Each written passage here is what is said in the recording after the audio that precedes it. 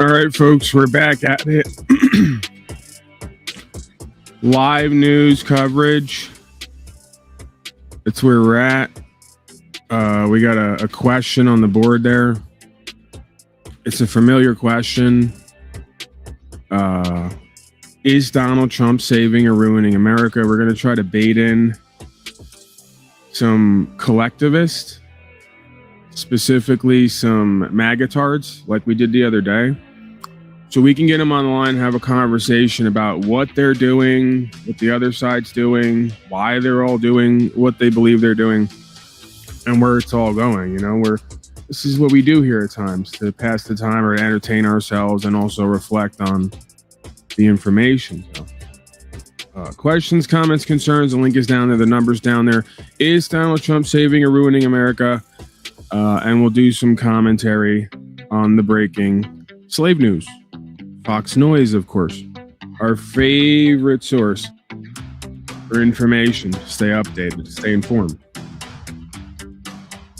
Brown's boys down there making sure that everybody's acting correctly. Pun intended.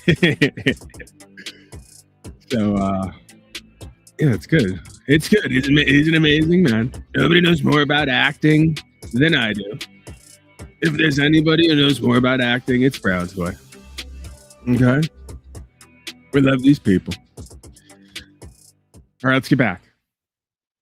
Welcome back to Live Now from Fox. I'm Stephanie Quinu. A live look there at the White House. Live look. This just coming into our newsroom. Now, we've been sharing with you that President Trump has a very busy schedule today, and all of his events were closed to the press. However, as we mentioned, sometimes they do allow cameras inside. And coming up soon, we've learned that cameras and the media will be allowed inside. Oh my gosh. An executive order signing.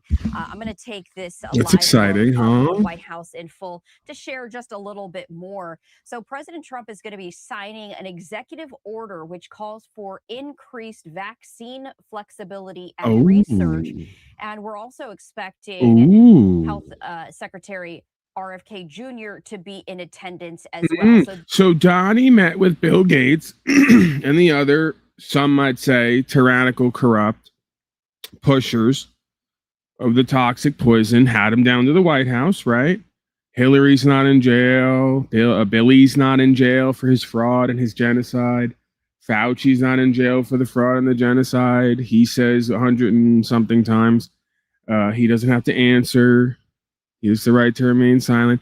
But now Donnie, after signing bills to support glyphosate, and some folks are saying they got the connections to them spraying glyphosate on the forest to do the wildfires so they can then build the smart cities and the roads to connect the continents and the various states more efficiently to do New World Order, right? To do NDAA that Donnie and others just signed that they said was a conspiracy theory for 20 years. And just merge the Israeli military, right? Well, my voice is going up so high in sarcasm. I don't know if I can come back. I'm gonna be able to come back down. Let me try to get down. All right, I think I'm back. So, yeah, we got all the frauds and the grifters being invited down by Donnie, because Donnie's the father of the vax and the shots, but he's going to keep us all safe, and he's doing QAnon, and he's going to save us. And now Donnie's expanding research and flexibility and availability for vaccinations. I'm going up again. I got to stay down. If I go up, watch me. Keep me down, because I go up there and I can't get back down. It's difficult. This is slated, at least according to his schedule, to get underway at 2:45 p.m. Eastern time. So any moment now. We don't have a live look just yet, but sometimes these live events do get pushed back just a little bit. We are monitoring all of these live feeds, and of course, we will bring that to you once it gets underway. But we did want to share that with you. This just coming in, this closed press event has now been open to the press, as President Trump will be signing an executive order calling for increased vaccine flexibility and research.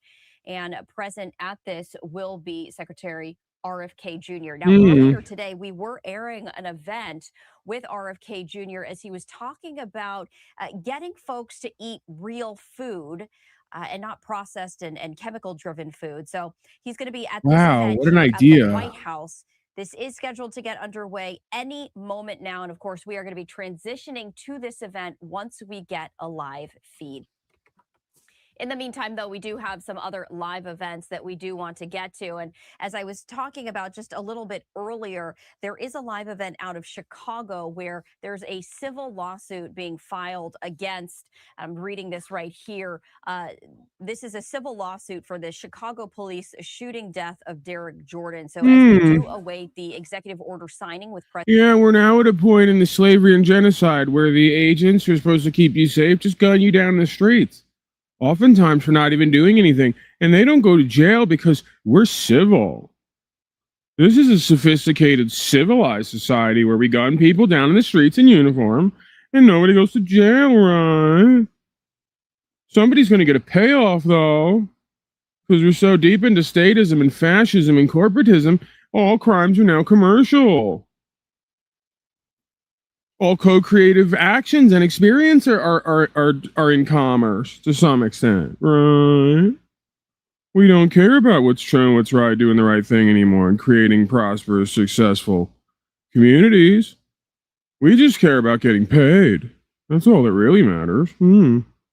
That's what happens when you go deep into fascism and collectivism. All that matters anymore is that everybody gets paid, even if everybody's caught up in mind and heart control and doing evil. President Trump. We're going to pivot to this event happening live out of Chicago, Illinois. Defendant Walser exited his vehicle. It was clear, as this photo shows, that Derek's vehicle could not go to the left, to the right, backwards, or forwards. And it was clear that this situation continued to require de-escalation. However, Walser quickly approached Derek's vehicle on foot with his gun drawn. The sunroof of Derek's car was open and tilted up so he could hear exactly the words that defendant Walser was about to say as he exited the vehicle. According to body-worn camera, 2 seconds after arriving on scene, Walser approached and positioned himself directly next to Derek's car, frantically screaming, "Get out of the effing car. I will effing shoot you." Defendant Walser knew or should have known that Derek would hear him and be fearful of his life. He knew or should have known that he was escalating that situation. And 3 seconds later, Walser screamed, "Get out," 7 times. And again, "I will kill you." These statements. Okay, this is a perfect point where the magatard should be calling in to tell me all about how I'm a leftist and I'm also retarded, because we all know that when you don't listen to people in uniforms, you get gunned down. So we're all stupid because we didn't take orders from the guy in the uniform, and that's why we wound up dead, which is just complete fascism. Just add an ism, what ism? Because it's all the same thing to me. I can't get any of you to describe to me how it all doesn't end the same way. Even if you say the parts of the whole are different, the whole's still the same. Treason, tyranny, sedition, domination, collective absorption of the individual, collectivism, aka. Call in and tell me all about how we're all a bunch of dumb leftists because we don't support statism and fascism, and because when we don't do what the guy in uniform tells us, they gun us down or put us in a private prison, and you magatards say, "Play stupid games, win stupid prizes." Because you think fascism, collectivism, statism is law and order. That's how fucking mind and heart controlled you are. No matter, let's get back. Further escalated the situation. Next, you'll see Derek turned the wheels of his car in the opposite direction of Walser, and you can see we got a phone call. We got to take this call. 216, are you there? Yeah, what kind of bullshit you talking about? with against my MAGA brothers. Right. I understand that you have a different understanding, and I mean it could just be as simple as between Ford and Chevy, but in the meantime, in between time, maybe you're not giving these stage actors on the world stage, maybe you're not giving them enough credit. All right, maybe I'm not. Well, go ahead and explain to me. All right. Yeah, explain it to me. How does the MAGA republicanism and all of it work? MAGA Republican. So I watch a lot of Fox News. I know people call it fakes news and snakes news and and fake snooze. When you're taking a fake nap. Right. And I'm laying down. Yeah, I'm taking a nap a lot of the time, and there's a lot of fake shit going on. So sometimes, I see what you're saying about the problems about this shit. I'm just saying, hold on, this is the third can of dip I put in my lip this week. Yeah, no, I get it. And you guys are easily confused, right? Like when I ask you, hey, can you just explain to me how Donnie doing warp speed vaccines and inviting all the frauds and criminals and grifters down to celebrate and locking everybody down and enriching all his rich buddies and doing endless wars and merging the state of Israel and all the rest of it. When I ask you how that is American and Republican and conservative of American values and how that's going to help us win, well, I can't get anybody to answer it. They just keep yelling on the leftists and chewing more tobacco. I can tell you that the New York Stock Exchange, I know that this may not actually be a part of 1776, but what they do is they actually move the Overton window every 20, 30, 40 years, and as technology progresses, they give the illusion of progress, and so Americans are very susceptible to this illusion of progress via the New York Stock Exchange. Virtue Financial, which runs the New York Stock Exchange, in cahoots with the what do they call them? The people who are supposed to oversight everything with the stock exchange, and so it allows them to globalize labor, and it sells this liberal idea to the overall populace, and then they put out a bunch of psyop media stuff to make people just kind of forget you're supposed to have all this virtuous shit from your great grandfathers and stuff prior to before we started brainwashing with the CIA. I mean, they started brainwashing with the CIA. I think okay, you're getting away from it. This is obviously Brown's boy. He was trying to do the bid. He can't even continue the bid because he can't figure out how to lie to himself and everybody else, and also get the facts in there some way somehow. But bravo for him. He tried his best. And I get it, because the MAGA-tards do the same thing. They're now going full conspiratard. They used to call us conspiracy theorists. They're now going full conspiratard, where everything is the leftists and the deep state, even if it's their people doing it, which is a fascinating thing to witness, right? We went from shut up, Pauly boy, that's all craziness, to, you know what? You're wrong still, but we're now going to co-opt your argument and just blame it all on the leftists and say they're the Illuminati, they're the deep state. We got to get more Republicans in office to fight these Democrats. So you got duped again, right? So now they're using actual conspiracy theories that are actual conspiracy realities to reform the reality into a bogus theory so they can direct their power base, which means on some level we're coming closer to the truth, even if it's 1% out of 98%, which I guess is something that we should be kind of happy about. The retards are now at least somewhat starting to accept that maybe government is organized and doing mind control and heart control and genocide on the people. They just took a left turn somewhere. They got off at the exit and made it all about the leftists and the communists and the socialists while they're doing communism and socialism, right? As we've laid out here many times. We'll pull it up once again, even though we're not breaking into the algorithm lately for some reason. For some reason during PSYOP season, Pauly Boy's not given access. You could see the extreme difference in numbers lately, not only the live views, but the after view counts. So everything is interfered with. And by the way, my charts reek of corruption. When you go into the studio and look at the charts, it reeks of corruption. Going from 3 months straight of 60,000 viewer months to can't get over 5 or 10,000, right? So 5x reversal, right? 500% detraction, devaluation of my channel, seemingly overnight. I guess I must have said or did something that got everyone to not like me, even though we've potentially done the similar broadcast for over 5 years, while everyone else was looping and repeating as well. But somehow or another, overnight, folks also know that broadcast has no meaning and no value, is what we're expected to believe. So what else you got for us, Brown Boy? Questions, comments, concerns, ideas? If not, I'm gonna let you go. We're gonna zoom through the information here. I got a bunch of articles to get to that I never get to. The last thing I might say is that there's this thing about complexification of means, and this includes the hiding of means.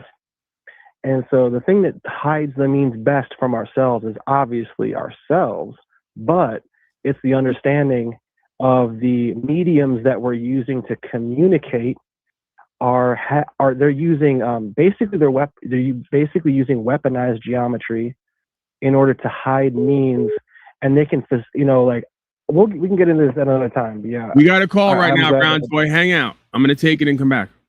If you hang, it'll throw you back when I'm done. 719, you there?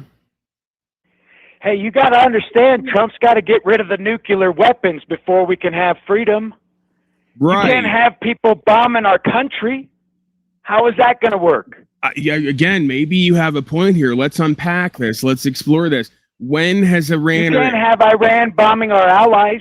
No, I got that. I'm just asking, like, we've been at war once every 5 or 10 years, just perpetually for the last couple hundred years. I'm not seeing that with Iran and others. So what exactly, how do we know, what makes us believe that the Iranians are going to nuke us, let alone attack us?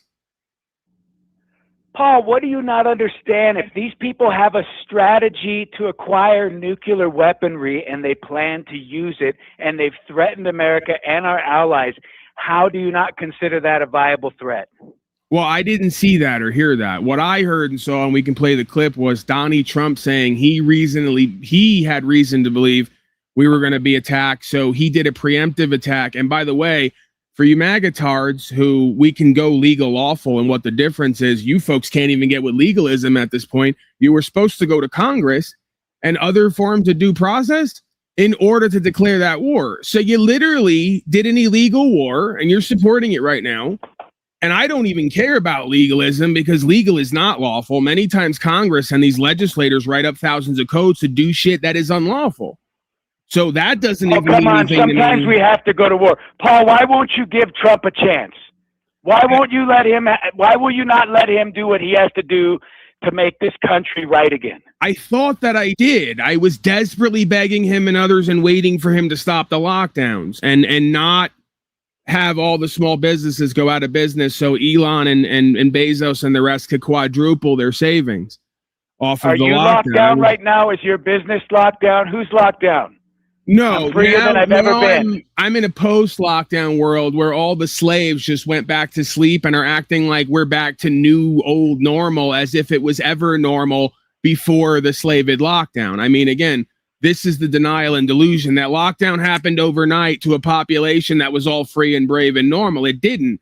They were doing slavery and genocide and cowardice for hundreds of years. That's what made them ripe for the picking when it came to lockdown and genocide psyops, right? So, no, we're not technically locked down right now like we were, but we still are, because we got thousands of policies and codes interfering with our rights and freedoms, including an ability to own property. The magatards might want to get on that this decade. The fact that nobody can own property anymore without renting it perpetually.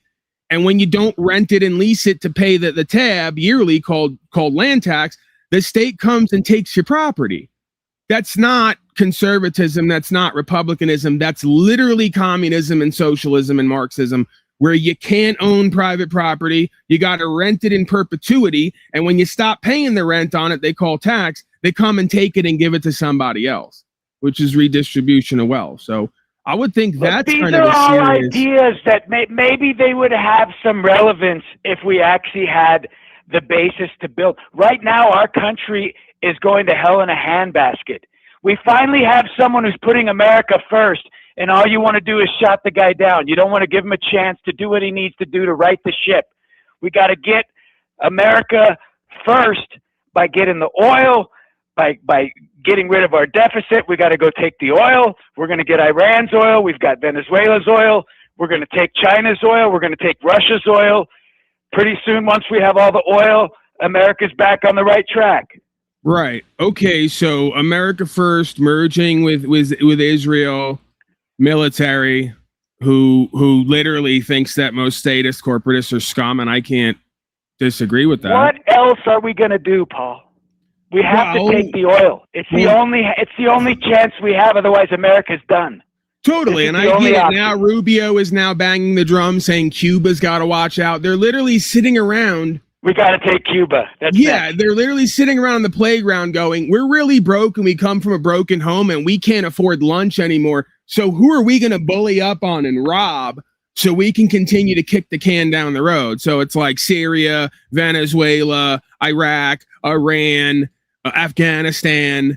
You know, now we're merging with the state of Israel, proving what it was the whole fucking time, that all these nations are being inhabited and used by central intelligence agencies for the central bankers to feign or do actual wars on each other to get us to an end goal of it all being unified, because problem, reaction, solution. So yeah, I mean, sounds good. America first, right? Republicanism, conservatism, that would be restoring the currency, backing it by gold and silver, getting the central bankers out of our day-to-day process and procedures, stopping the endless wars that drive everybody deeper into debt while we're insolvent. Okay, because again, Donnie just signed a bill that he's going to pay Iran with your tax money $300 billion. Okay, so that's not America first. Giving money to Israel. Yeah, but nobody's going to get nuked. So we fire up the printing presses, we print some fiat notes, and we pay Iran a few billion. What's a few billion between terrorists? You know? Totally. We blow stuff up, pretend that we saved everyone, then pay them 10x what it cost to put everyone deeper into debt, to restore everything you blew up, and then claim that you won. Totally. I can't see how that's once we get the oil, though, can you imagine how many Cuban cigars and hot Cuban women we're going to be able to have? It's going to be a pick of the litter. That is true. That is true. You're now swaying me. All you got to do is go to that chimpanzee. It's going to be great. Yeah. All you got to do is go to that chimpanzee body to really excite and inspire everybody to get away from their spirit and conscience, to continue to sign on to doing wrong, because, hey, it just might be profitable and pleasurable for us if we just overlook the atrocity and the tyranny for long enough, right? Yeah, totally, man. I get it. It's full-on Babylonianism and hedonism here. I get it more than anybody, you know? I appreciate that spirit. Feels good. I knew you'd be into it with the Cuban cigars. Yeah. You got me. You got me signed on. All right, give us some final questions. Well, look, that was the main thing. I just wanted to give Trump a chance. He's doing his thing. He's on the right track. He's getting us on the right track. We got to have a little faith. Can't get all out of sorts. Couple wars, right the ship. Right. You know, take the oil, take the women. Right. Put America on the fast track to freedom. We'll rule the technology. I think it's all lining up. And if you just would calm down a little bit and have some faith, you'll see this will all work out. Right. All right. Thank you, sir. It seems like you have all the answers. You seem like an informed person. If nothing else, you're inspired. You're faithful. I'm very kind of mean and rude and nasty and unfaithful and maybe even dishonorable because I'm not trusting in the only thing we have left, right? Which is Donnie and the magatards, right? I've not done my patriotic civic duty. So, hey, listen, what else is new? You know, this is the position I occupy in life. Outcast. We got an ace in the hole. We got to use it. It's our only shot. Take the oil. Take it all. All right. Thank you, sir. Thank you. Have a great day, sir. Bye. You as well. All right. Obviously, obviously an informed, intelligent, inspired, faithful, honorable American citizen right there. United States citizen, excuse me. There's no denying that. So yeah, Venezuela, watch out. We're taking the oil. It's going to be great. Cuba now, watch out. They're dangerous and scary. We're taking that. Greenland, watch out. Not really scary. We're just taking that too.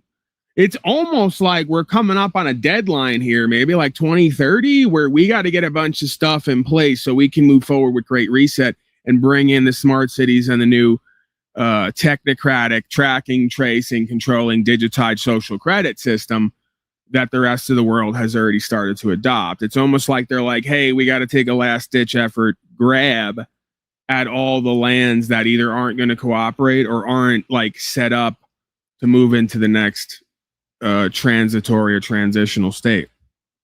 But I wouldn't say that that would be a crazy conspiracy theory. And, you know, even though there's 1,000 different ways that those facts are piling up, that hasn't been announced on the news yet. So it's not real. Okay. Even if it is real, it's not. Even if it is real, it's not real till they announce it. You guys got to understand how that works. Okay. Let's get back. Let's get back. We're way away from the expertly vibe and diagnosis of the mainstream, the lamestream. See this captured on body-worn camera. At no time did Derek Jordan brandish a weapon. And just 11 seconds later, Walzer screams again, "I will kill you." Right, we know. So just 20 seconds after we voted for that. That's what we voted for. Walzer fired 6 consecutive shots from his service weapon through the passenger window of Derek's vehicle. It struck and killed Derek. And you can see the bullet holes in the front passenger window of his car. And again, his wheels are still facing in the opposite direction of defendant Walzer.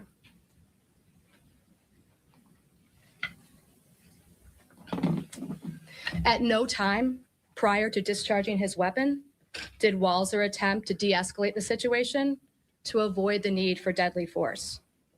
At all times while on the scene and prior to discharging his weapon, Walzer was in a reckless and uncontrolled all right, whatever, blah, blah, blah. The whoever just got shot should have just submitted and showed their papers and like done it faster and with fervor. The cop obviously detected that this person was an unthankful, ungrateful, scary slave and didn't submit quick enough and wasn't like inspired to submit. Because you can submit, but we know you're not really excited to do it. You got to be inspired and excited to do the submission, so it really takes. We really feel it.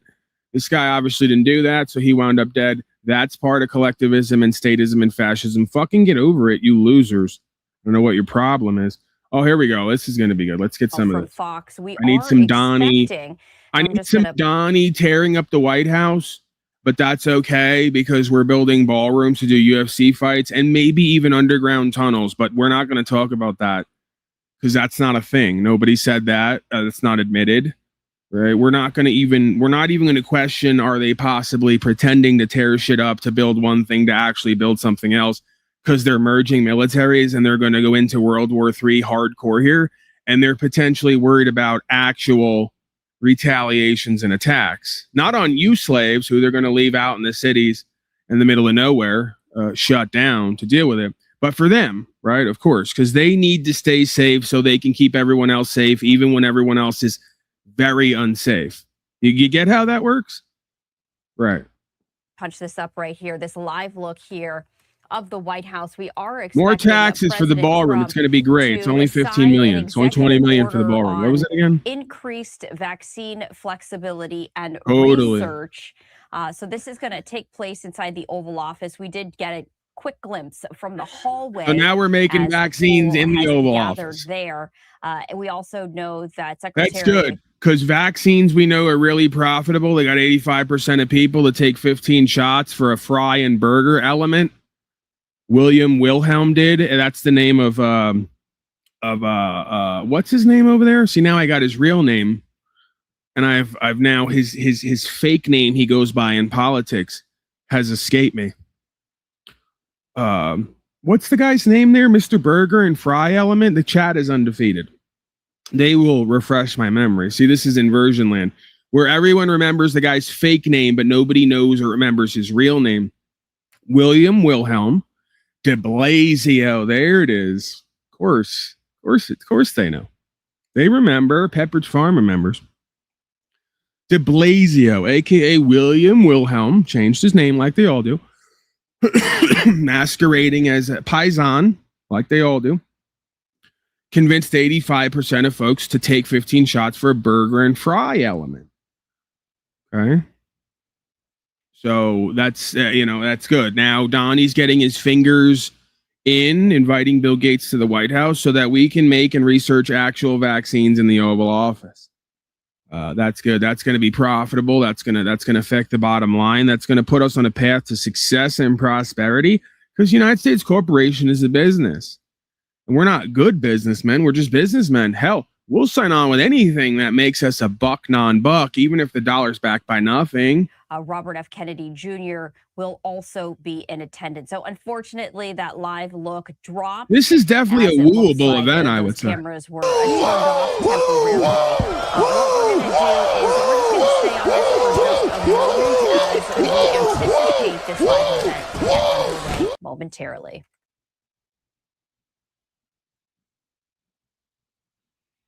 Can we get over there? Sandra, Stephanie, whatever her name is. Can we get over? Let's get over. Go on over. We're not going over. What we're doing now is typically the White House gives us alerts as to how quickly we are expecting this to get underway. We're just checking that right now. It doesn't look like they've sent out a 2-minute alert, which is typically what they have. So we are going to just step away for a break and then head right to this event once it gets underway. Right. You see, White House politics a lot like the average beta male's disempowered sex life, where they give you a 2-minute warning, and it goes without saying, right? They don't have to warn you. Kind of know it, right? It's like, oh, just give me 2 minutes. You're gonna get the ultimate climax here, okay? For me, actually, not for you, but for me. But it's gonna be great for me. Not as much for you, but that's okay. It's not meant to be. How magical. All right, let's get a little bit of musical vibe. I like this. They're wooing in chat. They're going wild. They're going woo wild. Folks are coming in saying they're not getting notifications. We know. I know you like to get me started up, so I go on rants and rambles for an hour about slavery and genocide. I'm probably going to do that anyway, because we're here. We're here. They're queer. Get used to it, okay? But that's for you folks to go and email and get on live chat with YouTube and remind them that their actions have consequences, see? Don't come here and tell me what I already know. Go to your other channels with content creators who talk about justice and faith and ask them why they're not backing me while I'm censored and shadow banned, because they don't give a fuck about what's true and what's right. Get on Google and YouTube's live chat. They have a live chat section. You have to search special for it because they don't want you on there. Get on there, all 70 of you right now, and ask them, why the fuck are they interfering with my numbers? It's so goddamn obvious. Why are they not giving out notifications? Why am I not in the list? Why do people have to search for me and then go to my page to even know I'm live? You folks are going to have to take an active interest and role in governance on all levels, okay? You're going to have to cost them time, energy, attention, and money lying to you about their system till they decide to just leave us alone. Oh, we're back. The Oval Office, President Trump Oval. set to sign an executive order on vaccine Orders, flexibility. vaccines. Well,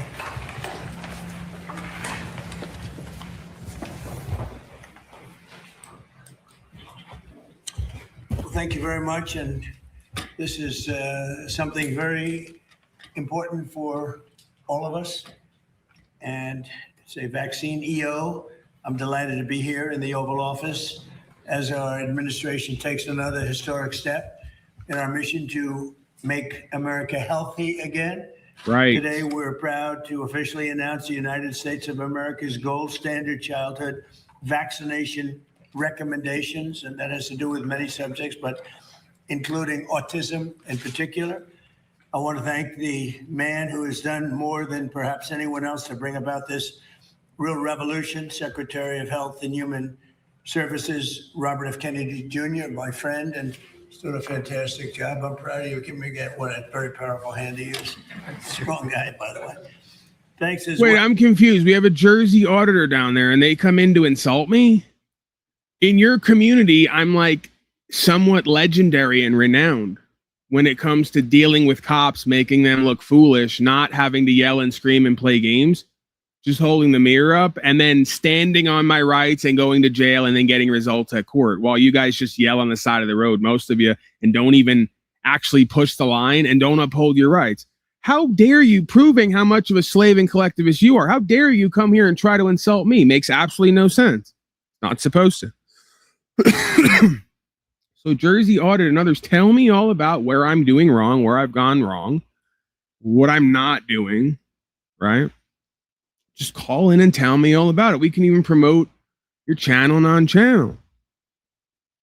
Because you're an auditor, right? I thought the whole idea with auditor was upholding rights, exercising rights, upholding rights, and therefore the law of the land, and reminding these folks that corporatism and fascism is not the law of the land, even though it is the rule of the day, by definition. Well, to Director of the NIH, Jay Bhattacharya, Deputy Assistant to the President of Domestic Policy, Dr. Heidi Overton, our Maha moms, and including Jamie Franklin is with us today, a very special person, and also the medical experts and professionals who have worked very hard on getting this to happen, this day to come. For long and far too long, a long period of time, America's recommended more childhood vaccines than any peer nation, and even twice as many doses as some European countries, and even more than that. In many cases, we were requiring 72 jabs for our beautiful, healthy, lovely, delicate little children, including giving the hepatitis B shot to infants and newborns on top of many other vaccinations. The hepatitis B shouldn't be given until they are 14 or 15 years old. They were given early.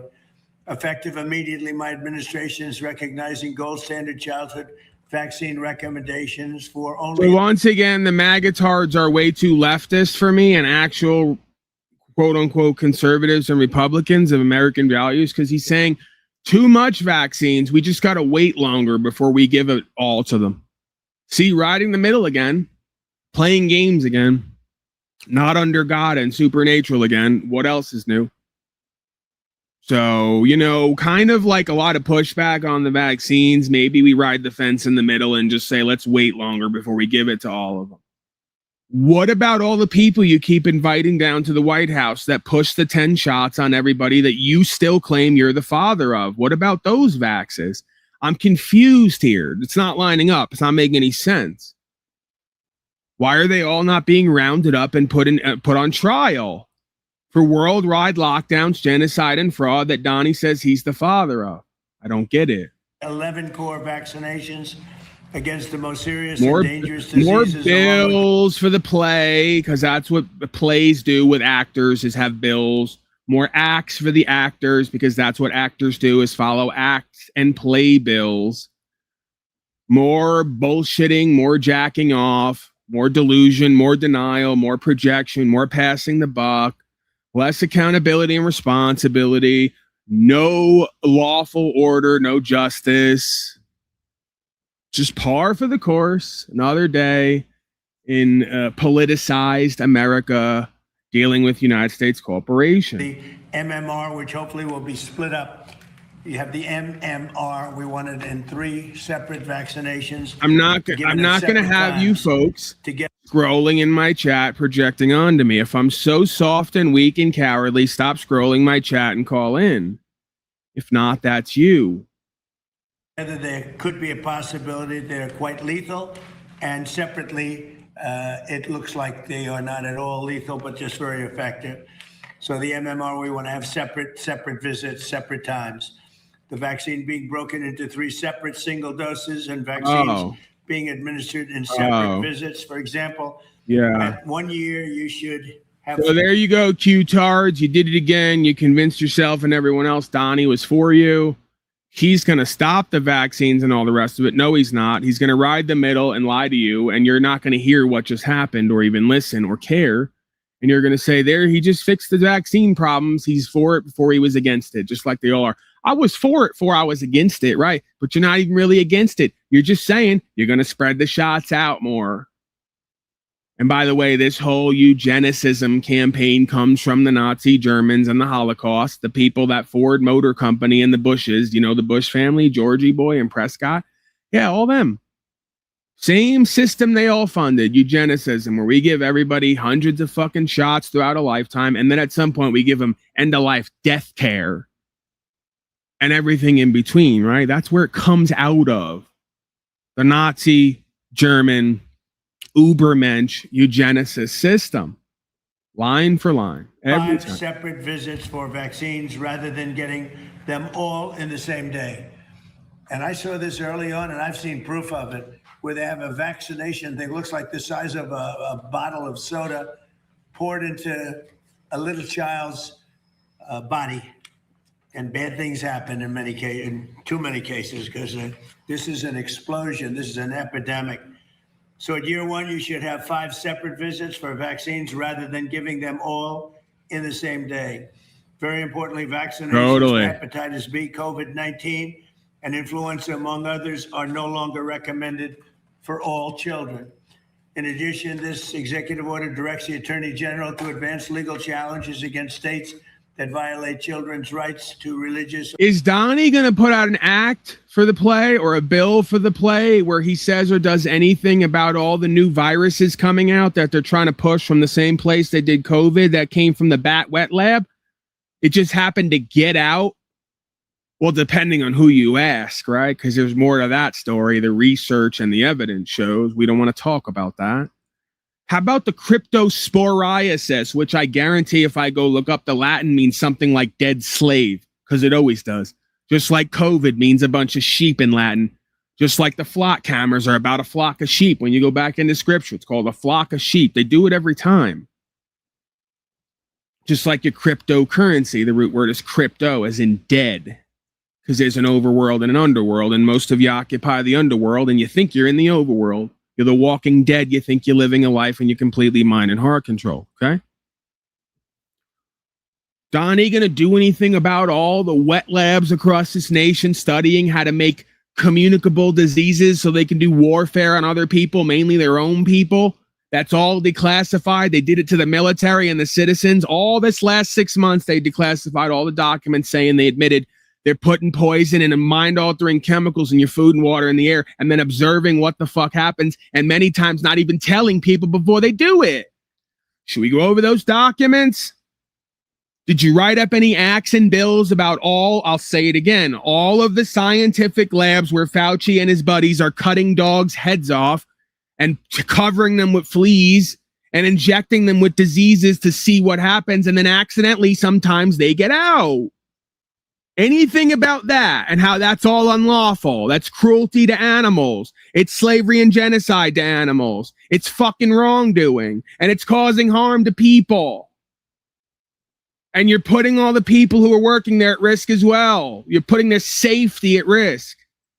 So you could pretend to come up with solutions for actual problems while you make everything worse because you're all animated by a Luciferian Babylonian spirit that says, I can do creation better than the creator. You're completely sick and twisted is the bottom line here. So I shouldn't be surprised at all. What's surprising to me is how 85 to 90% of this world's population goes along to get along with it and begs for it and makes excuses for it and fucking pays for it. I'll never stop being fascinated by that. For medical vaccination, exemptions for the exemptions. Other countries with high vaccination rates without mandates for school. Now, what we do is, other countries have very high vaccination rates, and they have not had, and they don't have, without mandates for school. Parents can still choose to give their children all of the vaccinations if they wish. It's up to the parents. We're making recommendations that are strong, but it's up to the parents if they wish. And why are you allowing this? He's now, and then the magatards will say, well, Donnie gave you a choice. You shouldn't have a country where they're even allowed to push this poison and then say, well, you get to choose if you want to inject the Luciferi's poison or not. That is sick and twisted. If you become aware of a wrongdoing, you're supposed to fucking stop it. This isn't in a privatized fashion. This is beyond ass backward. So folks aren't allowed to, in their private life and affairs, go buy opiates and fentanyl and take them to kill their pain or to get high, or even hallucinogens or anything else in a private capacity. They can't do that because it's illegal. But in a public medicinal capacity, you can give people choice to inject genocide cocktails and call it rights and freedoms and get paid to do it. This is fraud. This is RICO. This is abuse of official position. This is treason. It's sedition. It's slavery. It's genocide. And your best efforts are, well, we'll just give a more spaced out application of it, or we'll let you choose now, as if they get to decide whether we choose to take it or not. Go fuck yourself. This is why all the people at the founding fathers table got up and walked away. You never even learned the history about the folks who never signed the Constitution, because they were just like me and they knew where this was going to go, and it goes this way every fucking time. And they even said it, that it was going to go this way, and spelled it out for you. And here we are, not signing the Constitution, not creating a contract and a compact, not federalizing this organization, not going to create the pretext for you all to do RICO and call it governance and have a contract you can supposedly use to protect you and have a limited liability capacity. No, everybody's going to stand as men and women individually and collectively under God and under God's law, and you're going to pay for it as well. And if you don't want to go along with that game, it means you got something to hide and something you want to insulate yourself from. Mr. and Mrs. Limited Liability Corporatist Society. That's the problem. They all want limited liabilities and maximum abilities. That doesn't work. That's the absence of accountability and responsibility. You want maximum abilities here? You take on maximum liabilities. So when you lie about your abilities and you do wrong instead of doing right, you get your bitch ass thrown in a box for 40 fucking years to think about it. Like you do to all the other black folks for pushing their supposed poison onto other people begging for it. You go and do the same motherfucking time for a greater offense. Because you're getting paid, you're in official position, you swore a fucking oath to God that you are going to do the right thing or else. Well, it's or else time. Okay?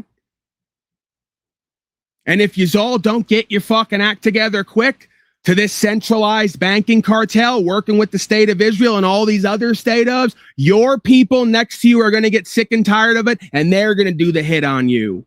Get a clue on where we're at. You're in a rock and a hard place now. Either Kissinger's boys and mercenaries going to do the fucking hit on you, or your own people around you and below you are going to do the hit on you, because you are a toxic pariah at this point. We all see it. We all know it. The corporatists and the statists just don't want to cop to it, because then they're going to have to stand for something and do the work, and they're a bunch of lazy cowards. The rest of us already know what it is, like we know our name. And they will be covered by insurance. However, this updated recommendation finally aligns the United States with other advanced and developed nations around the world. More importantly, it aligns us with common sense and knowledge. Yeah, tell us all about it. Children received only a small fraction of the vaccines required today. In those times, people were... Why is your fucking, I'm going to say it again, why is your currency, non-currency debt notes backed by nothing, addressing all these issues when the main issue's never been addressed? Where's that at? You guys are now buying into and supporting a planned economic collapse that they're now forecasting 10 years after I said it was going to happen. And they said, we're all crazy. That's never going to happen. They're now rumbling about it. Where's your daddy, Donnie, and all the MAGA tards and the Republicans to resurrect the lawful monetary system that stops the U.S. dollar from losing 98% of its purchasing power since 1913? Get a fucking clue on what this all is and where it's going. Demeaning, devaluing, distracting in order to disempower. Even if they did all the right thing and took it all away and stopped it tomorrow, you're slated for an economic collapse because the economy's built to fail. So they can take all your property and do wealth transfer and then introduce a new system and start everybody from square one. They do it every time. And you're too busy focused on the 3-card Monte shell game than the foundations of a prosperous, successful nation, whether it be the law or the economics of it. Absolutely pimped and fucking gamed and slaved. And that's why you're slated for genocide, because you can't find the truth or your ass with both hands and a mind and a heart that God gave you. How embarrassing. Much healthier, and of course, the high rates of autism now observed did not exist. So there's a reason for such epidemic rates of autism. And we're going to bring it back to much closer. Dick's got a scramble for that cash too, by the way. And they want to tell me before, like, I didn't know that was Dick calling in. By the way, you guys, cut it out. Don't ever think that I don't get it and that you get it. Let's stop that game. I don't care how arrogant people think that I get when I'm in this mode and this vibe too. Because you insult your and my intelligence. Like, you sit around me for 5 years, and because I go along to get along, like, we'll be the ones, if we ever go to the detective's office, you'll be sitting there going, Paul, like nudging me, elbowing me, going, don't you know that that's why? And I'm sitting there going, yes, idiot. I know who that is. You don't have to tell me. I know what that is. I'm playing it out to see where it goes. They're going to inform me because they presume themselves to have such a great ear and eye that they can see and know what I like slipped up on, what got by me for 20 minutes, right? If I listen, let me put it to you like this. If you come here and I can sit with someone for 20 minutes and they can blow that past my ears, just unsubscribe and leave, because I'm just as retarded as your friends and family and everyone around who says they love you, but can't, again, find their truth and stand on it if their whole life depend on it, because it does and they haven't. Let's figure that out, how that all works. To where it was. Well, we do not know exactly what the cause is with respect. Oh, and by the way, that's somebody who I happen to have some love for. So when I call you an idiot, I mean that with the utmost disrespect and a wink and a nod fashion, right? Like, come on, dude, you've been here long enough and know who and what we all are here and what we're doing to have that even occur to you. Let's get with the program. Let's get out of the programming and get with the cosmic program here, right? Like awareness and discernment. Chances are, if you're seeing and hearing something, I'm seeing and hearing that as well. But I get it. You know, why not throw it out there for everyone else's benefit, if nothing else? He's laughing now, Ricky, because Rick, it's like ridiculous, right? When you step back and then you remind yourself of like where we're at and what's going on here. He forgot. Rick forgot he wasn't with his life coach and all the other delusional folks in denial who can't see, hear, feel, and understand, right? Yeah. Right. But it's Uncle Paulie. We're back home. It's safe. You're okay. To autism, it is essential to our autism. research. That's efforts, why. and we have the That's very- why Rick had to yell out, that's Dick on the phone. That's not an actual magatard. Because he's so like worked up that everyone around him is vaccinated and autistic. He's forgetting. He's like, it's okay, Rick. I'm patting his head now. It's okay. It's going to be okay. We're going to be all right. We're back home now. We're safe. Not everyone here is completely autistic over on this side. Best vaccine Not recommendations completely. in the entire world. So we're reducing them. We're changing it to visits over a period of a year and a half. So they get 20% of what they would have gotten in one big shot. A big shot like the size of a large glass of something. This announcement is a major victory for parents' rights, for religious we got a and call. constitutional rights, and for the... We got a call. And by the way, feel free to call in. What's up with my fucking... I took the thing down. Now the lighting on this camera is it's not what it could be. Hello, 219. Yeah, you there? Your phone is terrible. Right.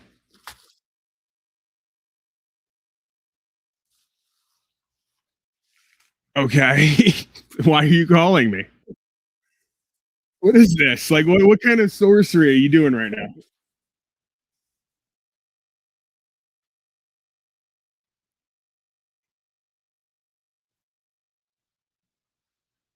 Oh, hold on. They can't even hear you. They can't even hear you because I didn't switch over. Okay, there you go. So you'd like the show to continue, but you're calling me in again. I'm calling you to continue the show. Exactly. Right. All right, Browns boy, So, like, Browns boy, get to it. Are you gonna get on the cage list? You don't want to be on the cage and others list. Oh my God, the cage list. And your phone is terrible. It sounds like you're talking to me out of a laundry hamper. Sounds like you're in my laundry hamper, and you just kind of, you got the lid closed and you're talking through the lid. Browns boy is retired for today. It's okay. All right, come on, man. Let's get to it because I got a lot to get to, and I only really at this point, it's not personal. I'm not an actor, although maybe I am actually. Let me just come out before you accuse me and do the whole. I'm coming out to be 20% actor here at least. I'm copping to it before we, yeah, at least. I'm saying at least 20% actor here in some shape, form, or fashion. You know, like I just pretended that Dick wasn't Dick and that he had great ideas because we were mocking the slaves there. That was a mocking simulation. Yeah, that's an obvious mocking simulation situation. Right. For sure.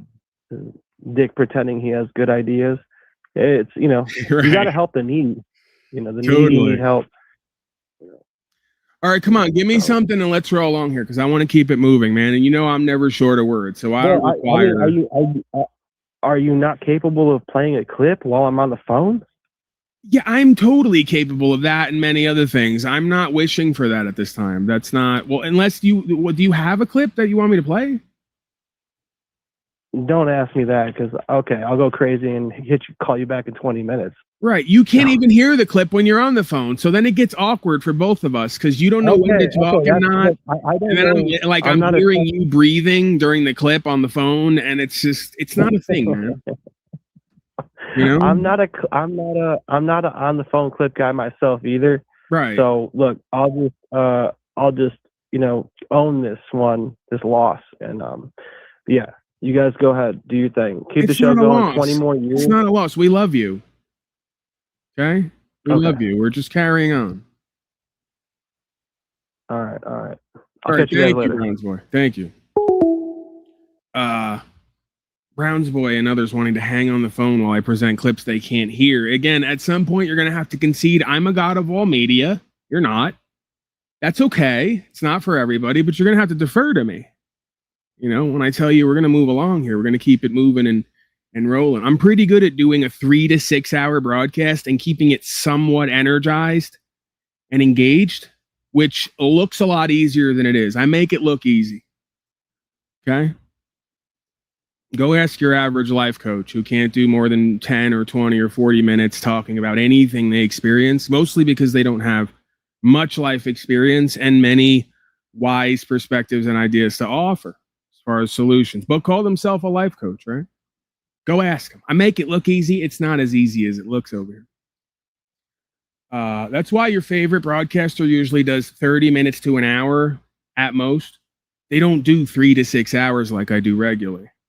They can't get it done. They're just not a god of all media. And again, that's okay. Let's get back. We need something a little more authoritative. We need an authoritative figure here. That's not me. Science, and we will continue to do the research and update the recommendations as we learn more. And I think you're going to see some amazing results. I'm breaking it up. It's not only that you're doing fewer vaccines or jabs, as they say, but you're doing them in a series of visits to the doctor, much smaller amounts. To ensure Americans benefit from these recommendations, my administration is fully committed to using every tool at our disposal, including a review of potential funding and finding. Frankly, we're doing funding and we're doing findings. And the findings will be announced almost immediately as we gain some strong surety. So now I'd like to have Bobby say a few words, followed by Jay, Heidi, and Jamie, and then I'll sign the executive order, which I'm very excited about, because I came in and I said, I want to find what's going on with autism. It's many, many times what it used to be years ago, and it gets progressively worse, and we had progressively more and more vaccines. So in a nutshell, and you can see it through this, we're breaking up the vaccines and we're breaking them up into time periods. Okay, not so complicated. And we think we're going to have a tremendous result from doing that. Yeah, what about all those businesses that Donnie, the father of the vax, and others had closed down that never returned during COVID-19?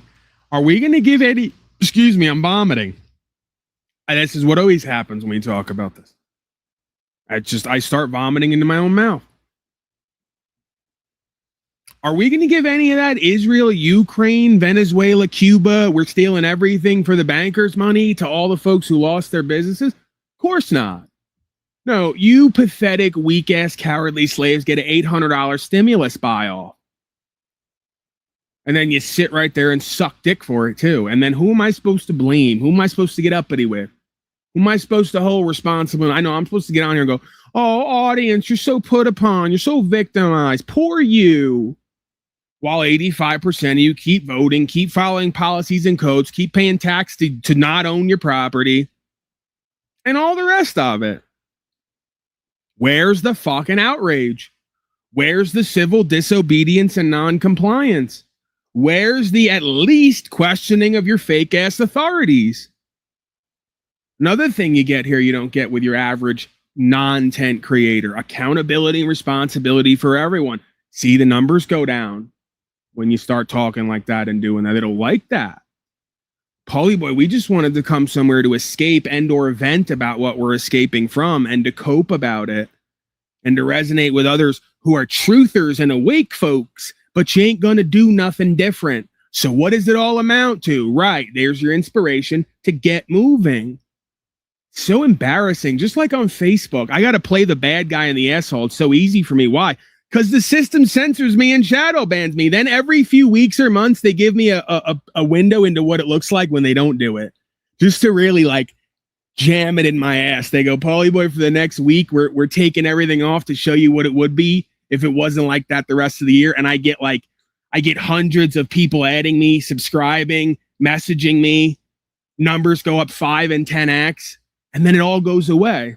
And then you know what we get for the rest of the year? They give me a month or a week without it. And then the rest of the year, you know who we get? Fake ass influencers like on my Facebook list who have thousands of likes and shares and comments who tell us what we already know, but don't do anything different and don't encourage their audience and their viewers to do anything different. So you're just glorified online protesters and complainers. And I can't get most of you to stop paying the tax, to enter into a dialogue with the IRS, non-dialogue, because that's an agency, like I have with a few other people in the background. By the way, they're winning because they haven't gone to court, haven't gone to jail yet, and the IRS agents can't get them into default in the communications. Can't get you folks to take your license plates, registration, all the rest of it off your private property to move it around because you got a right to travel. Can't get you to support this broadcast and the freedom of speech and how it's being censored and shadow banned, even though it's against your best wishes and outcome. Can't get you to support upholding the law that we have a right to pack a gun without asking for permission and paying for it and following code because you're too scared to go to court like I did the last time I went for unlawful carry because I got a gun on me without permission and without paying on a state where they said, that's illegal, Paulie boy. I don't give a fuck because I'm a man under God with God-given rights and I'm going to be free and brave. Now let's get on with it. Can't get you to live like that. And when I show up like this, they say, Paulie boy's mean and offensive.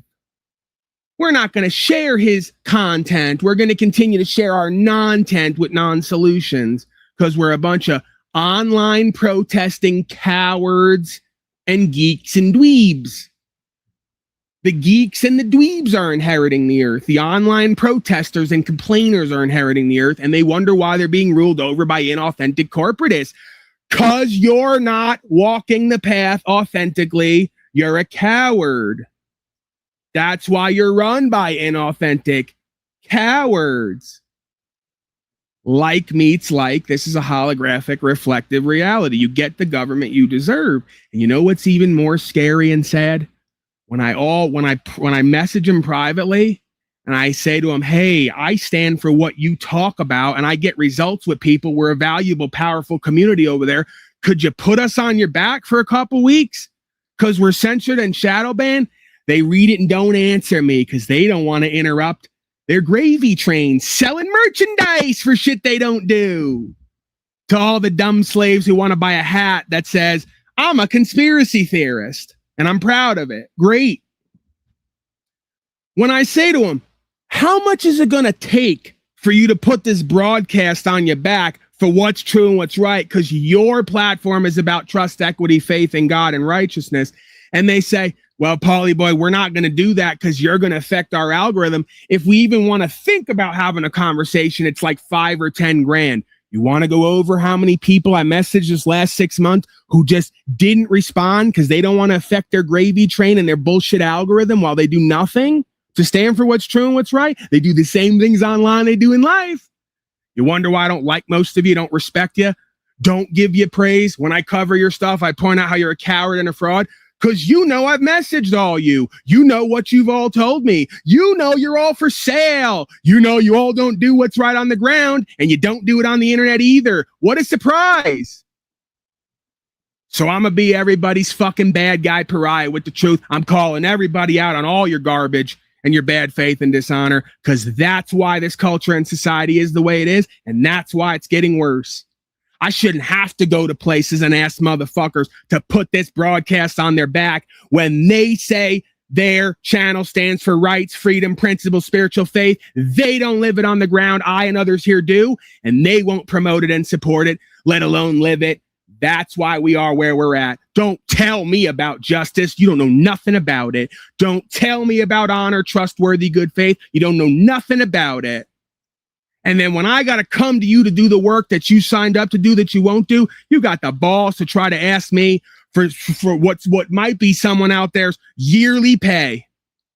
You asked me for a year's rent to come on and do an hour and have a broadcast, or to present to your audience who and what I am that might change their fucking lives, that you signed up to do and get paid to do, that you ain't doing. And you wonder why everything's where it's at and going where it's going. And it's not a wonder to me.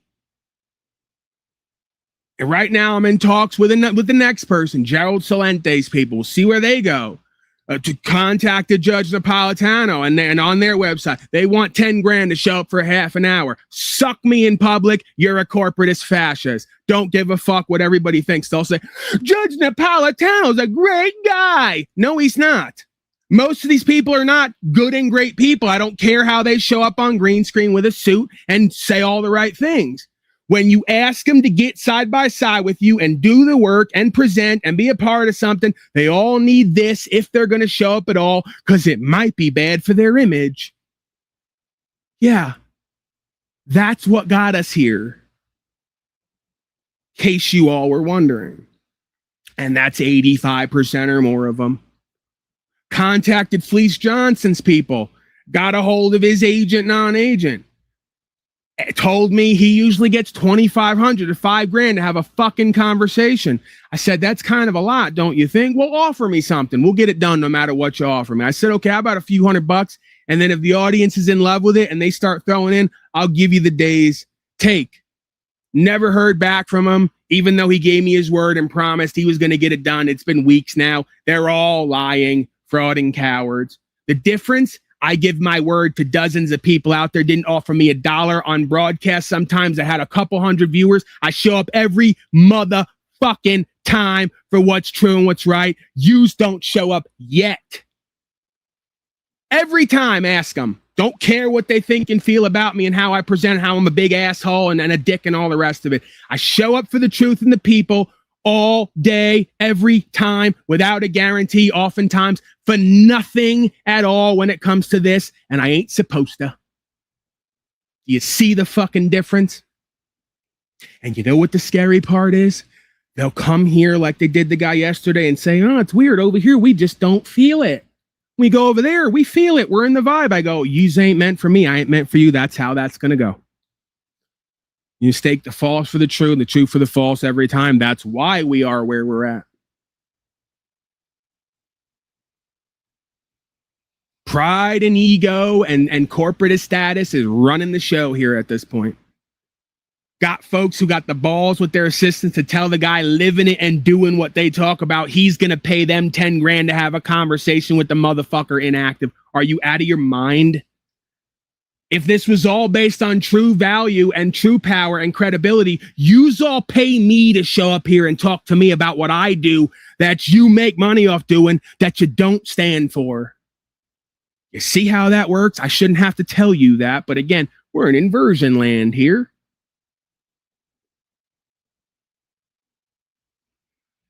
Because it's all about the bills and the acts and getting on camera and putting on a show.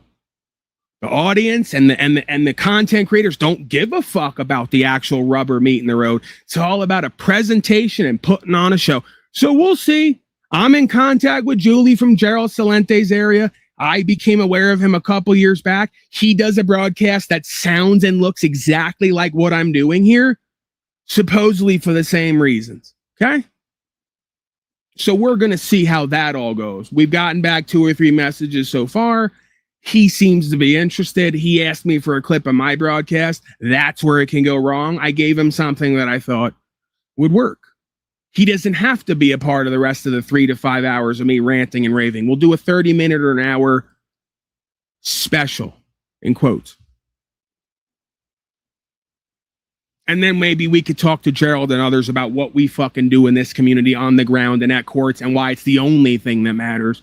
Because if you ain't doing that and stop giving your power away and uphold the law of this land and exercise your fucking rights and stop complying, yous are all just online glorified complainers and protesters. And I'm going to leave it right there because I already said that. It's okay. We loop here.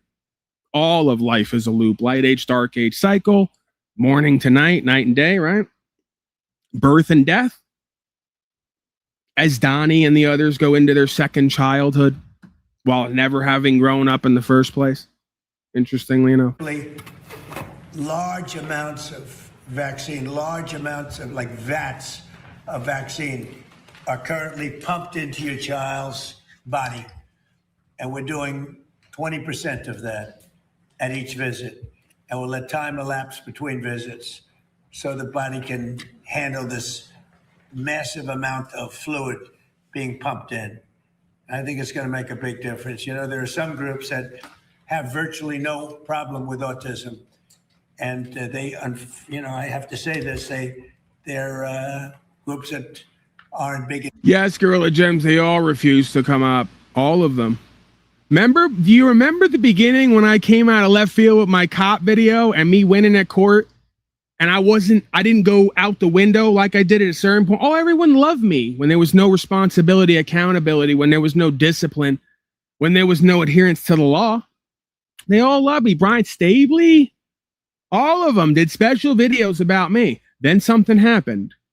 Then we got really real with ourselves and each other and held everybody accountable to the responsibility we all owe. And if not, get treated with contempt because that's what your founders laid down. And that makes sense. We're supposed to treat the slave who pays and begs for its own slavery and doesn't do anything on the ground to change it with contempt. You're not an American. You don't get to reap the blessings and rewards without the sacrifice, bitch-ass motherfucker. Oh, all of a sudden, at that point, 85% of folks stopped liking Paulie Boy, right? Because 85% of you were bitch-ass cowards, and you knew I called you out directly, and you knew you couldn't get next to me and use me, and you knew you couldn't hold me up as your savior and hero. Fuck you. The same reason why most of you sat right there and put Jesus to death in his time, because he wouldn't placate you, enable you, and told you you're all gods under God with God's law. Now get to it and act like it. And if not, you're going to fucking hell in a handbasket. And you all sat right there and let the state put him to death, censor him, shadow ban him, proverbially, metaphorically, and then put him to fucking death. Because he tried to stand for what you bitch ass motherfuckers won't stand for yet. So you all hated the Christed beingness within him, the will and the way, the true care, even though it's not nice, kind, and polite, right? Because that's who and what you all are and what you reflect. Nihilistic Babylonianism, Satanism, Luciferianism. You ain't with the truth, life, and way. We ain't on the same side. You just make content about it. You don't live it. That's blasphemy. Whether you all want to accept it and like it or not, that's what the fuck it is. When you profiteer and make money and make content off something you know is true and right, but you don't live it because you think it's going to benefit you and your buddies in greed and in worldliness, you just did blasphemy and mammon and Moloch. You just did Babylonianism. You just called in all the karma on you and your society. You keep bitching and complaining about, dumb slave, because you don't understand what true value and power is, coin of the realm.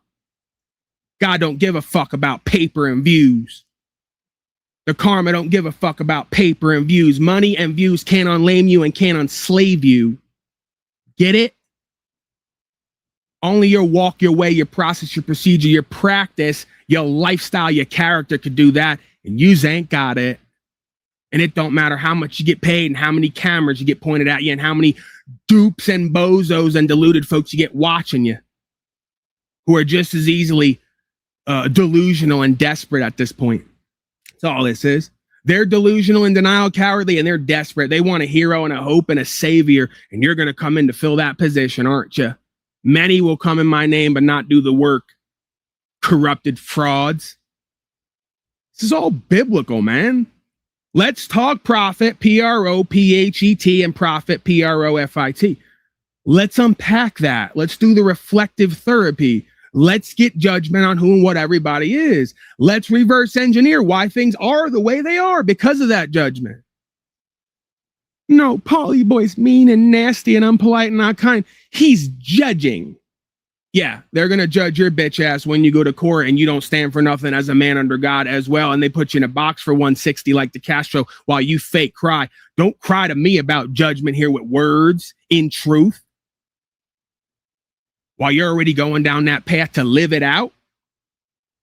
But it's okay because it hadn't happened to you yet. It's not real enough yet. We need more. They need more suffering. So there's something wrong when we see record numbers all the time, every year for years and years. Every year gets higher, higher, higher autism. And we think we have a very good recommendation, and a lot of good things are happening. We're going to be releasing some very detailed paper. Here's another one, European countries versus the United States. Look at that. These are high level, very medically powerful European countries. You see the top, that little chart says a lot, but that's the difference. So with that, I'd like to have Bobby say a few words, please, and then we'll go to the others. Please, Bobby. Thank you, Mr. President. I want to start by just reinforcing something the president said, which is the source of his concern about this issue. And I'll just give an example. In 1970, the biggest epidemiological study at that time in history was performed. And the university scientists from... Yeah, right. They're right. They saw me in a fucking car on an iPhone, a 5-year-old outdated iPhone, doing an interview with a guy with hundreds of thousands of viewers. But it was supposed to stay like that, right? I was supposed to know where my bread was buttered, and I was supposed to curtail who and what I am and this truth that God put on my heart and this law. I was supposed to hold that back so I could placate a bunch of cowards and make them feel safe around me and God and the law, when it says in the scripture they're supposed to fear God and not doing the law because of what it gets all of us, hell on earth. You're supposed to fear that. I'm not supposed to fear that. I'm supposed to fear losing touch and connection with them because they want me to censor this truth because they're not fucking living it and doing what they're supposed to, right? That's what I was supposed to do. I was supposed to sit by Brian and all the rest and be nice, kind, and polite, talk legal, lawful, and all the rest, present my product line and my branding, and live a happily ever after life where I got to live with me being unconscionable, right? Nah, can't do it. So yeah, after like 2 or 3 or 4 of them, I said, we already got it. We already show, because if we want to play ego, we already did that. We already got to a bunch of places from it, living in a car on an iPhone that the rest of them can't get to because they're not doing the work. Verifying the work we're doing is the most important because I'm their main thing when it comes to what their topic is in their content. Me and people like me, we're their content, right? So they need us. We don't need them. What we do need from them is for them to turn their content into a lifestyle and live this shit, because on the ground, we're all in this together. Remember that rap? But I wasn't supposed to say that. I wasn't supposed to try to find high morale and camaraderie with a bunch of bitch-ass motherfuckers who call themselves men but don't know what that really means. Imagine this. You're in a cold war / hot war at this point. You're a man trying to stand for what's true and what's right. You got a bunch of people surrounding you making content off of it, and they're going to invite you on because you're living it while they're not. And while they're profiteering off it, while you're not selling a motherfucking thing, and you ain't supposed to turn to them at some point and go, boys, when are we riding out together and standing on something here? Because yous are getting a lot of views and a pretty penny talking about what I'm doing, but yous ain't living it. And we got to live it if we want to establish high morale here, camaraderie, respect, honor, trust, faith, and all the rest of it. If not, I can't trust you. I can't honor you. I can't have faith in you. I can't continue to non-work with you, talk by your side when I know you ain't living it. That's not how this works. Unless you want to cop to it regularly and say, you know what, this needs to happen. I ain't doing it because I'm a bitch ass motherfucker who wants my comfort here, but I'm going to continue to show up and create content. You better encourage your fucking audience to do what you're not going to do. And then the question becomes, well, why are you content creating anyway when you're not an influencer and you won't lead? Leadership means I was the guy showed up to create the content who was also doing on the ground what the audience was scared to do. That's leadership. You all want to be king of the kingdom without putting in the work. I don't even want to be king of the kingdom. I want you to find the king within you, and I'm willing to do the work to show it to you. Do you see the difference in self-respect, honor for God, reverence, and integrity? You all want the benefits and the blessings and the reward of leadership, but you don't want to actually lead. Sounds a lot like your motherfucking politicians. You're exactly where you all deserve to be. If you were a real content creator and a real man and a real influencer and a real leader, you'd be out there standing on your rights and giving us content of you being the thing so everyone else could witness it and be influenced to do the next right thing as well. That's win-win-win co-creative content creation, inspiration, influencing leadership. That's living free and brave. That's being an American. You folks are none of that. Yet you somehow think you're entitled to show up and deserve monetization and products and services and all the you're so great, you do a great job and all the rest of it, and you lap it up. Do you see what I do when people come here to give me that rap? Another reason they don't like me. Because Paulie can't take a compliment. I didn't do this for you to try to move the wise man with praise or blame, so you could try to manipulate my ego. That's not why I do this. If you're so motherfucking inspired and excited by what I say and do, then just replicate it. Show me, don't tell me. They think that's me being an asshole too by reminding them, you can't tell me how great I am. You're going to play with the balance of things here. Just like you can't tell me how horrible I am unless it's all founded in truth. And if it is, we don't got to talk about it. What's understood don't have to be said. It's been shown. Need you coming here telling me how great I am like you do with them, because they live off that shit. And their insecurity and lack of true validation, they need that shit. You think I'm like them. You got to come here and tell me, suck my feet. You're so great. You're so heroic. You're legendary. Whatever. If I'm that, it's because I reflect I am that am. And you got that too. So go and be it. Don't talk to me about what it is. I'm only showing it so you could become aware of it and reflect it yourself, because we all need that. And if not, we're fucked anyway. Save that garbage for them. Save all the fake ass praise that goes nowhere if you ain't acting on it, and save all the fake ass blame that goes nowhere if it ain't founded in truth. Don't need it. I already know the shot. I already know what the fuck it is. Inside, outside, up and down. I have to be real with myself and others to live the way that I live and do what I do. I don't get the luxury of lying to myself and everybody else and remaining in delusion and denial and then claiming to be successful, prosperous, and winning. That's for you all. That's not the way to the way.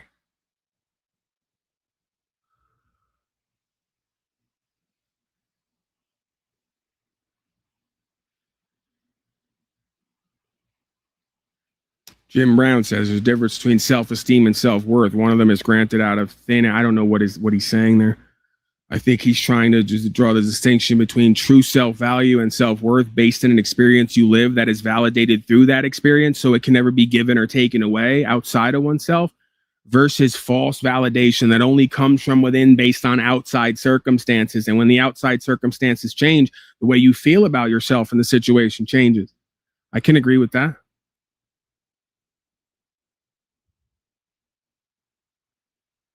That's why it's so silly listening to a bunch of motherfuckers talk about legal and lawful when they haven't lived it one day in their life yet. I don't care what they show you. Haven't lived the experience one day yet. They've never gotten the reflective validation from the direct experience. Why would you listen to people talk about some shit they ain't living? They're going to quote guys like me who really live it from 200 fucking years ago. And they still don't have a mind or a view or a heart set inside of the actual experience. They're talking about it from the outside looking in and claiming to be creating content. This is laughable. This is embarrassing.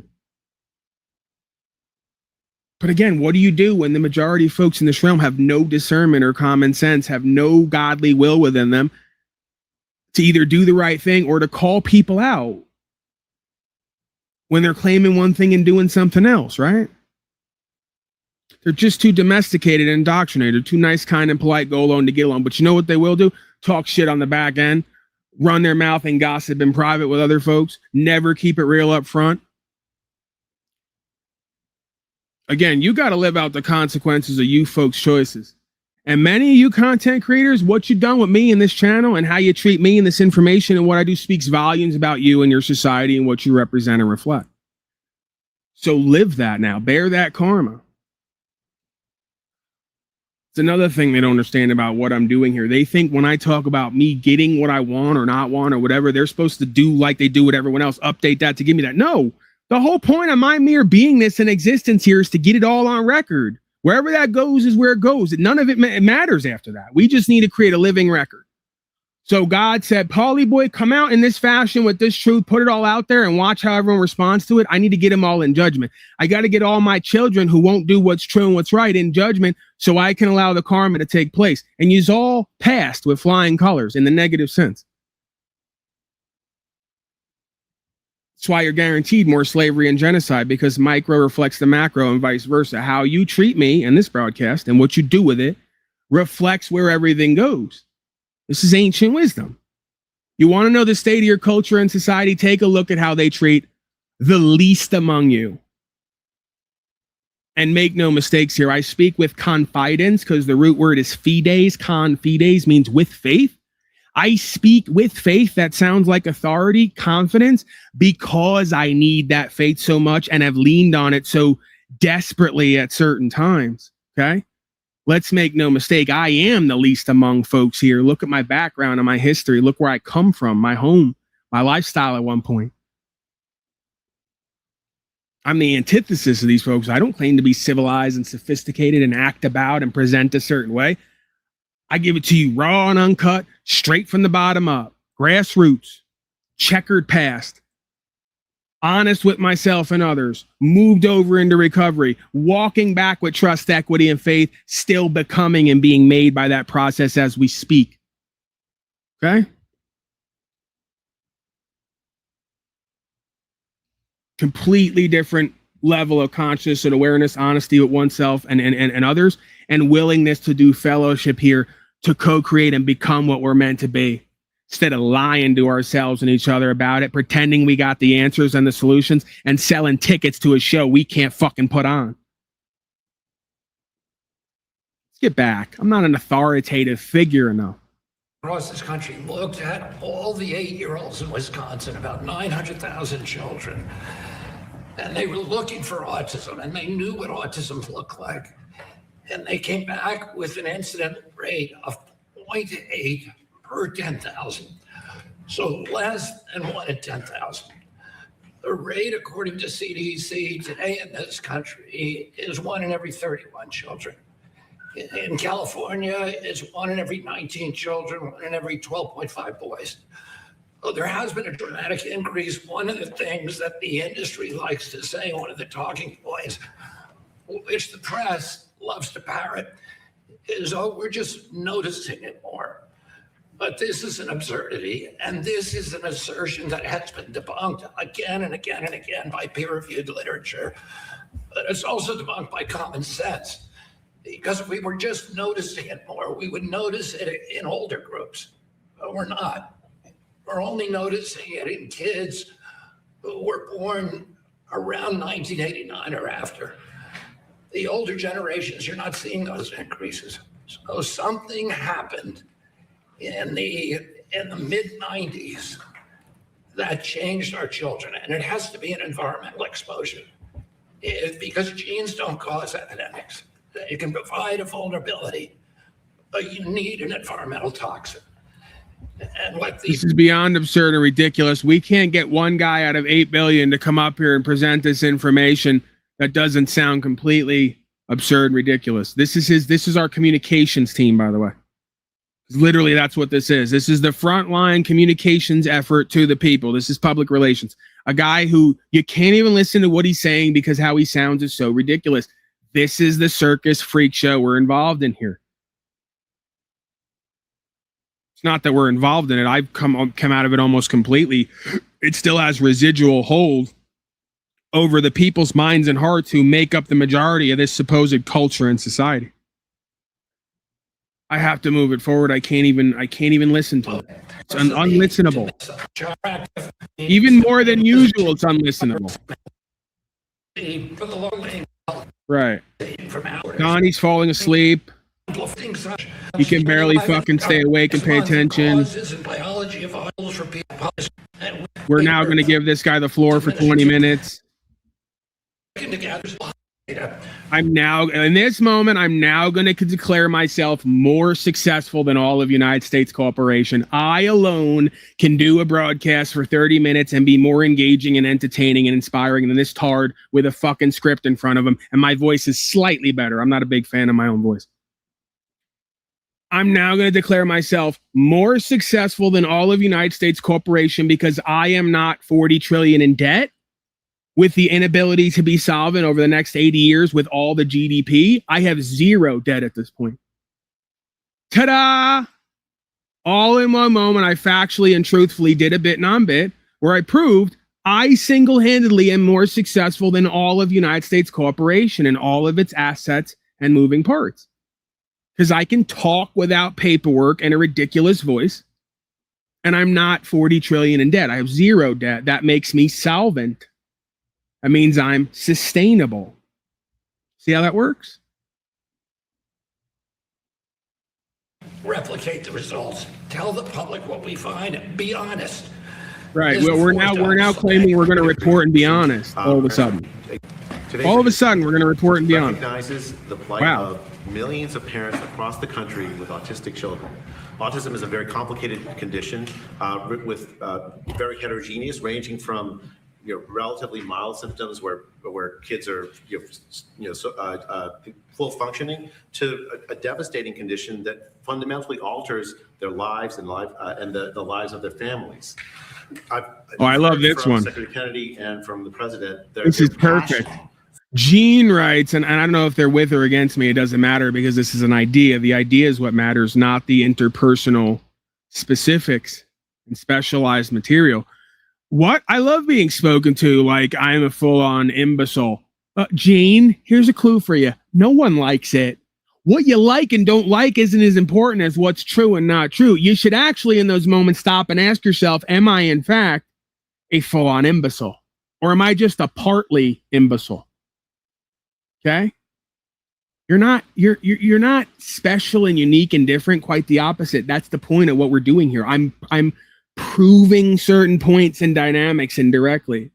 People will always support what they want to be true. They will never support the truth that challenges what they want to be true. It doesn't matter how I say it. So since it doesn't matter how I say it, I'm going to the extreme degree. I'm talking to everyone like you're a bunch of imbecilic slaves because I have an 85% chance of being right, true, and correct. And all I have to do is open the phone lines and you and others will prove it for me. Don't you see the beauty in that ugliness? Don't you see the bit in the non-bit and the non-bit in the bit? Don't you see how that all works? None of you, 8 billion of you, don't like being talked to like you're an absolute imbecile until it's someone you pay tax to in a uniform. Then it's somehow okay. When I do it online, you get offended, you get in your pride and ego, but you're not nearly as interested and inspired to find out if you are in fact the complete imbecile I presume you to be, that your masters presume you to be as well. That if we look at human history, you've proven to be. You're not interested in that. See, your feelers, what you want it to be matters more than the facts and who and what you actually are. That's why you can't grow and learn and become free and brave. And voting for liars isn't going to change that dynamic. You're going to have to seek truth to be set free. And the truth is, at least 85% of you are completely imbecilic, if not mostly. The facts, the history, your record, your results shows that. None of that is what I want it to be or what I believe it is. I'm talking about what it actually is historically in an evidentiary fashion. Evidential? In an evident fashion. How about that? Let's make sure that we get the right grammar there. Sometimes I get a little thrown off by the grammar. What are you talking about? Or what bet you won't say Jew 3 times? There we go. That's about as good as you're going to get from the magatard conservatards. I was talking about Trump video, but yeah, that's why I qualified, Gene, before I said it. You might be with me or against me. It doesn't matter, because the idea is what I'm going to like juice here. I'm taking your ideas like fruits and I'm juicing them to feed them back to the infantile slave public. I put it in my mouth. I chew it up like a squirrel, like a bird. And then I vomit it. I spit it back into the mouth of all the little baby birds, baby slave birds. I'm big slave bird, and I vomit into the mouth of all the baby slave birds. Numbers are going up. Apparently, I didn't know the whole time. For 1,000 days straight at one point, all we needed was me chewing up ideas and facts and vomiting them back into the baby slave bird's mouth so it can digest and process. So, Gene, I accept that. I gave you the proviso. I had a feeling you weren't completely talking about me. The idea is what matters, because that idea applies to like everybody all the time, everywhere. That's the crux of pride and ego.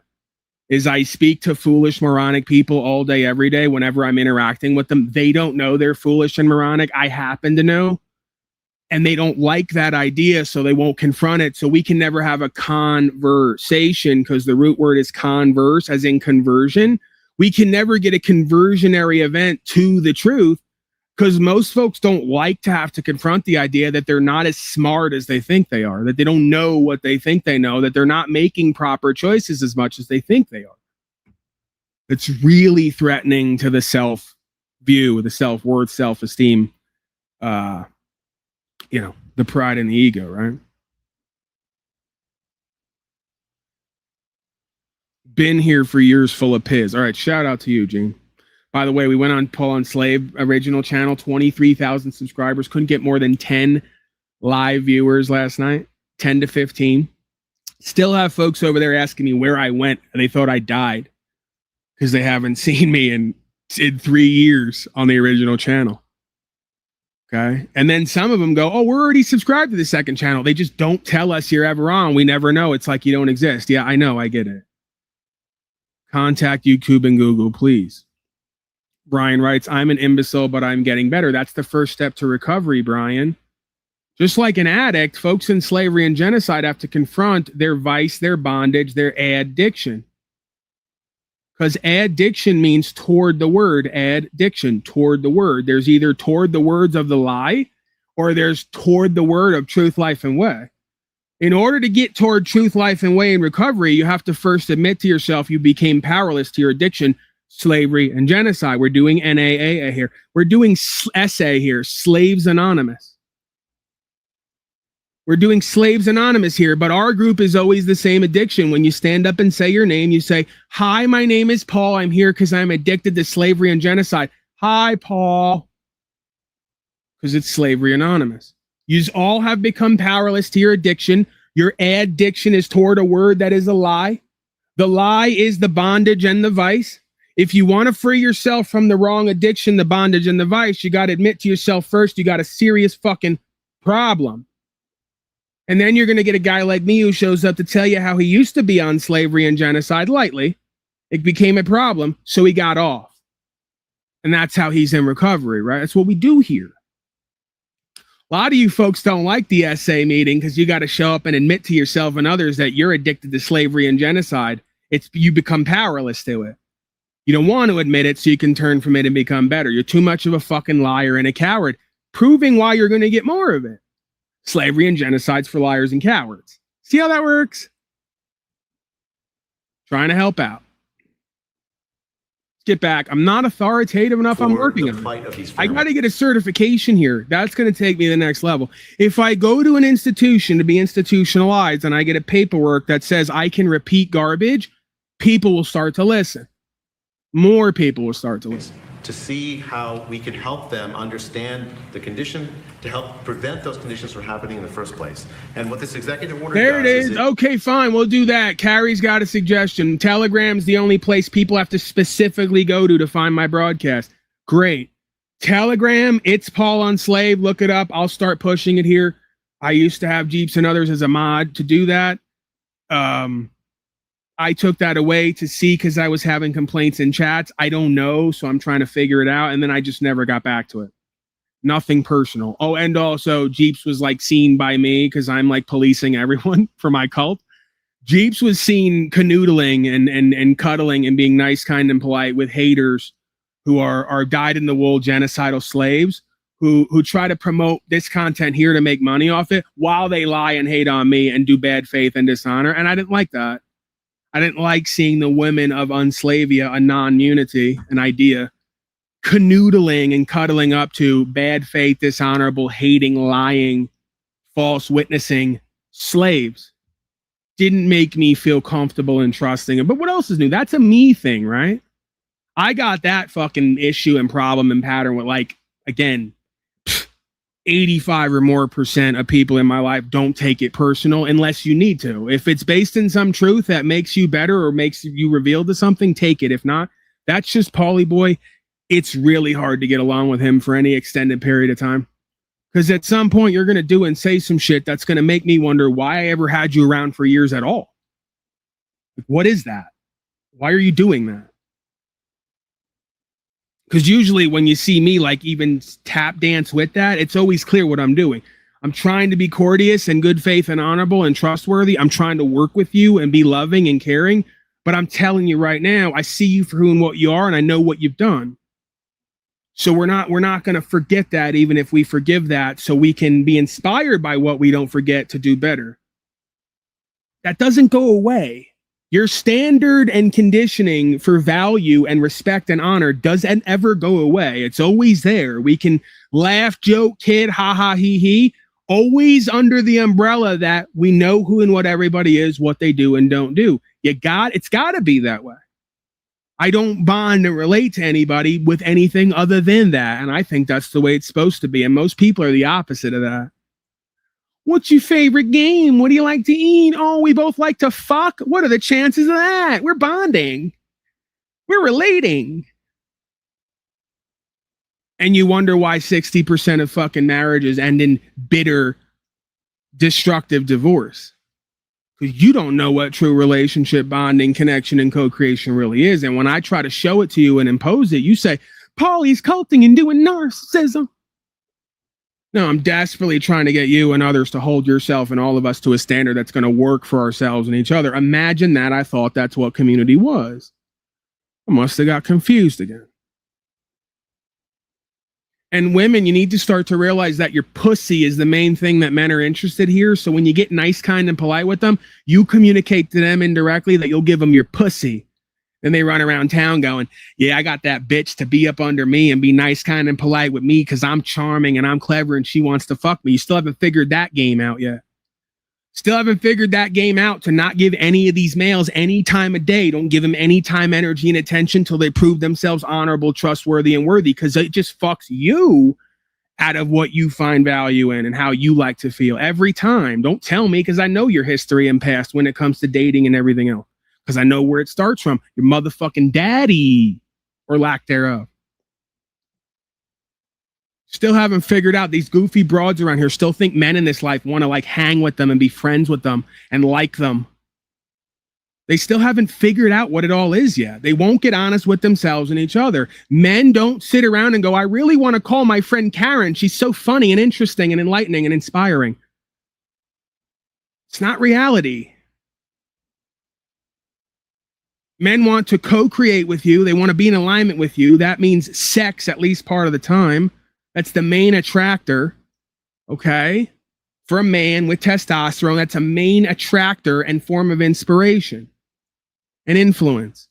And as a woman who doesn't have that testosterone, you have the other side of the complementary dynamic, you're supposed to want to screen for honor, faith, trust, and value. You're supposed to be self-selective in who you breed with. And you're supposed to understand in this life, well, your daddy never taught you that you're not supposed to get into roads and conversations with males who you don't want to breed with, because eventually it goes to talking about and doing fucking, for all little boys and girls out there who don't understand how life works. So when you meet a man, this is, by the way, how the Amish folks live, and that's why they're prosperous and successful. When you meet a man, you're dressed in a way where you don't communicate anything overtly sexual to him, and you don't feed into his charms and his cleverness, because it makes them believe you want to fuck them. You don't even look at them. By the way, we're back to pimping and hoeing again. We're not selling body parts and sex. If you want that, go to your politicians you pay and vote for. It's called head down, focus on your man, or focus on your purpose. If you ain't got a man worthy of living with and being a part of, it's probably because you haven't focused on your purpose. So stop giving them time, energy, attention. Don't give them the time of day. You're just tricking yourself out of your position. You goofy broads still haven't figured out you're only the prize to all the men you don't want. To the men you really want and desire, who you need, they're not checking for you precisely because of what I'm talking about. It's why you find yourself in the position you do.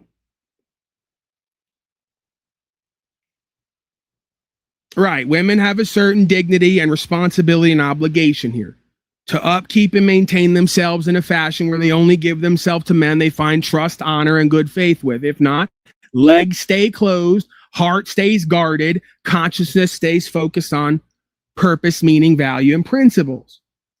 Because if not, you wind up getting chummy and cute with a bozo, and you wind up fucking around with them and getting fucked over some way, somehow. And then you come to this place or other places like this, bitter and resentful and projecty, or disillusioned and hopeless because you think all males are like this. Maybe to an extent, but not all the way. I only know this because I know me, by the way. Not above and beyond it, so I can talk about it.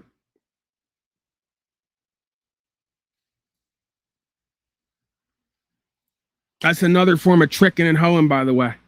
When you give your energy and your affections over to males who aren't honorable and good faith because they made you feel something, and that's your currency, your fucking pride and ego. They made you feel special. They made you feel loved and cared for. They made you feel like you were interesting. So you gave your energy and yourself over. They know what they're doing. It's an act. It's a rap. They're playing you.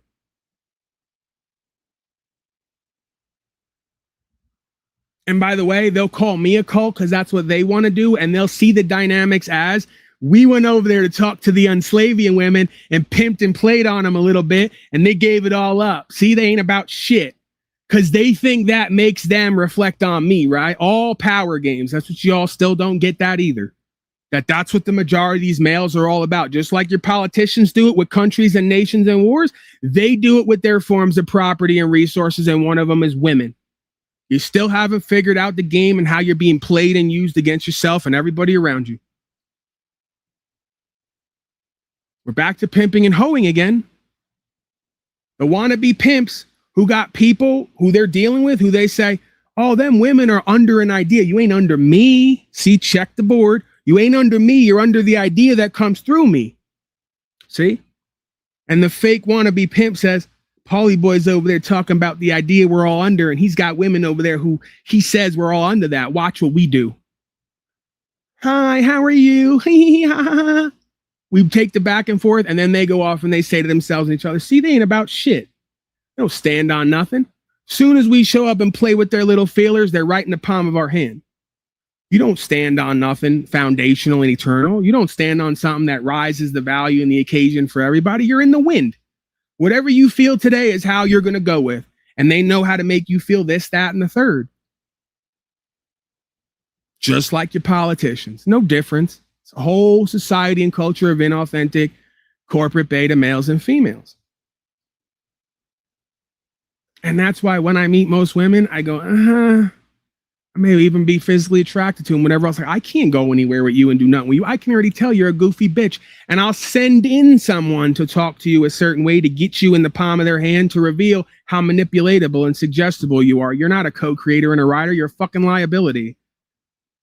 Because you're going to let some predatory snake, loser, failure, lowlife convince you he and you is anything other than what it is. And when I try to tell you what it is, you're going to get your feelers about it. We can't go nowhere. The train stops here. I would say get off, but we never really got on.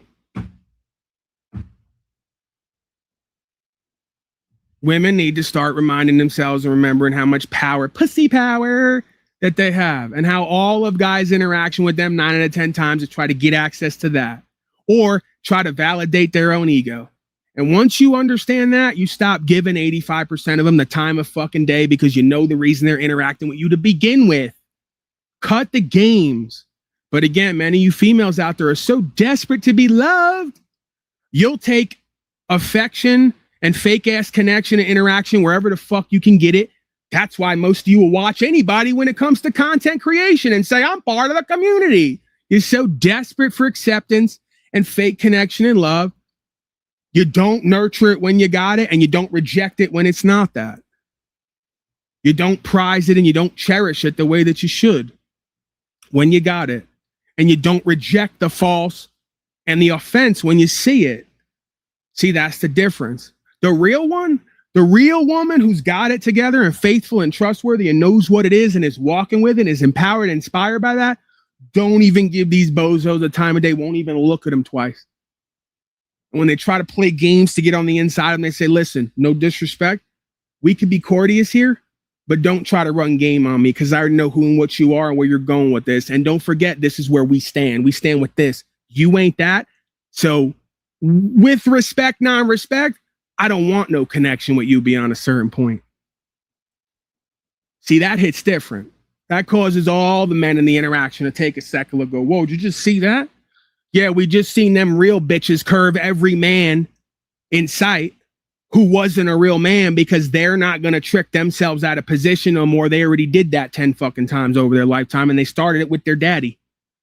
We're not going to do that. We're going to put an end to that. That makes all the men wake up, start to realize where they fall short, where they need to get their act together, because guess what? They ain't going to get no more access. They'll learn it. They'll get it at some point that the women are really the most powerful creature here on many levels. You get to decide who they're going to put a baby in to raise the next level of slave. You get to decide which man here is going to be validated by getting that resource. But see, most of your tricks and hoes, so you're looking for a man with this, not this, and these down here, right? They got everybody on all sides. Whole generation of pimps, tricks, and hoes who got no true power and value system, who will hook up and interact with anybody no matter what it costs them long term. That's why things are the way the fuck they're at and getting worse. And you let them pimp and play on you and say, Paulie's doing a cult. No, we're all under an idea I bring forth here that lives within you. And if we don't get with that and get under that idea and stay under that idea, we're going to fuck ourselves and each other in more ways than one. Let's get really real with ourselves and each other here. Stop acting like there's a false equalization campaign going on here. We all ain't equal. We all may get born with a certain level of equal opportunity to rise based in character, based on who we become and what we practice and the will we employ. But we are not equal here. If we were, we wouldn't have words like trustworthy, love able, discern able, respect able.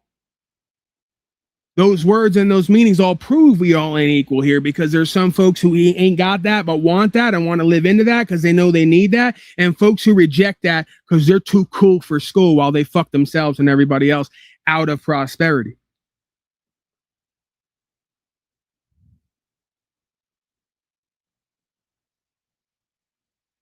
This is the danger in being overly nice, kind, and polite and going along to get along and just accepting and tolerating anybody at any time. We don't get the goals and the message and the true value and power system. We don't get the experience of it and what it all means and what the implications are. We miss out on all that. I could count on one hand how many times I saw a real bitch, and I'm using that term to be triggering. I don't care. I could count on one hand how many times I've seen a real bitch stand up in a room full of men and say, I'm checking everybody in this motherfucker. You ain't getting this pussy and you ain't getting this mind and heart, so don't even try. Stop the game. You ain't being nice, kind, and polite to me for no reason. I already know what it is because I got a daddy who fucking raised me. Now, do you want to get to something here? Because we're going to vet you on who and what you really are, because we're going to do some courting. Oh, you don't want that? Go that way. That's the difference. That's a woman who's going to find somebody who's meant for them over a long enough period of time. That's a woman who's going to be a leader and an inspiration, not only men and women around her. That's a woman who's going to keep her fucking peace when she ain't got a bozo to lean on because she got something better than a daddy at home, a fake ass wannabe daddy at the bottom of her poom poom, trying to look for his masculinity, right? She got something bigger and better that she's rolling with. And by the way, that goes for both sides.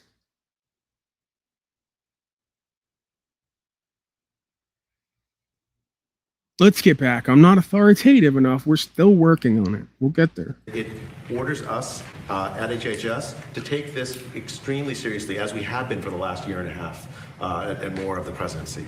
At the NIH, what we've done is we have established the Autism Data Science Initiative, which started almost a year more, actually more than a year ago, where we funded a dozen and more major research teams to answer the question of what is the cause of autism.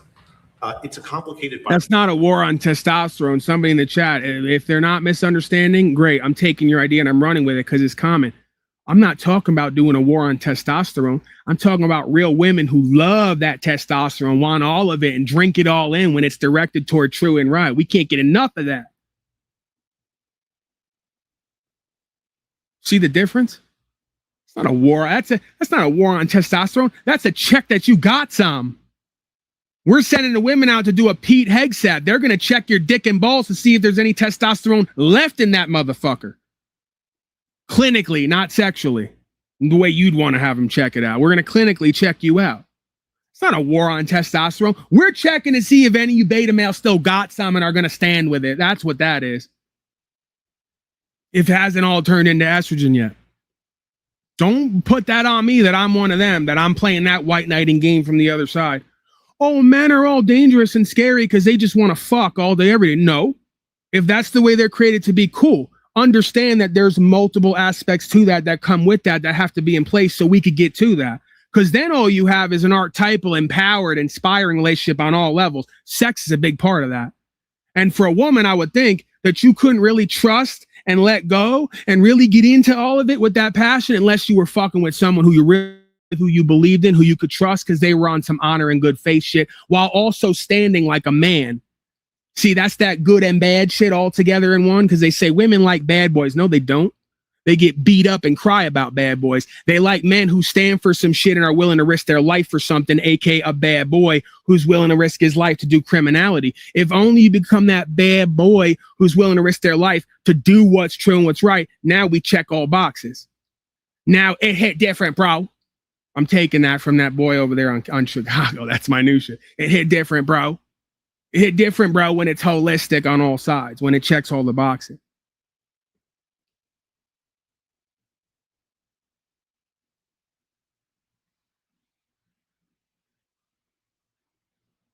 I'm bringing clarity to women now who got an impulse inside of them they oftentimes don't understand.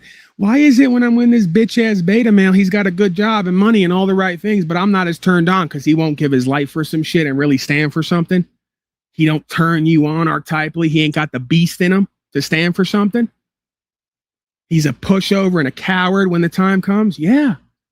You're supposed to be inspired by that. You're supposed to be high off that and attracted to that. You're supposed to want to fuck that. You just got to have the discernment to know what it is and what it ain't.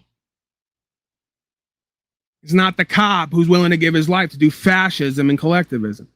It's not the motorcycle club guy who's willing to give his life to toot meth and ride a bike 100 miles an hour. Those are bozos and clowns. It's the guy who's willing to die or go to a box for what's true and what's right. The one thing all of them ain't focusing on and doing, that's destroying life here for women and children. Objectively, hello? Right.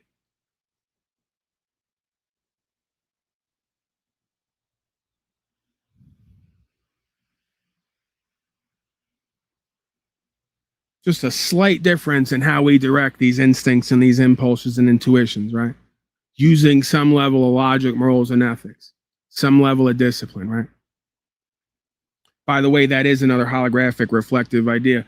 The female intuition and instinct versus the logical structuring of the masculine, the builder, giving you the structure and the foundation to act on your instincts and impulses. Because if you don't have that masculine balance and offset, you're going to wind up connected to some drug addict, tattooed loser, lowlife who's domineering and codependent and controlling, but won't stand for nothing on the world stage because at his heart, he's a fucking coward. I don't care how much of this he has and doesn't have either. Trying to help. Biological phenomenon. It's not going to be a simple answer. It will have, as the Secretary said, potentially genetic predisposition, but that cannot possibly explain why we've seen such a large rise in autism. There must be some other environmental factors involved, and that's the basis for thinking that's driving these dozen and more research teams that are looking at this. The science takes time. It's very frustrating, and I know I felt that frustration myself. As a scientist, you don't get answers immediately. But the teams have been working assiduously for a year, and the main thing I want to emphasize that we've already accomplished in that year is we've changed how people and the scientific community thinks about autism. You've given them permission to ask the question that would otherwise have been difficult to answer. It's if you come to an answer that links autism to some other politically correct things, and you all of a sudden have this link. As a scientist, you fear that your career is going to be over. What we've done in this administration. Well, they're asking why the eye candy's in the back nodding, right? Because it's the same dynamic I just laid out. They're all perfect examples of it. Inauthentic corporate beta males acting in charge in suits. They may have the cash, but they don't have the character and the morals and the logic and the ethics and the principles and discipline. Donnie's got multiple war deferments. He won't stand for a motherfucking thing while he sends you to go fight. And who's always standing next to them?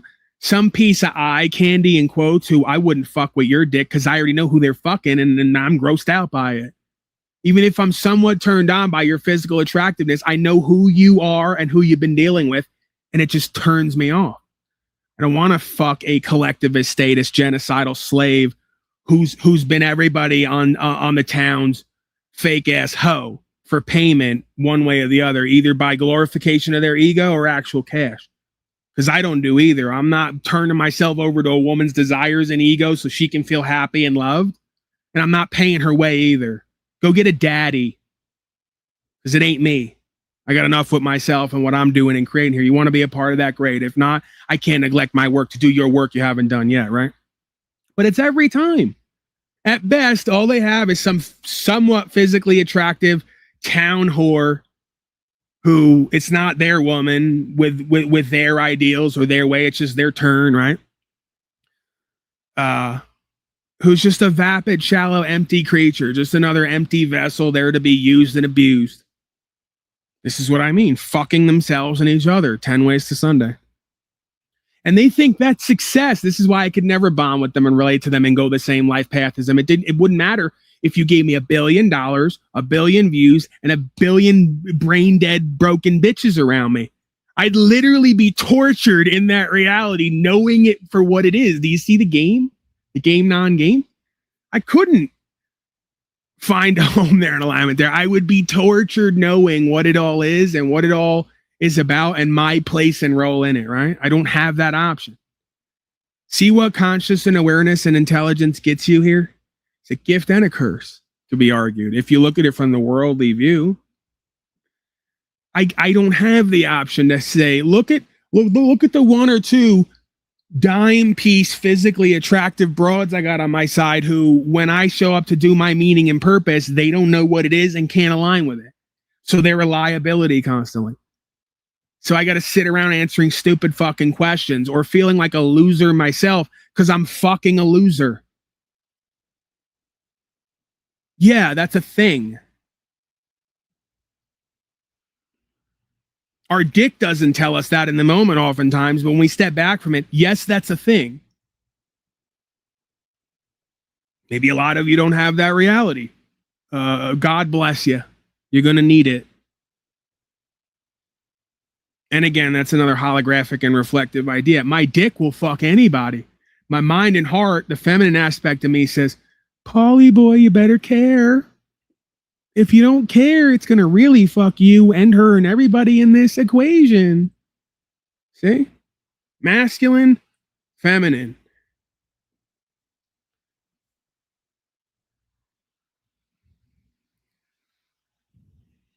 That's holistic beingness.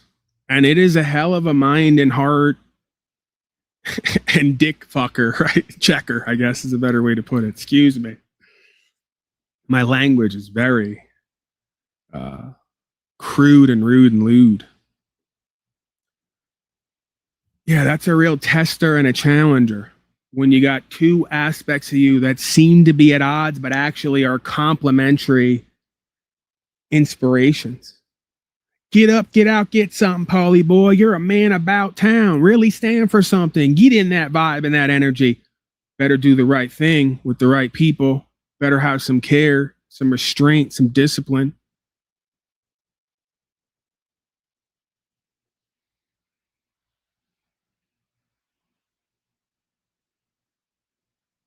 And of course, we have the toxic masculine and feminine aspects of both sides of those natural instincts or impulses, right?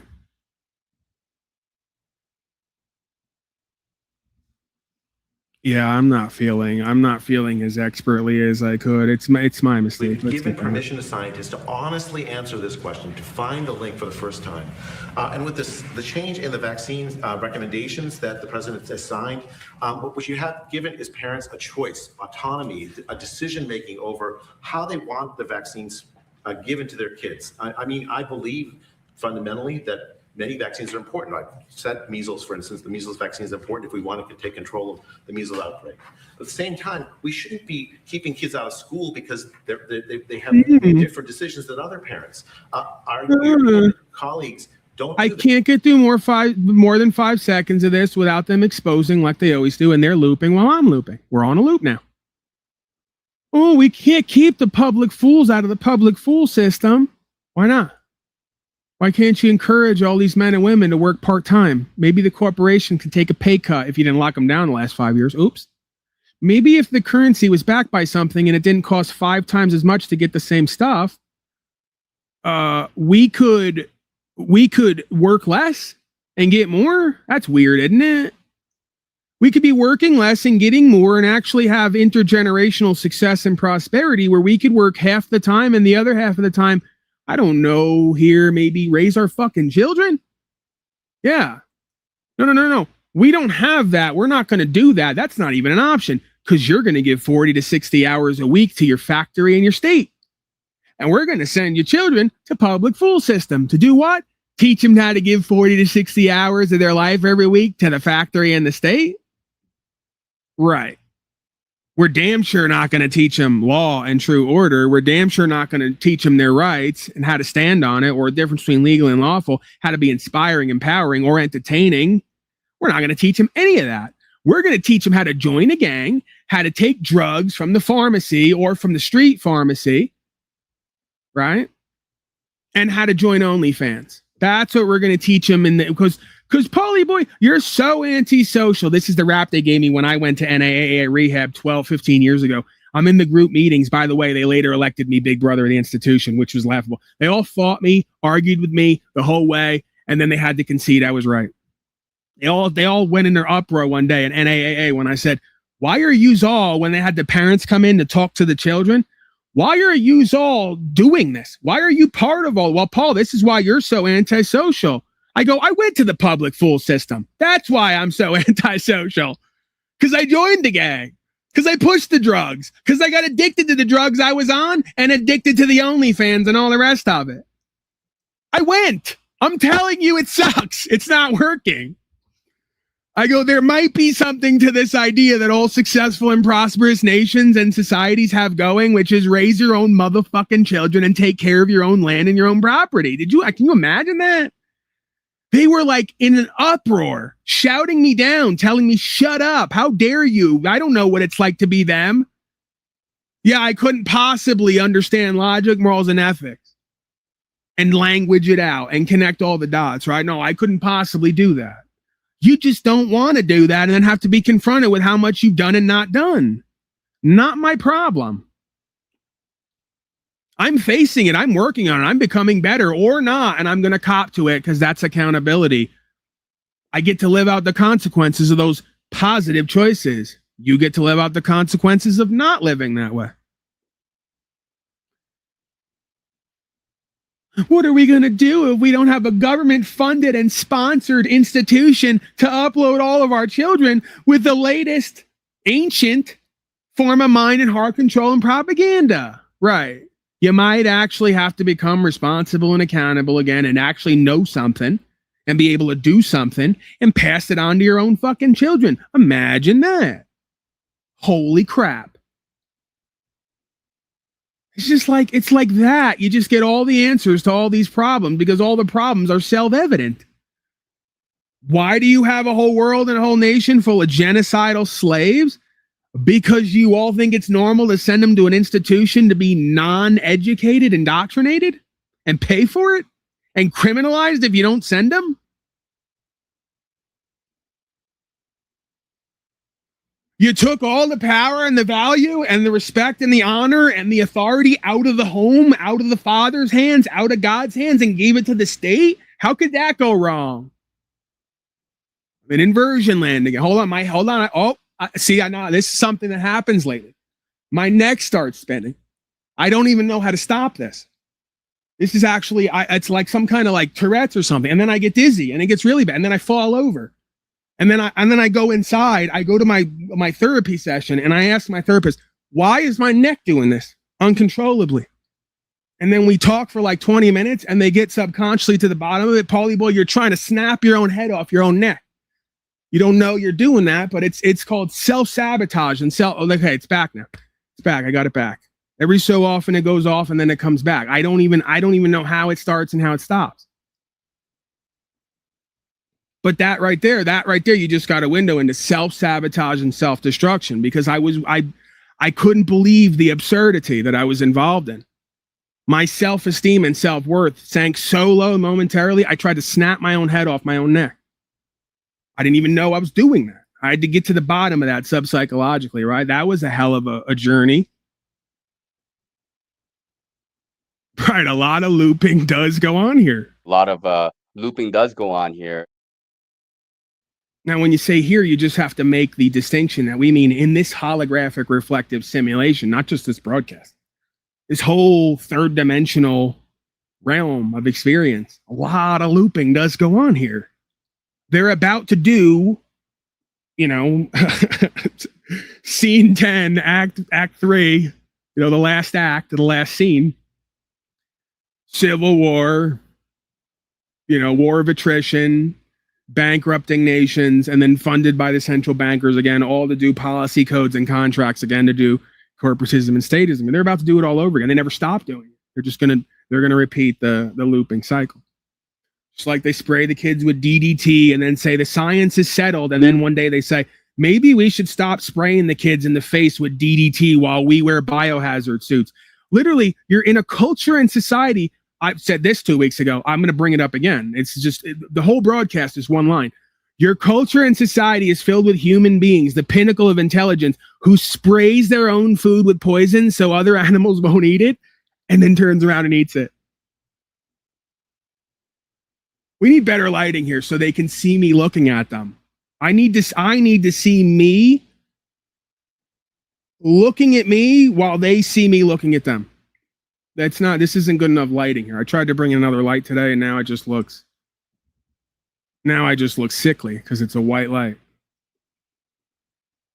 I don't know what expert came up with that idea too. Every fucking idea I have to double check and second guess because everyone's wrong. What is that? What is that where I'm just a guy in a trailer, ex-heroin addict who never has any formal training and I'm usually right about everything and the people in charge of everything, making everything are usually wrong. I go online and go, what's the best light? I don't even know why I ask anymore. I just fucking look around and do what makes sense. And that always works. I go, what's the best lighting for like broadcast? And they go, white light. You want white light? I go, that doesn't make sense. Every time I'm in the bathroom, there's white light in there and I look like I'm ready to die. And they go, no, experts say white light, get white light. I put the white light here. Now I'm doing a broadcast in my bathroom, essentially. I look like I'm ready to die. White light is not good for broadcasting. But I guess, you know what? In a world of like white-skinned people who don't get outside ever because the chemtrails cover the sun, they're outside, but they're still inside. It's a weird thing. You walk outside, but there's no sun anymore because there's a chemtrail blanket, so you just turn into one of the gray aliens. And then when your whole planet comes under a dark cloud and everything descends into detritus and degradation, everybody's gray and white skinned, like the theme of the aliens they talk about, whose planet was destroyed. When that time comes, see, they're preparing you for that. At that time, when you do a live stream as a gray alien, white light's going to be your best friend. Because it complements your skin tone, right? You don't want warm lighting when you turn into a gray, white-skinned vampiric alien whose society is completely soul-sucked and taken over. If you do warm light, yellow light with the gray-skinned, white-skinned vampiric Pleiadian alien, he just starts to look lupused and jaundiced. Never a good look, okay? We're learning here. By the way, this is why I am a genius, God of all media broadcaster, and you folks are watching and listening right now. I don't have to tell you that. That's obvious. Let's move on. Let's move forward. A lot of stuff being revealed here. We're learning a lot here. I'm not. I know everything already. Some folks who come here are learning a lot today. A lot of the collapse in trust in public health has come because of these mandates that we've seen imposed during the Biden administration on the COVID vaccine and so many other things. What this does is it restores the autonomy of families and parents to make good decisions for their kids. It allows and continues to emphasize the importance of science in recommendations about vaccines, and fundamentally restores a sort of healthy relationship between public health and parents, more in line with what happens in European countries than in the United States, where their childhood outcomes are often much better than we see here. It's a big first step that we were that builds on what we've been working on the last year and a half toward a more sane public health system that sees healthy kids grow up without pressure, without undue influence, to make good decisions for their families and for their kids. Steve, please. Thank you, Mr. President. What's the Bavarian Illuminati's answer to American exceptionalism? Just become more like Europe and the European Union. We know who and what you all are, what you work for. That's why you're all related to the one French king. We know what you're here to do. You're going to overthrow and destroy this nation we call America and the fundamental exceptionalism and everything that makes it free, brave, and great you already have.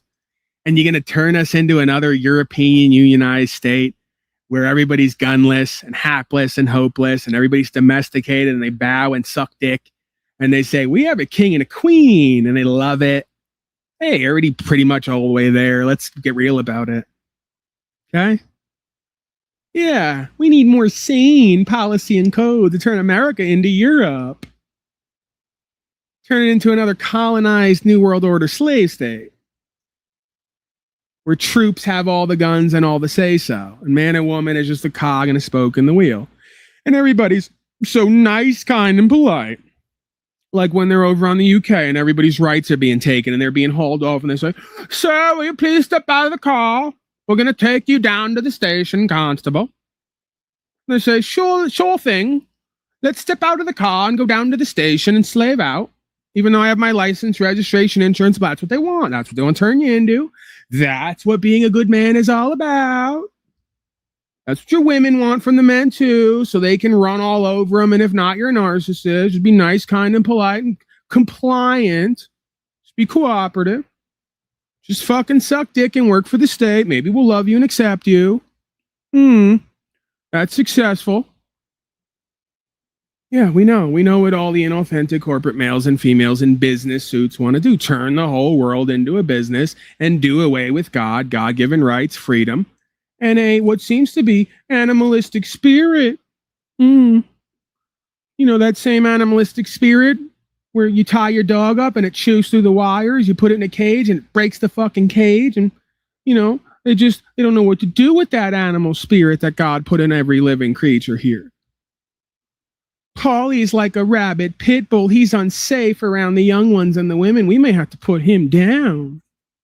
He doesn't do well on the leash and in the cage. We may have to put him down. He's the problem. Because of your courage and leadership, Mr. President, millions of parents all over America today are breathing an enormous sigh of relief. I say this as the parent of young children myself.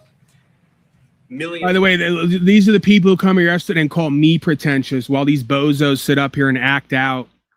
And then the guy says, Mr. President, families all over the nation are breathing sighs of relief. Just took the burden off them completely. Oh, less accountability, responsibility for all the men and women out there calling themselves American. Oh, we owe you. You're so good to us. Millions of parents feel they've been pressured when their children are just weeks out of the hospital to take 5 shots, 6 shots, 7 shots all at once. They're told it'll be normal. Your kid will have a fever of 103 for 3 or 4 days. Your kid will stop eating for a week. Your kid's going to change all their sleep. Don't worry, it's totally fine. It's totally normal. Nobody has studied it. Nobody's looked at it. Nobody's thought about it. The pressure from the pharmaceutical industry and from aspects of the medical industry to pump your kids full of shots days after birth with no understanding of the long-term consequences has been a medical travesty. This is an issue, Mr. President, that you have been leading on for years. And of course, the man to your left has been leading on this totally issue for been years as well, leading. too. Yeah. It's a really incredible moment to stand here today and finally see the concerns of parents around this country addressed. There's been so much heartache where parents have had healthy children with no issues. They know they've been pressured into doing things that they didn't want to do, and medical science has told them for years that their concerns are not valid. This order does 2 fundamental, incredibly important things. First is we get off of this ridiculous path of having our children get 70 to 90 shots. That is wantonly excessive. Remember, each and every one of these shots produces a profound immunological response. So across any large population, if you give a kid shot after shot after shot, you're going to have vaccine injuries. You're going to have immunological issues. You're going to have potentially They're now in your face trying to cope because we've been exposing them and not going away and raising awareness. They're now trying to middle line ride you and say, well, we admit everything's poisonous, so we're going to space it out. By the way, what's the difference? They're now admitting openly all the shots you're giving to yourselves and your children are probably causing autism and creating retardation. You think? Which they're now going to say is a Republican conspiracy theory and fight against it. All the leftists who should have came out against big government. All the fascism, the Marxism, the socialism, and all the rest. All the supposed liberals, the root word is liber, as in free, as in liberty. They're going to get you leftists to support your own slavery and genocide because this is a Republican idea. And what's the idea? Riding the middle. It's laughable. Okay. You got us, Paulie, and all the sovereign citizen, retarded conspiracy theorists who have schizophrenia. It is all poison. So we're going to space it out more. Yeah. And how about the food and the water and the chemtrails now? Not just your medical system. Can we address that? Then they'll go and address it and go, okay. The chemtrails are poisonous. The food and water's poisonous. The whole thing's poisonous. It's all lies. So we're going to space it out more. Oh, your religious system, it's all bullshit and lies and idol worship and demonism. We're going to space it out more, though. Oh, your legal system, yeah, it's all fraud, statism. There's no actual claimants. We've been doing con man activity. Hey, we're going to space out the legal charges where we fill the private prison. Hello, this is the part in the movie where you all just finally get a clue. They've been lying to you this whole time. This is what we got to do now. Live free and brave. We are the answer, or I guess you're fucked. Because they're not going to let go of it completely. They're going to continue to ride the line as it becomes more and more aware of what this is, and we don't do it. We're fucking ourselves cosmically. Because whatever runs this place says, now they know. Okay, they definitely know. There's no way they can't not know. When are they going to do and be? Oh my God, it's all got to go. And then there's a mass casualty extinction event, like we already saw, by the way. I'm not prophesizing. This has just happened. Your Deagle projections are right there. They say 1/3 of the world or more is going to die by 2029. You think maybe it's the vaxxes they gave them? We're going to do a mass extinction event. We're going to do a mass economic great reset, and then we're going to start all over again. And the geeks and the dweebs are going to inherit the earth, and they're going to lie, cheat, steal on themselves and each other if you let them. If goodness and greatness perishes because good and great men do nothing, as the old cliche goes, evil triumphs here because good or great men do nothing. That's all the force of creation wants from us. Good and great men out there, activate your conscience and do something.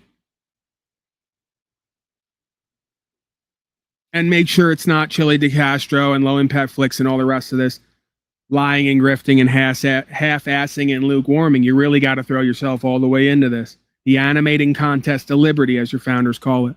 That's the game, non-game. You don't get a way out of this. Sorry. The simulation is an arena to play the game. You don't get to opt out of the game. If you try to opt out of the game while complaining about the game is going to eat your ass at some point. You're Pac-Man on the board. The ghosts are coming for you. You don't get to sit there and do nothing while the ghosts come from all sides. You better get your little bites. You better look for the big bites where you get real big and them ghosts turn into little blue figures so you can start chomping away, right? This is all allegorical. Pac-Man is literally another holographic reflective expression of the simulation of the cosmos. You don't get to sit there and not chomp. You come to the simulation to be the Pac-Man. Chomp away, avoid the ghosts, get to the big circles so you can big up yourself and turn, just like Mario, by the way. Isn't Mario the same idea? Mario's on the journey and the path. He hits the little blocks that challenge him. Out of the block comes the coin of the realm. He collects the coin of the realm and grows bigger. And the more bigger he grows, the more he gets power. And the more power he gets, the more he can stomp the other slaves who want to oppress him. Holographic reflectivity again. There it is. You folks want to be in the simulation of the game and just sit there. Just sit there and go, we're going to win this game anytime now. It's all going to be great. And it's like, no, at some point it just ends because everything comes in on you and it goes boo, boo, boo, boo, boo, boo, boo, over. You don't get an option to come to the simulation and not play the game. You're on the game board. Play or get taken over. Stop complaining about it, please. You know what? The Luciferian side of me says don't stop complaining because it makes it that much more interesting and exciting while you cry and whine as you do it to yourself. That's what we get off on, right? That's the Luciferian, the darker aspect of me. I got to tap into it and know it and keep it close so that I can direct it. Because if not, it'll do what it does with all of you, take over you. Luciferian darker aspect of me says, no, Paulie boy, don't tell him to stop whining and crying. We like to hear him squeal while they fuck themselves and each other. Makes it all the more enjoyable.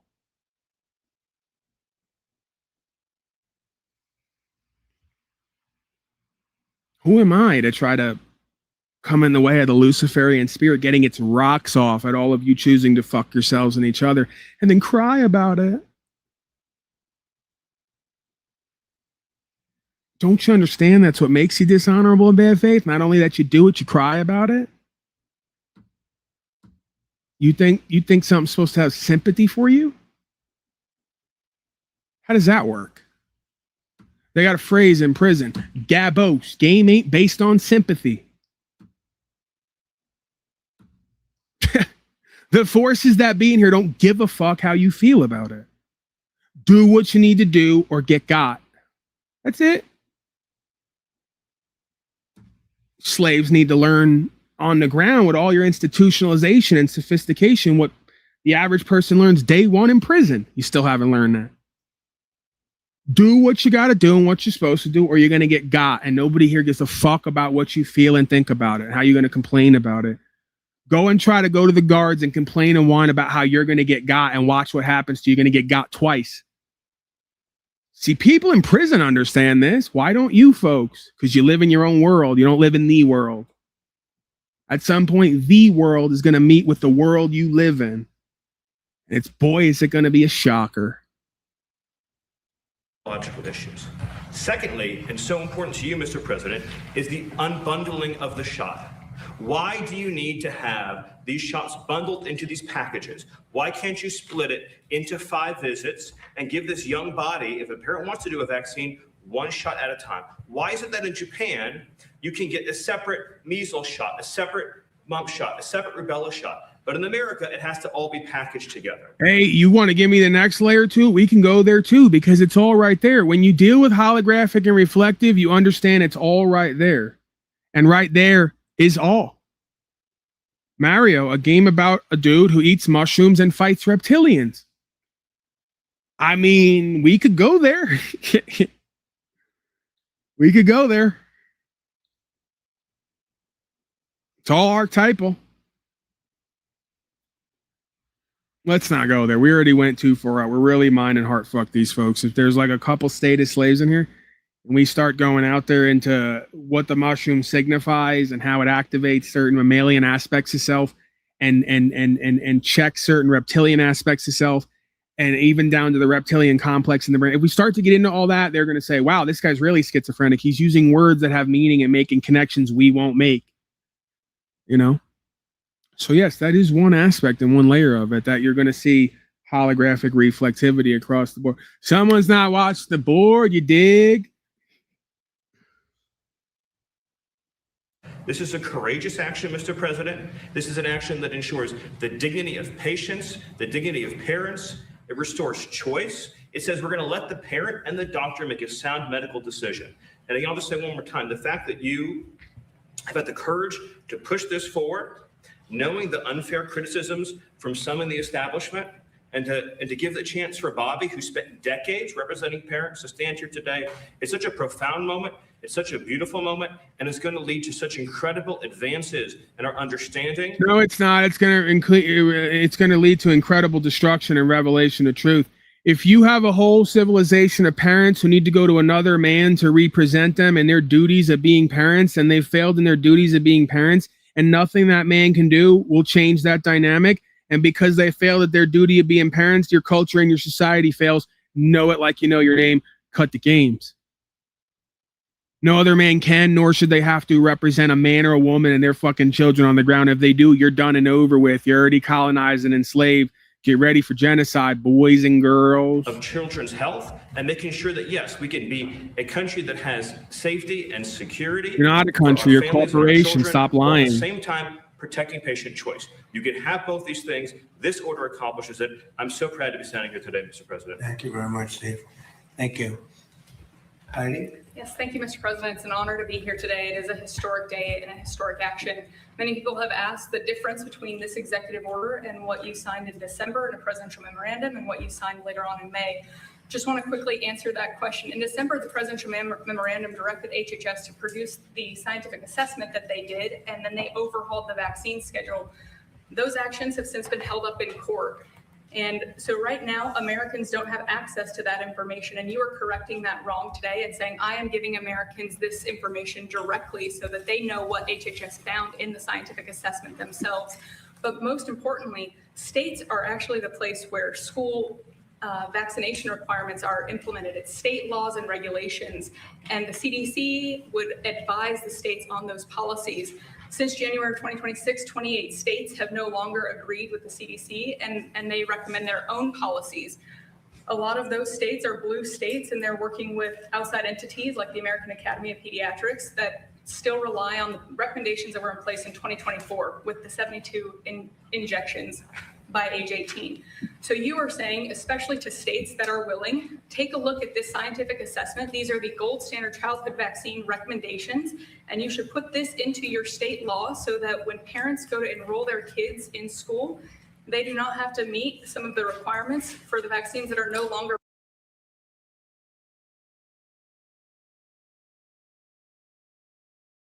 Excuse me. I'm done with these low lives. I'm surprised I did 2.5 hours already. The ideas and the lies inspire me about the truth and the ideas, obviously. Let's get to a couple of these and I'm going to wrap it up. Presuming I even have them set up and ready to go. We have some examples of folks stopping to give their power away, not taking it back, just stop giving it away, who are attempting to uphold their rights and freedoms. And not being ruled over by statute, policy, and code and corporate representatives.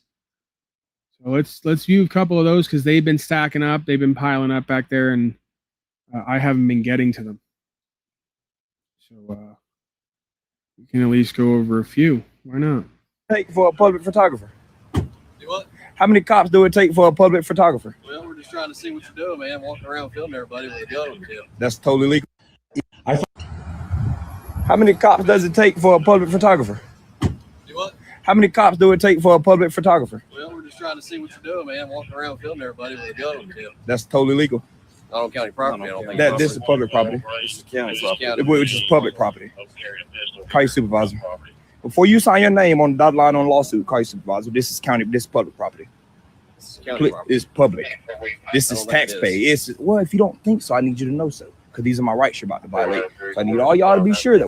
Right off the bat, 5 seconds into the video, we got state agents claiming that state agents can own property they can't legally or lawfully. They can use, upkeep, and maintain for the people.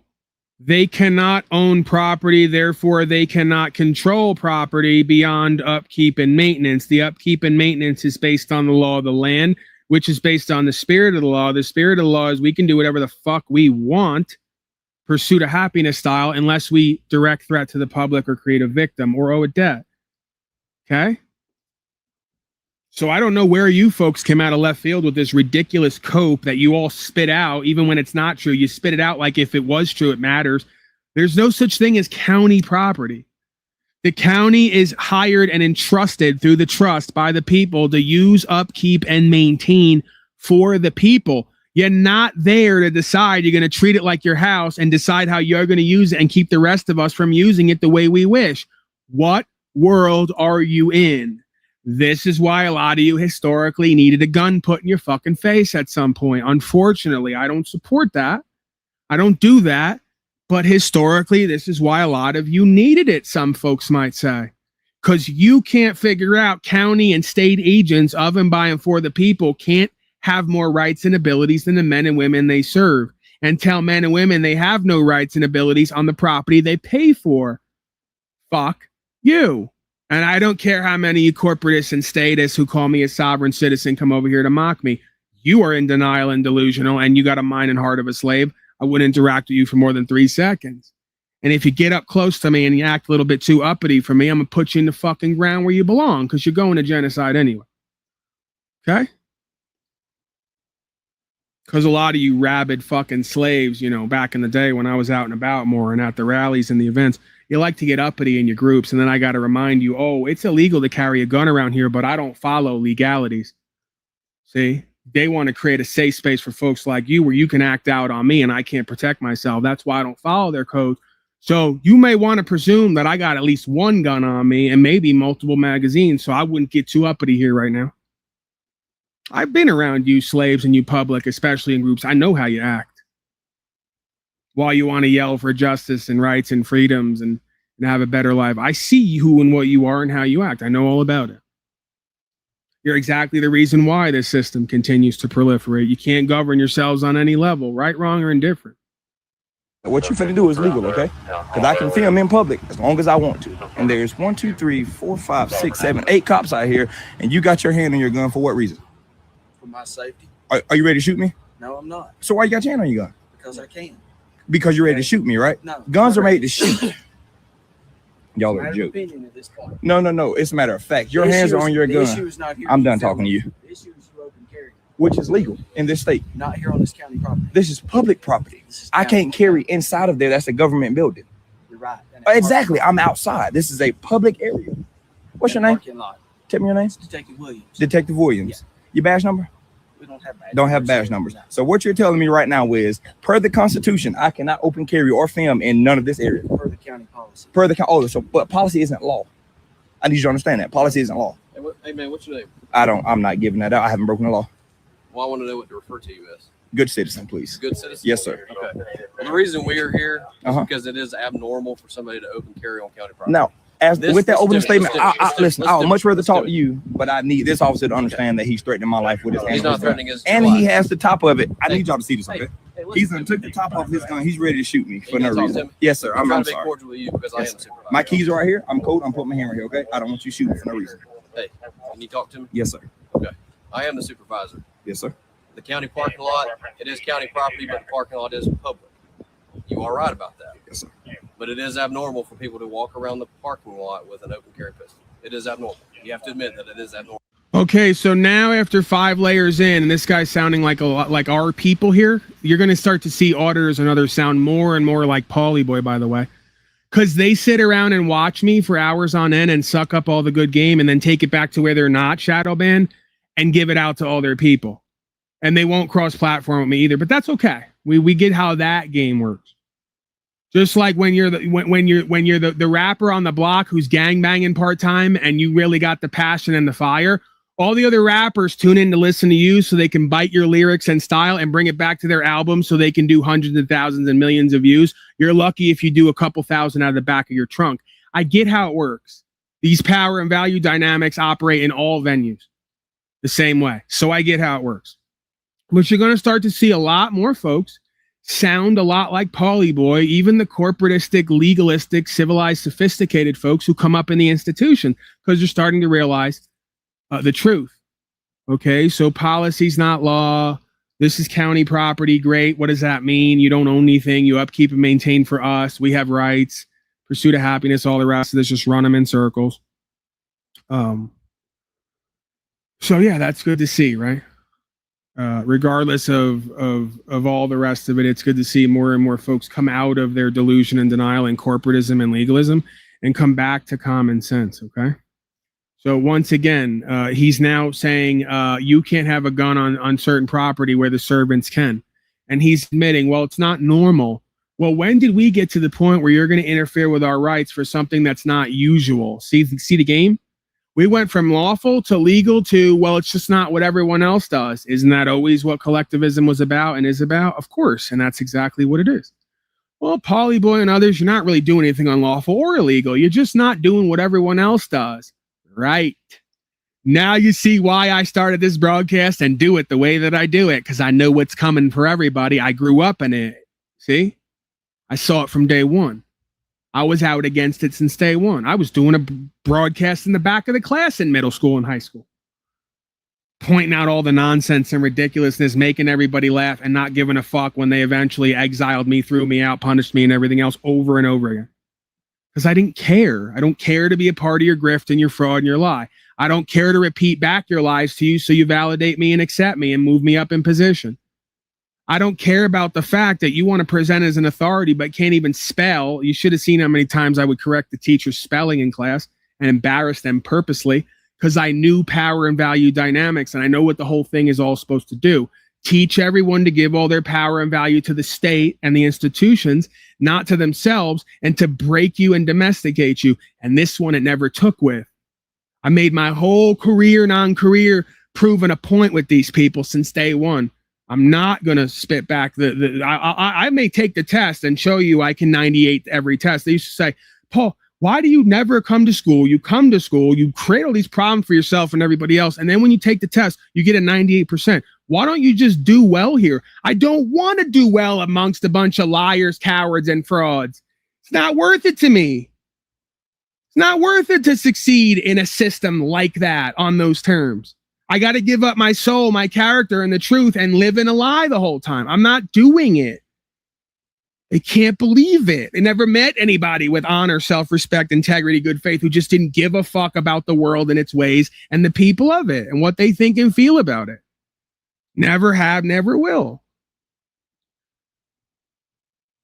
And it's so funny because at a certain point, they all just, and then I learned about how everything works. They all just went, after hundreds of ISS where they tried to separate me and put me in solitude and it had no effect because I didn't care to be around these slaves anyway. Go ahead and send me to ISS. I'm just going to sit in there with the other 5 students in ISS. They're the best ones out of the whole school. They're so dumb. They go, we're going to send Paulie Boy away from the slaves who just do the boring everyday shit into the ISS trailer outside, where we have 10 of the worst of the worst who are all just like him. I go, now you just put me in my element with 10 other guys out of 3,000. We had a class of 3,000 folks. You put me with the other 9 guys who do a broadcast in the back of the class every day, who call out your bullshit, who are more intelligent than you just off their supernatural beingness. They have more intelligence and talent than you. And they don't give a fuck about sucking dick for you. And you're going to put me with them Boy, are we going to have a great time. And then see, you know what the next layer of the game is? I can't wait to see what teacher they put out there to do ISS duty. Me and my 9 buddies can't wait to see who you're going to put out there to do ISS duty and what you're going to do about what we're going to do in there for the next 8 hours. Because we're going to complete all our work in the first hour, and it's going to be 7 hours of us in a fucking box, and you got to deal with it. And we all told you we didn't want to come here to begin with. Yous all chased us to show up at school, to take us out of school, to put us in a box where we're going to still be us, and you can't do nothing about it. And quite frankly, we're probably going to sell some drugs to your honor students. And some others. That's an old joke. I'm stealing it. In between us, running you in circles because you can't drug us and beat it out of us. They already tried. It's not happening. So you got nothing left. You can't isolate us and separate us because we got used to alienation and humiliation. Don't care. Truth is what matters. Our peace of mind and our quality of life is what matters more than the collective and what you all want to turn us into. Right? That's it. And they try to gaslight you and spin it. Oh, Paulie boy, you're antisocial. You don't have any self-worth or self-esteem. I know all the people with self-worth and esteem sit around and just go along to get along and do what the person at the front of the room says, even if it's nonsensical, and listen to people who don't make any sense and can barely spell, right? That's what all the good and great people with self-worth and esteem do. Or you tried to gaslight me and invert reality. All the good and great people throughout life don't follow this shit, don't comply, don't cooperate, don't take to the mind and heart control, reject all the false authority, come out on their own and make a way for themselves when they were told by the guidance counselor they're most likely to fail. How about that? You want to get into that?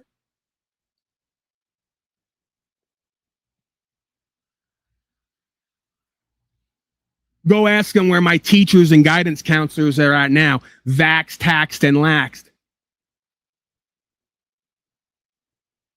After the last 5-year simulation, go ask them where they're at now. Where did their institution, their beliefs, and their ideologies and false authority get them all?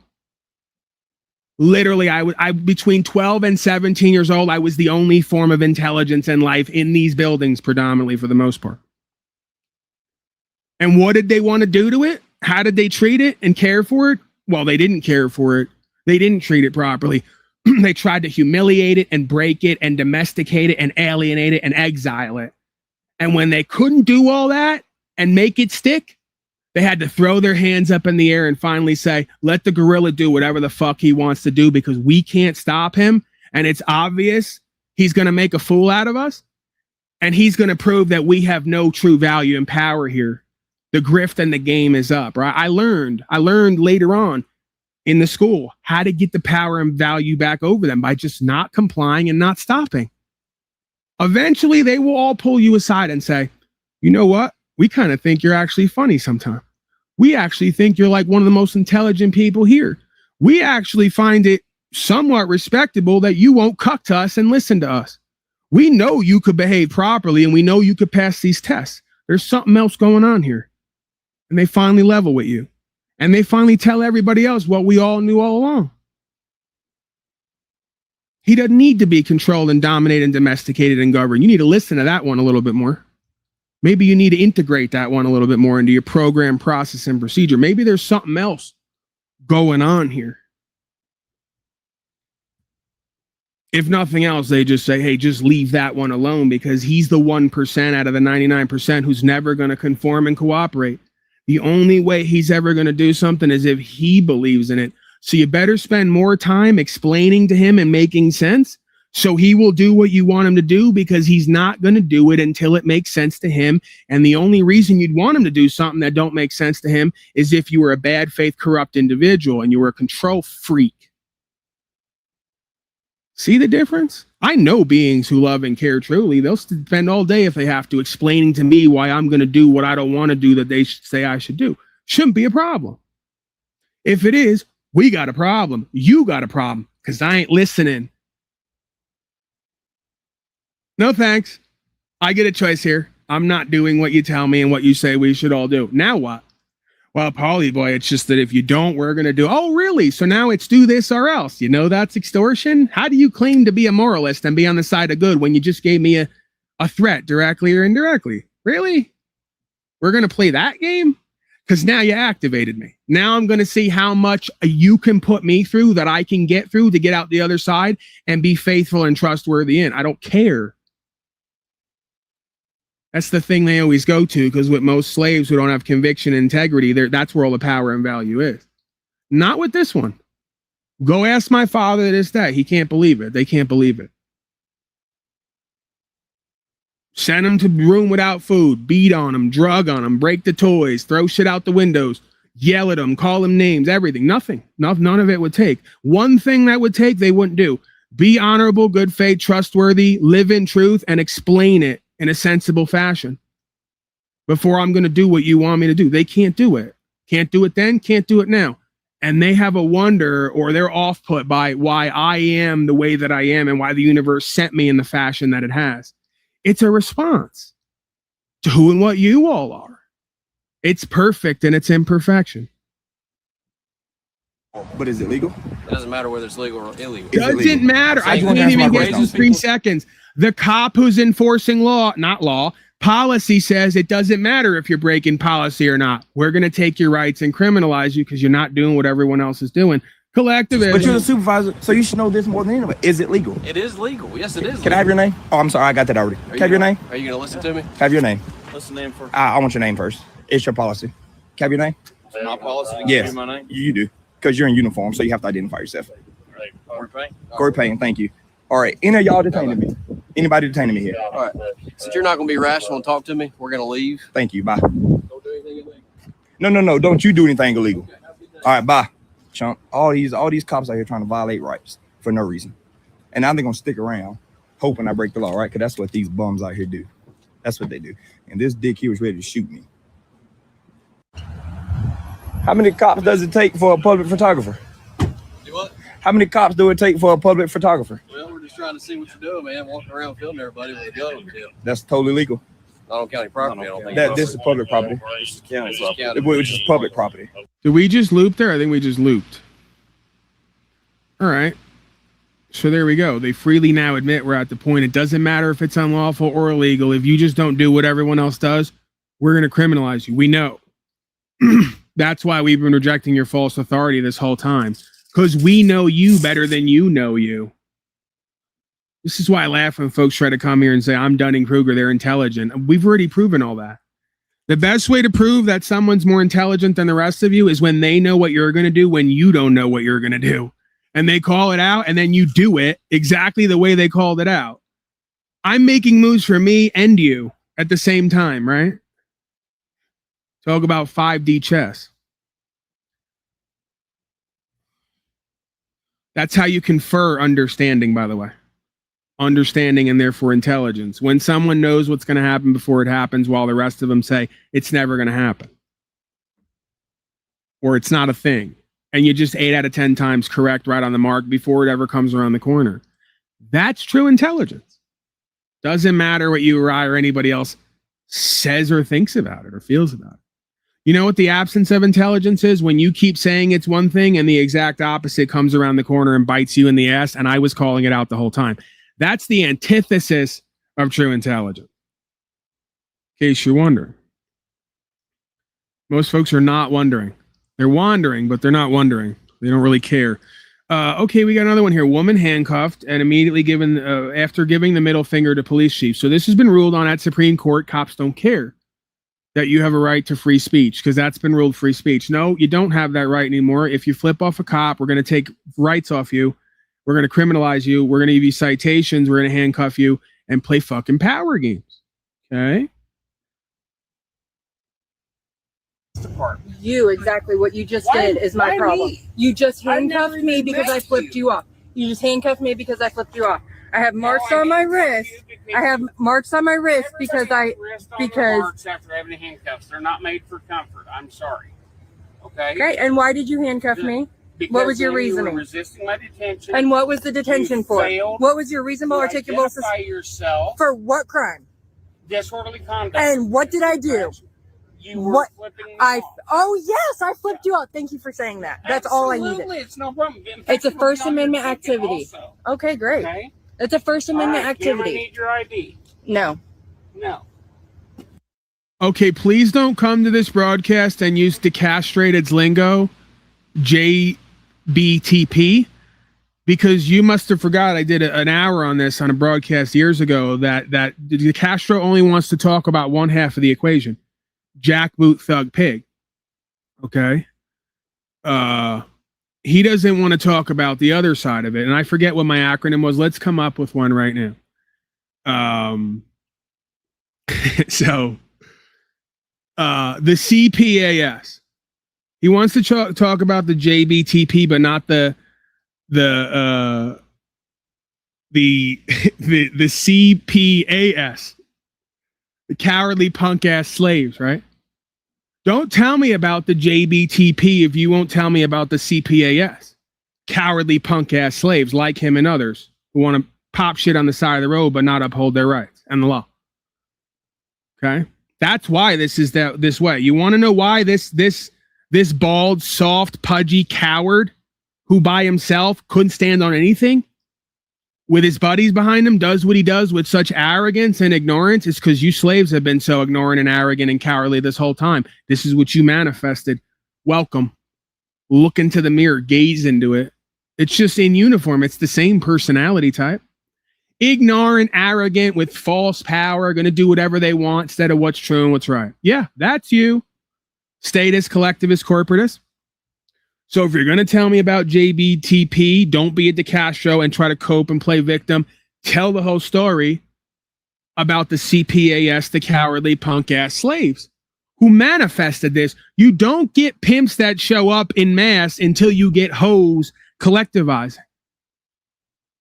You don't get sharks that show up in the ocean in mass until you get a bunch of prey bleeding out in the water. Please understand this.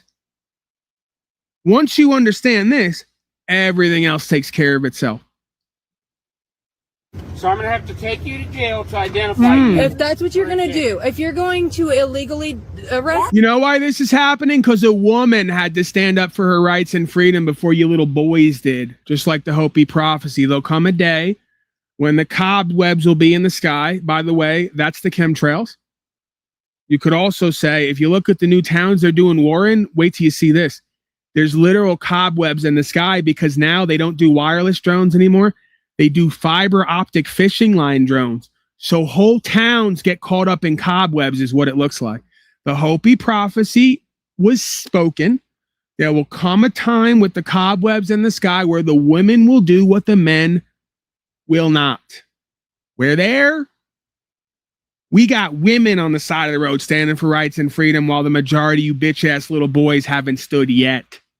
You should be ashamed of yourselves, especially if you're a content creator and you're out in the open doing videos on this shit. You don't even know enough to be fucking embarrassed and appalled with a U, APPAULED, like Paul Enslaved. You don't even know enough to be appalled at how pathetic and embarrassing you are. You don't even, I can't say enough. You don't even understand the mind and ball and heart set, the ball set of what the man of yesterday used to be like and how he wouldn't have even talked to and associated with you because you're out in the open doing videos on and profiteering off of women standing on rights while you won't do it. And they want to come here and tell me I'm overweight. Great. Now what? I can lose weight. You'll still be a punk ass coward when I'm off the treadmill. Do you get it? Why do you like this? Because I did something that's Why are you like this? Because I had a daddy once in my life. That's why. Let's go back then. I'm not giving What you my is your ID. big problem with the police department? Lynn PD has with me too many times. So What do does your that have to thing. do with me? Do your thing. What Do does your that have thing. to do If with you're you? going to illegally detain me and arrest I me, didn't illegally because detain you, you ma'am. did, because I flipped Every you right off. to detain No, you don't. because it is a Not city because I flipped you off. Yes. This is First Amendment protected activity. It's a city. It is First I don't know Amendment who told you protected that. activity. What It is a university First you Amendment attended, protected But activity. you obviously failed the course. Okay. Yes, you did. You're No, right. you did. Now, are you going to identify No. yourself then? I am not. You're not going to identify I am not. yourself. Okay. You got that? You heard. You have that still going? Please? Okay. Because this is because I flipped him off, and he has made sure that I made sure he said, this is because I flipped him off. First Amendment protected activity. I have the right to say, you. Here, when you were doing this, I thought you might actually be in need of help. I went like that to you. No. Yeah, okay.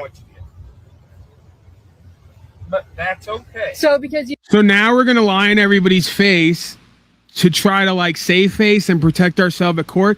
Well, I didn't stop you, even though the Supreme Court ruled you can give the cops the finger. We can't stop you. We thought you were flagging us down. We stopped to try to help you. And now that we're here, we're going to help you by giving you citations and taking your ID. You see the inauthentic corporate beta male games? I wouldn't even mind you guys if you just rolled up with the guns and got out and said, up against the wall, bitch ass motherfuckers. This is a robbery. You all want to lie and play legal games too while you do it. That's what makes you disrespectable and creepy. Again, I come from that world where if you're going to come for it, come and take it. If you could get it like that, then you got it like that. You just don't even do that. All your people, all your corruption, bad faith, dishonor, the public is slaved out and cowardly. They don't do shit. And you still show up and lie in everybody's face on camera because you're such a lying coward. You can't even rob and steal right. Can't even be honorable and respectable in how you rob and steal and play fucking power games. Again, I wouldn't even mind it as much if the local gang members organized themselves and got together and said, look at us, Paulie boy. We're going to do whatever the fuck we want to do out here, okay? This is our neighborhood. This is our turf. No buts about it. On or off camera. Now do whatever you want to do about it. I'd say, you know what? You all got it. You got this one. I guess you all got to live with the spiritual karma, what you're all doing and what you did, but you got this one. You can't even show up and lie, cheat, and steal right and be respectable and honorable while you're dishonorable and disreputable. It's incredible. Oh, I just thought you wanted help. Like a little bitch, right? A little bitch playing power games, talking without talking and double speaking and talking around what the reality is. Instead of just saying, you flip me off. We don't allow that, even if it's law, non-law. It's about our ego. We're going to do what we want here. You're going to do what we say. And we're going to make your life miserable till you do what we say.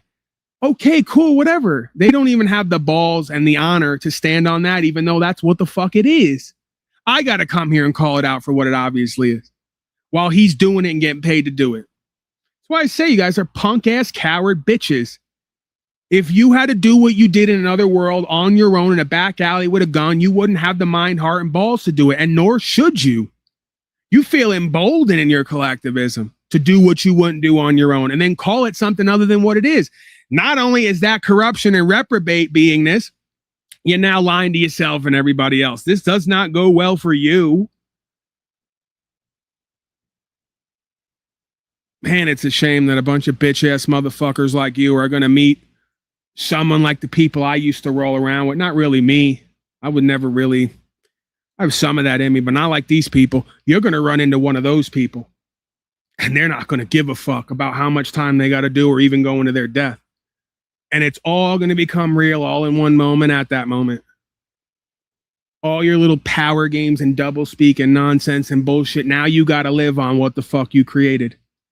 It's all going to change right at that moment. The fact that you're so arrogant and ignorant to think that's never going to happen to you like it does to all of us is fascinating to me. I'm entertained by that. I have my usual fly in here that on Arizona. It doesn't matter what I do here, sealing things up, not opening anything. I always have my one. I've adopted him. I've learned to accept him. I have my one fly co-host.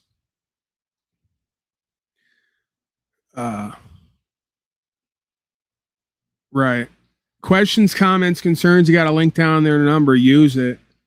Call me out. Where did I get it wrong? Where are you going to stand for your rights and freedoms? And where do you want me to try to help inspire you to be honorable, courageous, and good faith and stand on something here so you can avoid ending up like one of these punk cowards in or out of uniform? We're here for it. You don't get a way out as far as I can see. Hey, if you can see a way out, let me know so I can go to doing something else. I don't see it. I don't think it exists. I don't think it's supposed to exist. This is what's going to make a man or woman out of everybody. This is going to confirm who or what is a devil in everybody. Exactly where we need to be in a judgment time. You think I need help? You are allowed to detain me?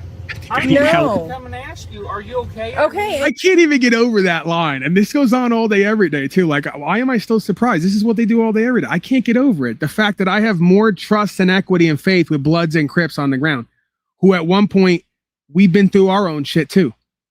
I have more respect for them because they don't do none of this.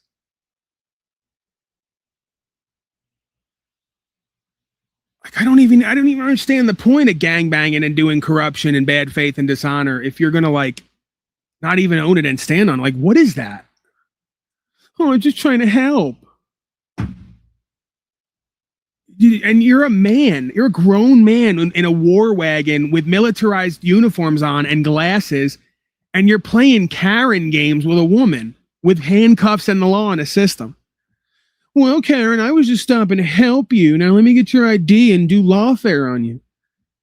There is nothing that could come for you in this life after a certain amount of time, but for and now let me do some triggering and broadcasting like I always do. And I usually work it in without calling attention to it, but then they don't even know when I'm doing it. I have to break the fourth wall so they don't think it's completely me. The only thing that's coming for you at some point and for your wife is a big black man. In one form or another. M. Davis, I mean this in the most respectable, honorable, faithful, powerful way, even though it's going to scare some of the white people here. Please understand what I'm doing and saying. M. Davis is one of our resident African Americans. You are karmically calling in a large black man to bang your wife and take your sneakers. Historically. It doesn't have to be, by the way, a black man. I'm just, that's for effect because I've learned at the sub-psychology of all these soft, cowardly, white, European colonized people is that fear. Like NWA said back in the day, fear of a black planet. They're deathly afraid that black people, especially, or brown people one day are going to stop listening to them and following their European parliamentary system and do whatever they want to do, including what their wife wants them to do, which is fuck them with larger genitals. Yes, I said it. It's almost sundown, so what the hell? We just transitioned family broadcast, unslaved, uncut. That's what you're calling in karmically. Bit non-bit person I'm doing the bit non-bit on right now. That's what you need. You literally need that. You need someone who's more superior, more powerful than you, more in control and in charge, in or out of uniform, to just come in and teach you a lesson on how this all goes. And do the same rap on you do to everyone else and women all day. Here's the deal. Like when you finally get arrested on federal charges for overthrowing not only U.S. corporation, but the law of this land, and you got to go to federal jail one day, there's going to be some big black guy there who's lived an antithesis of a story of you having to get everything out of nothing and being all he can be to get it. The opposite of who and what you collectivists are. And your world's going to meet his world. And he's going to tell you, here's the deal. You're going to do everything that I say. I'm almost going back into Foghorn Lego. I say, here's the deal. Let's take it really far back. Let's really go to the golden era of broadcasting. I say, here's the deal, boy. You're going to do everything I say. And if not, it's not going to go well for you. And and then you're going to go flashback to all the times you told women on the side of the road. Here's the deal. Here's how it's going to go. You're going to do what I say or it's not going to go well for you. You're going to have one of those experiences. That's true justice, by the way. There's not a court on this land that can facilitate that or manufacture that. There's a lot of very big black folks out there who've had to get it out the mud through a struggle where they were demonized and oppressed and projected onto from the beginning and had to go past all of those adversities to try to make something out of themselves here and go through countless whippings and beatings and humiliation rituals just to stand as themselves naked in a cell and feel like they have some level of empowerment and self-respect and honor. Yeah, you're going to see what that looks and feels like and what it's all about. You're going to learn a lesson that day about being a man. And again, it's a bit non-bit when I do the whole big black guy thing and whatever else. I'm playing off of their archetypal sub-psychological greatest fears. One day a big black guy, let me really scare him. One day a big black guy is going to show up at your door, fucking your daughter. And you're not going to like him and how he lives. And he's going to talk a lot like me. And you're going to say, where did I go wrong? And this broadcast is going to be here waiting for you. See how it works? I'm going to laugh my ass off. I'm going to restream the OnlyFans content when your daughter you turned into a whore is attracted to someone who has real player left in him because you got all the money and the status, but you're an inauthentic corporate male bitch. I'm going to restream the OnlyFans of your daughter taking BBC while you hold your head and wonder what you did wrong because you didn't want to listen to me and archetypal power and value, trust, equity, and faith systems. Oh, I really got to them. Ooh, they're shivering right now. There's a European parliamentary inauthentic Caucasian out there in uniform shivering right now at what I just said. Oh my God, they can't believe it. And also the other side of them slightly turned on because this is archetypal, but they don't want to focus on that. They focus mostly on how they're shivering and something's got to be done. You know that guy's going to bang your daughter better than you ever banged your wife. Let's just call it what it is. That's why you're slightly turned on, because it's archetypal power and value system. You know he's going to be more real with that bitch than you ever were with your mama and your wife and everybody else. So you're slightly turned on. You're mostly concerned because he's going to be the representation of that unbridled masculinity that you've had destroyed or sucked out of you since day one. Yeah. Everything finds its place and its order, even in disorder. Yeah, see? Rick is a technically a Caucasian back from the East Coast. He's old school too. He's shivering in chat right now, even with the bit non bit, and he's been here for 5 years. He's like down there. He's laughing nervously and going, "Damn," because he's now wondering, is my daughter? Who was my daughter last seen with? That guy Nolan Banks from the island, the black guy, the half black guy, who got stuck on the island with the other white people. They can't find him. Was my daughter last seen with Nolan Wells? Whatever the fucking guy's name is. I don't know. It's big in the news lately. Yeah. I'm sorry that you had to witness that. I had to make you shiver like that, but I got to get you folks' souls somehow, some way. If whatever path I got to take to get there is that's my dirty job. I'm like that guy Joe who used to be on Discovery Channel. These is my dirty jobs. I didn't want to do that. I didn't want to bring big black genitalia and unbridled masculinity into the room with us and slap it on the table, but I had to do it. Wake you guys out of your slumber, right? Now let's get back. And you can't detain me unless you cannot detain me unless you have reasonable articulable suspicion of a crime.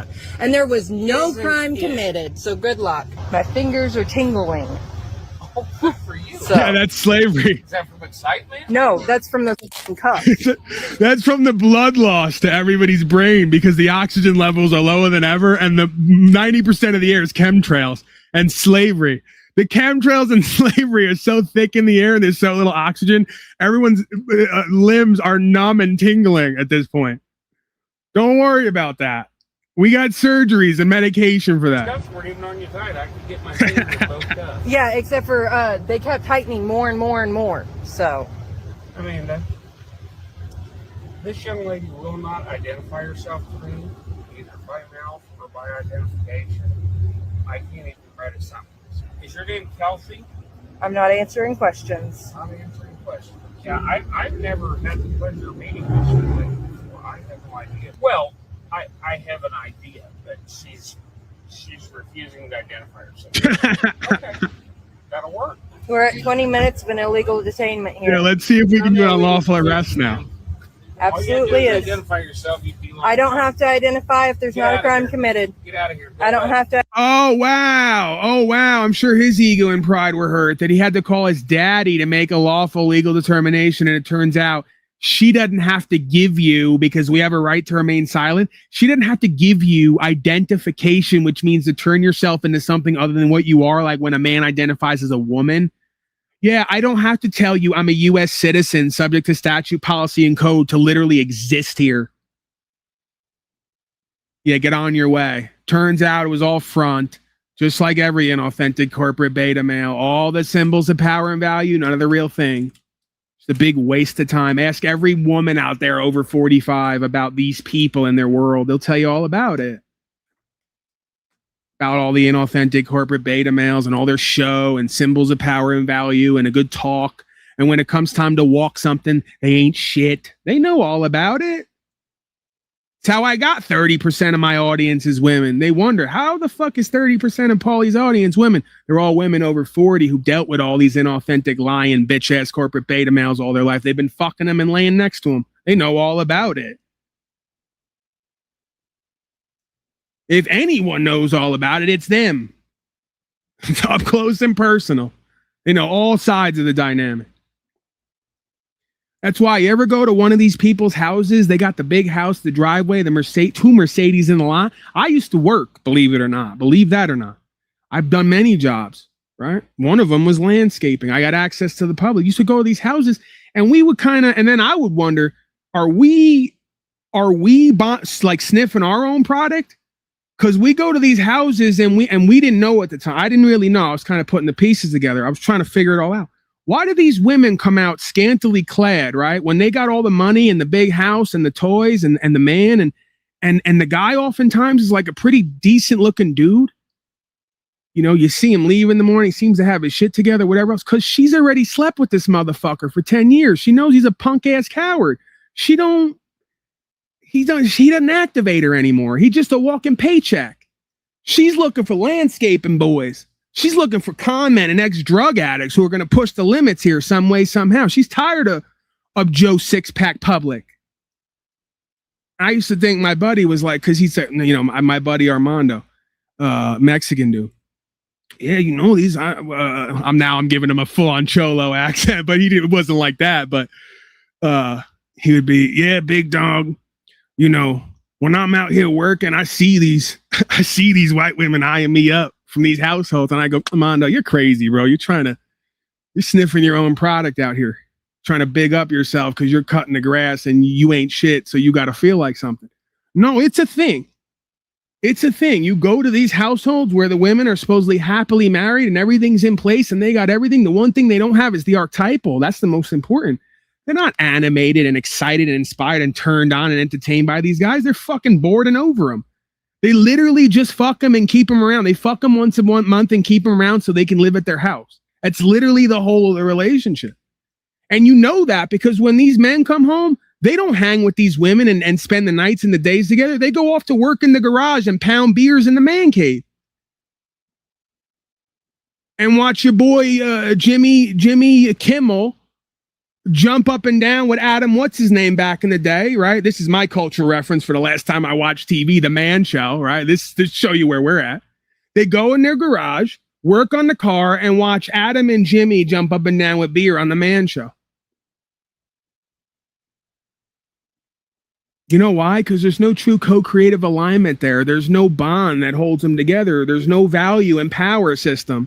There is nothing that keeps these people bonded beyond their day-to-day life choices, favoritism, and lifestyle. That's not a relationship. By the way, that's another reflection of your government. In case you were wondering, holographic and reflective, there it is again. That's why most people who vote for politicians, they just take the best of the bad lot. They're not turned on by these people. Oh, yeah, we're really turned on. They're really living it. They're about it. We're relating to them. We're in alignment. No. It's, well, this guy's the best of a bad lot. At least it's not Joe Biden. That's literally what your wives say when they go to fuck you and take you as men. Have you marry them or keep them as women. Well, I guess I'll fuck this loser and let him run the household. At least he's not fill in the blank. You're not the one. You're not the thing. You're just the best of a bad lot. How does that feel? Let me ask all the people whose feelings run their whole life. How does that feel knowing that? And don't tell me you don't know it and I'm projecting. You absolutely do know it. It's written all over your face and your body language. I've dealt with you. I'm that guy. I'm the guy behind the counter who's laughing and crying at the same time, and you don't know why. And we have conversations every day when you come to the store about your life and what you do and who you are and how your relationships are. Right. I'm the guy on Zoom with your wife because she's ready to try anything. She's so done with you and people like you. And I'm watching what's going on with you in the background. I'm listening while I'm on Zoom in the background. That's not true, by the way. That was true at one point, but that's become less and less because I won't put up with her bullshit either. And because she's probably vaccinated, only got one shot. I'm not on her Zoom call. Don't worry. You don't have to worry. It's a big black MAGA statist who's a little bit more closer to truth, life, and way than you. That's what you need to worry about. Don't worry. I'm not there. I just wanted to fuck with you. I don't want him to get too worried.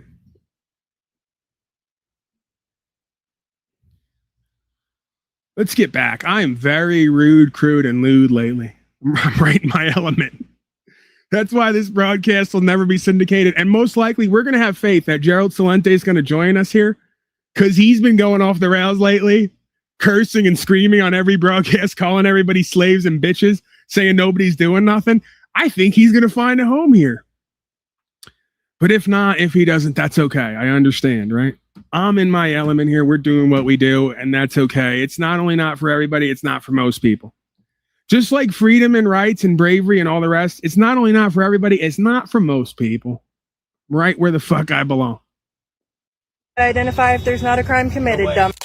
Go away. You're not my boss. Why? Oh, I love it. Okay, and guess what? I'm just getting started with you because you f***ed up. You. By the way, this is how all the women, when they're done listening to my broadcast, go and talk to their men at home. I love it. Long as this isn't some distorted projection because you got daddy issues and it's based in true and right. There's a fine line there, by the way. You're going to have to look for that. I'm not going to white knight for the dysfunction in a lot of these women. But if it's pure, if it's based in a pure intention and actual truth, this is how your women are going to return home from the store after listening to an hour of my broadcast. So be ready for that. They're going to call you. You're like, what happened, honey? Yeah, you're a dumbass and you're a punk coward. And we're going to talk truth. And if you won't address it, you're even more of a coward. You're deflecting because you don't want to admit it to yourself and others. And no, I'm not listening to you and doing what you want. And I'm definitely not fucking you anymore. So now what? Yeah, it's going to happen. You're going to get dismissed from your job. They're going to dismiss you from pussy. Okay. That's it. You just your wife's going to come home from the store after listening to an hour of this broadcast and dismiss you from her pussy. Sorry, vagina. I'm going to be very politically correct here when I do this rant. I care about you. My fly cares about you as well. We love you. just illegally detain me. I'm going to go to the hospital and get my wrist checked out because it hurts. Totally should. I will, because my fingers are tingling and my wrist has lines on it. It hurts from an illegal detainment. Can you guys get me EMS out here? Because my fingers are tingling. Right, and then your wife is gonna give you the same rap because she's gonna say, we're gonna hear the same rap here when I bring her on for an interview. She's gonna say, Paulie, my fingers are tingling because I stopped fucking all these inauthentic corporate beta males and now I use a vibrator just 24/7, 365. Because a piece of plastic turns me on and gets me off better than the average beta male slave. And I'll say, shh, it's okay, sweetie. I get it. I know your fingers are tingling, not only from chemtrails, low oxygen, diabetes, vaccines, slavery, and genocide, but also from the vibrator that's now on 24/7. You guys did this. I tried to stop this. You didn't want it. Here we are, okay? You can't blame me. I don't even love your bitch. I love the game and the truth. Your bitch loves me because I love the game and the truth. If you started loving the game and the truth, your bitch might love you a little bit more. That's all I'm saying. Proper instruction motivates people. We're pimping here. No, we're not selling pussy and body parts. If you want that, please go to your politicians you pay tax to and follow the codes of. It's a play on words. This is pimp unslave. Through proper instruction motivates people. We're going to unslave ourselves from the wannabe pimps and stop acting like a bunch of goofy hoes out here. Get it? Got it? Good. Please. No, my fingers are tingling. So I would like to get looked at now. Now that I'm not detained because I didn't do anything wrong. I need to be checked out. Can you identify her?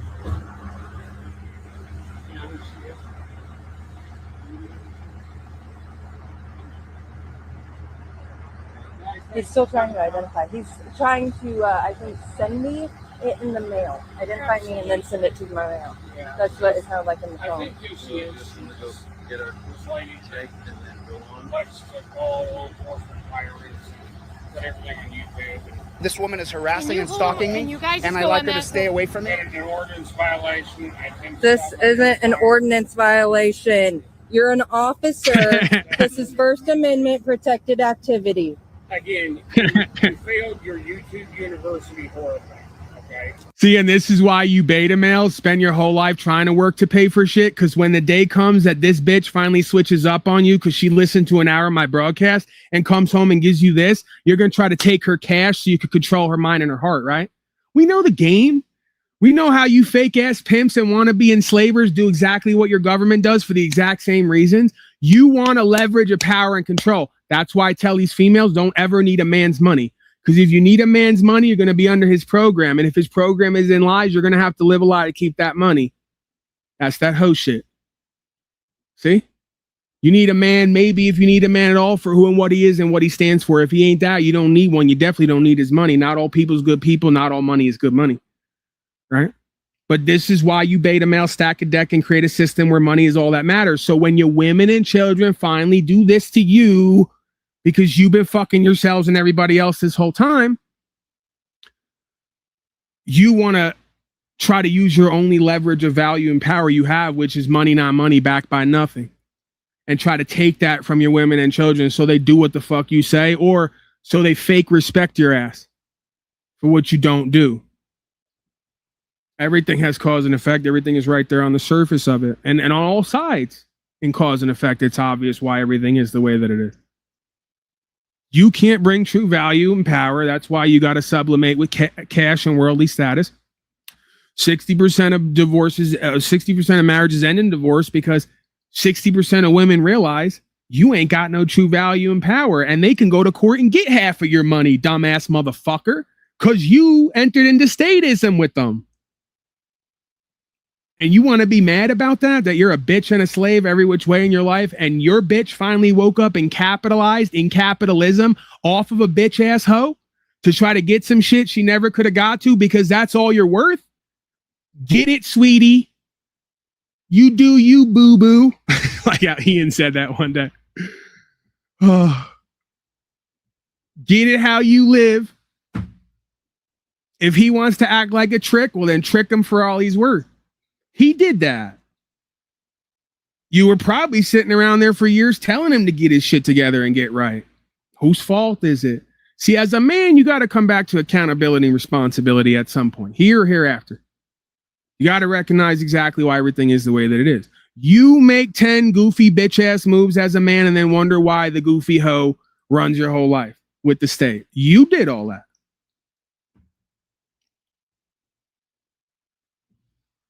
And you know what the original move was? Because you picked a goofy bitch who was willing to submit to your tyranny because she wanted the cash and the lifestyle or was desperate to be loved. Sound a lot like your government. Again. So it's a back and forth choice, false choice. You picked a goofy bitch with no integrity and she picked a goofy bitch with no integrity. And that's why you all wind up in the way that you find yourselves. You were willing to sell your soul to the state and a corporation to make cash so she would accept you. She was willing to accept you for cash. Fake ass pimp tricks and fake ass hoes. The whole world is pimping and hoeing. They just don't know it. I got a beat on it. This is First Amendment protected activity, dumb. Stop up by City Hall and get a copy of the You got Woo Energy. That's Woo Energy they're saying in the chat.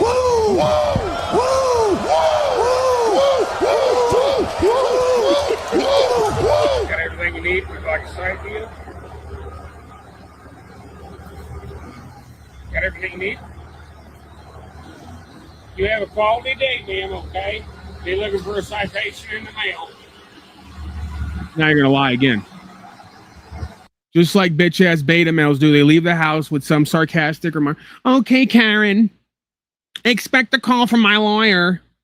That's why she's treating you like this and running you through the dirt. She's trying to make a man out of you. She's trying to see and hear something she can fucking respect or get wet for again. Hello? Yeah, sorry. Voicemail.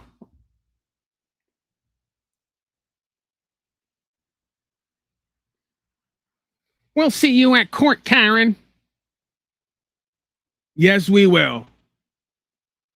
And guess what's going to happen when you get to court? That woman's going to step up, tell her goofy side of the story. You're going to have a man like me there making a judgment. He's going to see right through the whole thing and put heaps of responsibility and accountability on your bitch ass. And you're going to say, the system's rigged toward the women. No, the system's rigged toward honor and good faith. And if you understand archetypally in this creation and in this life, you are responsible and accountable for your woman. You all want to claim, this is my wife, my this, my that. But you don't want to be responsible and accountable for it, right?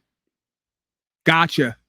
And I'm going to be right there in a black outfit going, 50% of what the fuck you got to this broad over here, because she was a bad faith, dishonorable hoe when you met her, and you've been a trick all your life. And because you're the man here and you're the reason for everything good and great going down the drain, because you're a coward in your heart and won't stand for it, now you got to learn a lesson. And the best way to learn a lesson is you hit a bitch ass beta male corporatist in his pocket. He doesn't know nothing about heart and balls, so you got to hit him in his pocket. Maybe next time you will select a mate with something other than your dick, maybe some real power and value system. Maybe next time you will lead and be an influencer and a leader in yourself and in your home so she can pick up on that game and reflect it. Maybe next time you'll hold yourself and her and the family to a standard, American standard, a true value. Remember those store names they all used to call it? Yeah.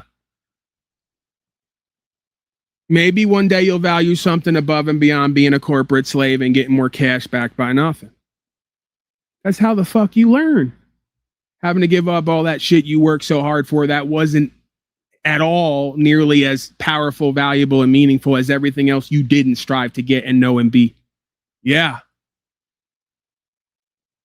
Oh, the system's rigged toward women. No, archetypally, a woman never used to testify at court. It's why it's called testify. The root word is test, as in testosterone, as in pass the test, bitch ass motherfucker. The woman was supposed to be a helpmate to man, to help you raise the children and care for them. You were supposed to provide them the logic, morals, and the ethics and the courage, instead of lack that and try to sublimate with cash. So you're going to go to court and you're going to see all one thing and then report it as one thing and show you're even more of a bitch because you don't understand how it all works archetypally. That archetypally, a woman and child chooses because of reflection of man 9 out of 10 times. So when the reflection of man is bad and off, the reflection of woman and child is off to some extent. We don't want to remove accountability, responsibility from them, obviously, but it tends to be the case.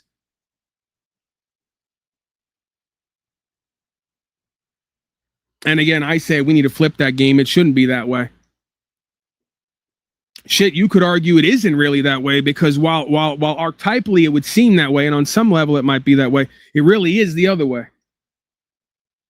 Men aren't lit up by true power and values. They're lit up by pleasure. So they act like the woman. So they chase pussy and false power in the world all their life instead of true value and true power, right? And principles. So really what we have here is a whole culture and society where women are running the show. They just don't know it. And it's ran by not what they do, but what they put up with and what they allow, what they give themselves over to, right? But really it is, because I like to do the thing for effect where I like to make it an absolutist thing and go all the way to one side in extremism. But when we step back from that for the effect and we look at what it all really is, there is always two sides. I hone in on one side, but then I got to step back and look at the other side, because it is a balanced, complementary feedback loop dynamic. Based on what the men desire and chase, women get the feedback loop that this is what's powerful and valuable, so they adjust themselves to account for that, right? And then based on what the women will put up with and give themselves over to, re-verifies to the man what he has to do and be and not. So it's a feedback loop, right? Because now when you look on social media, all the women are acting like hoes because they see that's what's going to get them the attention of men and get the men to pay them. That's the man's value and power system. It was so funny one day. I was like 14 years old, 12 or 14 years old. We used to have these conversations with my father. I try to get an understanding of why he did what he did and didn't make any sense, and then I try to make sense to him, and he would just get frustrated, try to deflect and run away or fight me. He said, yeah, all these women that I date, I got more money than them, but I don't show it. So I drive around in like a 20-year-old Nissan Altima. They want to tell me they're concerned about me and my finances when I got more money than them. Well, these women are all gold diggers. So then I asked him,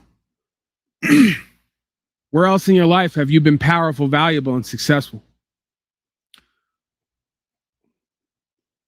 You hear that?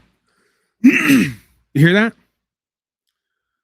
I may have to pause. I got some spike protein and some chemtrails in my lungs and some residual tar from possibly heroin I smoked 12 years ago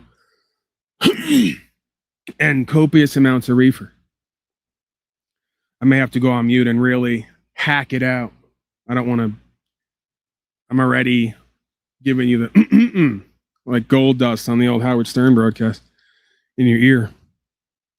So yeah, I'd ask my father, where else are you powerful, valuable, and successful? Because at this time, my father, he worked 20 years, whatever it is, 30 years. He'd saved, reinvested, bought some properties, resold them. Doing pretty decent for himself, all things considered, in that arena. But see, me and him, we had contentions other places, like if you could guess, religion, politics, the medical system, schooling, what the monetary system is based on, how it's all fraud and lies and it's all powerless, and we got to address it, right? So yeah, I asked him, where else are you powerful, valuable, and successful in life other than with cash? And what you hear and feel right there is exactly what went on in the car. Dead silence, and it spoke volume. See, Paulie Boy's always been somebody who on some level, he asks questions that he believes he knows the answers to, while also half being willing to listen and maybe consider another idea he didn't think of or perceive. That never comes. 8 out of 10 times, that never comes. What comes is the dead silence or the cope or the justification or demeaning, devaluing, fighting, and running. Because the answer is nowhere. Let me help you out there, Dad. Nowhere. How do I know? Because I'm your child. I know what it's like to talk to you about truth, life, and way. I know what it's like to try to get leadership and inspiration from you and courage from you. I know, because I've been there, I lived it. So what makes you think that you're going to have something to show and be and give away or align with these women other than what you have? You can't give away and be what you don't have and aren't. So all in one moment, it becomes clear to him, if he let it be, in responsibility and accountability, why he continually meets women who look for the only form of value and power he has in this world, which is this right here. Don't blame the women. What you put out is what you get back. That's a universal law. See? Start to look at who and what you are and why you generate the result that you do. You know who never? You could make fun of me because my father said he's been with thousands of women sexually or otherwise in his life. I've been with 4 or 5. I don't, and that sounds silly because I don't keep track, and I think I have some weird way of like counting one of them. But I do what the broads do, where like we had sex one time. That's not really a thing or whatever. Not really, but the point is I'm far from a ladies' man, but I can understand truth. Do you see the irony there? I haven't bed down 1,000 women who I can't lead, guide, protect, reveal stuff to, show, have a conversation with. No, I haven't done that, but I can do that. It's amazing the women who bed the thousands of women can't do any of that or be any of that. See how it works? Then you got to ask yourself, why do the thousands of women seek these men? Well, because they're a perfect polarized reflection, dualistic reflection, complementary reflection. The men are not looking for truth, life, and way, courage, and freedom. The women are not looking for that. The men are looking to chase this. The women are looking to get some of this and what this can afford them, right? So it makes sense. They find each other, the tricks and the hoes. But see, then the hoes want to blame the tricks and the tricks want to blame the hoes for why they continually find each other in this life. It's clear to me.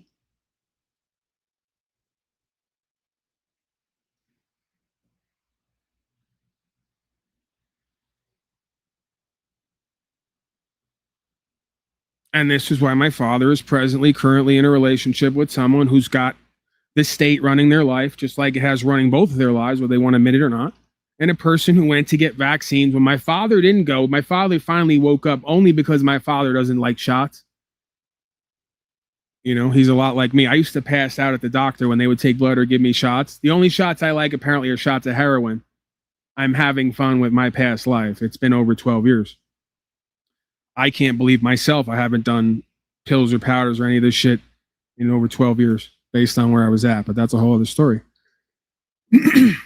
So my father finally woke up in 2024 or whatever it was and finally realized on some level maybe there's slavery, genocide, and deception going on here on all levels, or just was a coward in a certain way and didn't want to take the shots. But the woman he's with did. Why? Because she doesn't run the same program, process, plan, and procedure as he does. So that's not a relationship. Because again, we'll go back to the archetypal. Your woman doesn't do what you do because she doesn't look at you as respectable, honorable, influential, and leadership material. And you know what your goofy bitch does see as honorable, trustworthy leadership material? Bill Gates and Fauci. What does that say about you and your broad? You think I'm trying to be mean to you all here? I'm trying to fucking wake you up and make you realize what life's all about, because neither one of you ever had a mommy and a fucking daddy, and you're completely in the hands of the dark one and you're deceived. Neither of you, I know, never had a mommy and daddy. You can't argue with me about that, because I know the personal story of both of you. It's not a coincidence. Another reason you find each other is, are all of them coincidences on all levels when I break this down and make the connections? We go back into their history in the subpsychology of the Freudian upbringing, and every time mommy or daddy was out of the home, mommy or daddy was in the home, but they were liar and abusive. Every time on both sides.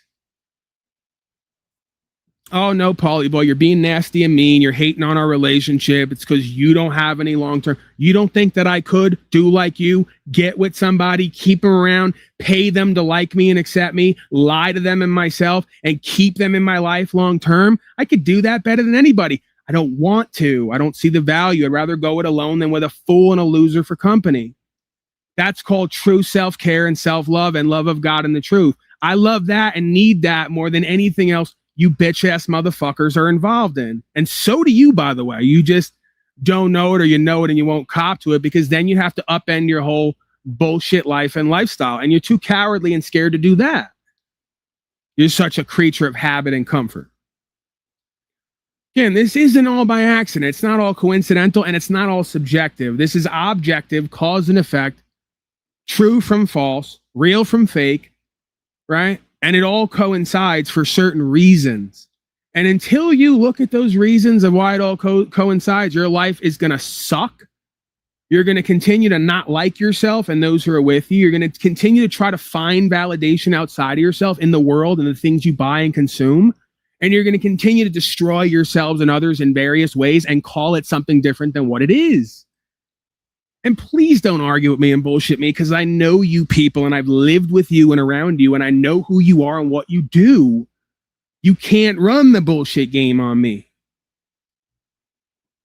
The fact that you all continue to run it on yourselves and each other when you all live with each other and know better is like fascinatingly, comedically revealing to me about who and what you all are. Just liars and bullshitters and frauds and scammers on every level. You don't need YouTube channels.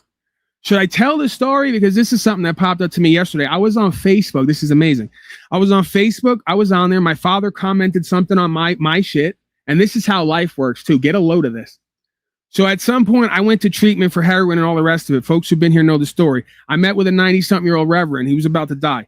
We had conversations. He said, once every 20 years, somebody comes through these doors and blows me away. You're that guy. You need to start a ministry. You need to start talking truth and living it. And you need to give it back to the people. This is your calling in life. I left out of rehab. I didn't know what he was talking about. I didn't believe in myself in that. I went and got the paperwork anyway, because I said, you know what? I'm just going to do what he said, because I need to start taking suggestions, because my way hasn't worked. I never really did anything with the paperwork of being an ordained minister and a reverend. I don't even advertise it. No one really knows about that except when I tell these stories, because it doesn't matter. What I do, who I actually am and what I do is most important, not what the fuck I call myself. I'm on Facebook talking to my father. He makes a comment on my page. Somebody else comments on it. This person had the nerve to say to my father, and again, this is how laughable it is. It's something about, it's good to see that a reverend, blah, blah, blah. My father actually went and did the same process I did simply because I did it, so he could go online and call himself a reverend and then use it as promotion to try to establish himself as something he's not and try to sell a book. And you wonder why I've had issues with my father for the longest time. It doesn't get any more narcissistic than that. Just like he calls himself an accomplished author on the back of his book. In a book in the middle of it, which he admits, finally, with almost nobody looking at it, that ego's been his biggest problem all his life. Yeah, that's another example of it. When you don't listen to what I say or do what I do, and you don't accredit me for what I do and how I've been right this whole time, but you want to try to steal aspects of my authentic life journey so you could present yourself as that, to try to get ahead in life or make people think you're something you're not, that's fucking embarrassing, and it's wicked and it's pathetic. I'm sitting there, no one even on my Facebook knows that I have the Reverend certification. My father plasters it on his, even though he doesn't have a ministry. He doesn't meet with people regularly and do fellowship. He doesn't live that at all. I could honestly say with what I do here, I don't even have to say it. The people who come here would say, Paul on some levels a pastor or reverend. He meets with a congregation. He talks with these people. He's involved with all of them. There's a guiding principle that we all adhere to. It's actual fellowship. My father does not do or take part in any of that. Quite the opposite. But he did go get the paperwork and the certification so he could put on his Facebook and media that he's an accomplished author and a reverend, when it's not even on mine, even though I do it.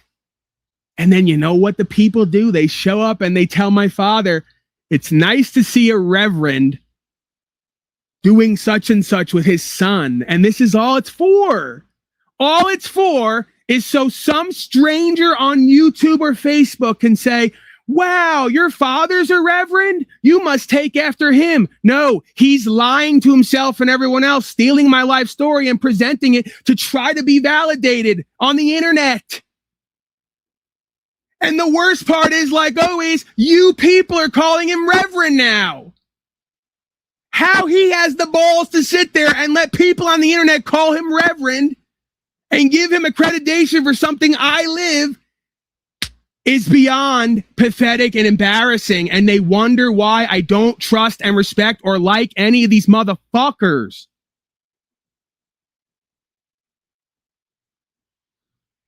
Tell me all about how I've been an abusive, unthankful, selfish, spoiled son to my father, who's lied to me and gaslit me and called me names my whole life while stealing aspects of my life and my story to present a certain way while denying the power and the value behind what I've done.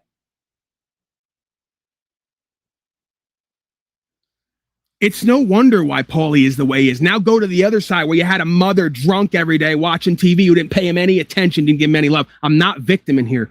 I'm just saying I got to get real with myself, good and bad at times, why I am the way that I am. And then we just work and move forward. And by God's grace, we're going to get there at some point. You wonder why I show up with people the way that I do, with trust issues, with a certain objective standard needs to be met, with certain boundaries and wishes and desires.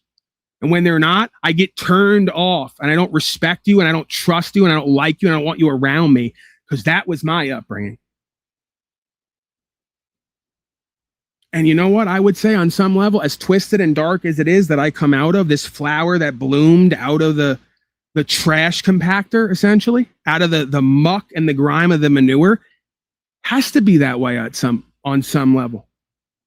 To have any kind of conscious, willful, functional, co-creative relationship based in honor, good faith, and respect has to be that way. I may go to the other side with it because I'm like militant with it, because at my core, I'm so threatened by these people and their lies and deceptions, or just lack of care and love and attention to detail and what matters.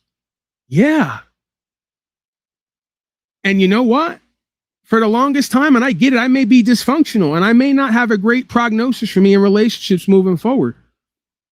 Because of that, it's a lot to get over, right? But on some level, I see why it is that way and why it may even be necessary. Because without that, 60% divorce rates, 85% vax, taxed, and laxed, 90% or more in slavery and genocide. Has to be that way. There has to be an objective, stringent standard, like the Christed being tried to bring here, for what love able really means, giving and receiving. And if it's not faithful and honorable, it's not really love or love able. So we can't call it that, and we can't experience that even if we want to, and we don't like the fact that we haven't. It's not what it is. It's not what it's supposed to be. And then you wonder why Brown's boy, who on some level gets it, but at times goes over the edge, you wonder why he's the way he is. He runs around everywhere and goes, every single person's an actor. Brown's boy, I think I might start becoming like you. I go, Brown's boy is schizophrenic. He thinks everyone's a fucking actor here. And then I step back from that and I go, where's that born out of? And how much of that really is true or not true? And you start to really realize he could say it about anybody, and he's got a 95% chance or more that's going to be true on some level, because everybody's out here fucking acting, lying to themselves and each other, caught up in an act with bills and acts and plays they call legislation and all the rest of it. Acting like code is law, acting like a bitch-ass corporate male is a man, acting all day, every day. He's not wrong. It's just he's over the edge when he says everybody's given a script. He's not, though. See every time how we have to do the bit non-bit? He is, but he's not, because everyone is given the script. I'm saying as if everyone lines up in the morning like they're at job placement and Bill Gates hands out a script. And my dad gets the script and goes, line 1, scene 3, ignorance, arrogance, foolishness, masquerading as being in charge and powerful, denying and demeaning true power and value because it's a threat to my pride and ego. Yeah, I'm with that. Let's get it. I'm really good at it. That's the script. Everybody's running it, but they didn't officially join anything or get it handed out to them, right? That's even more fucking fascinating and interesting and inspiring and entertaining.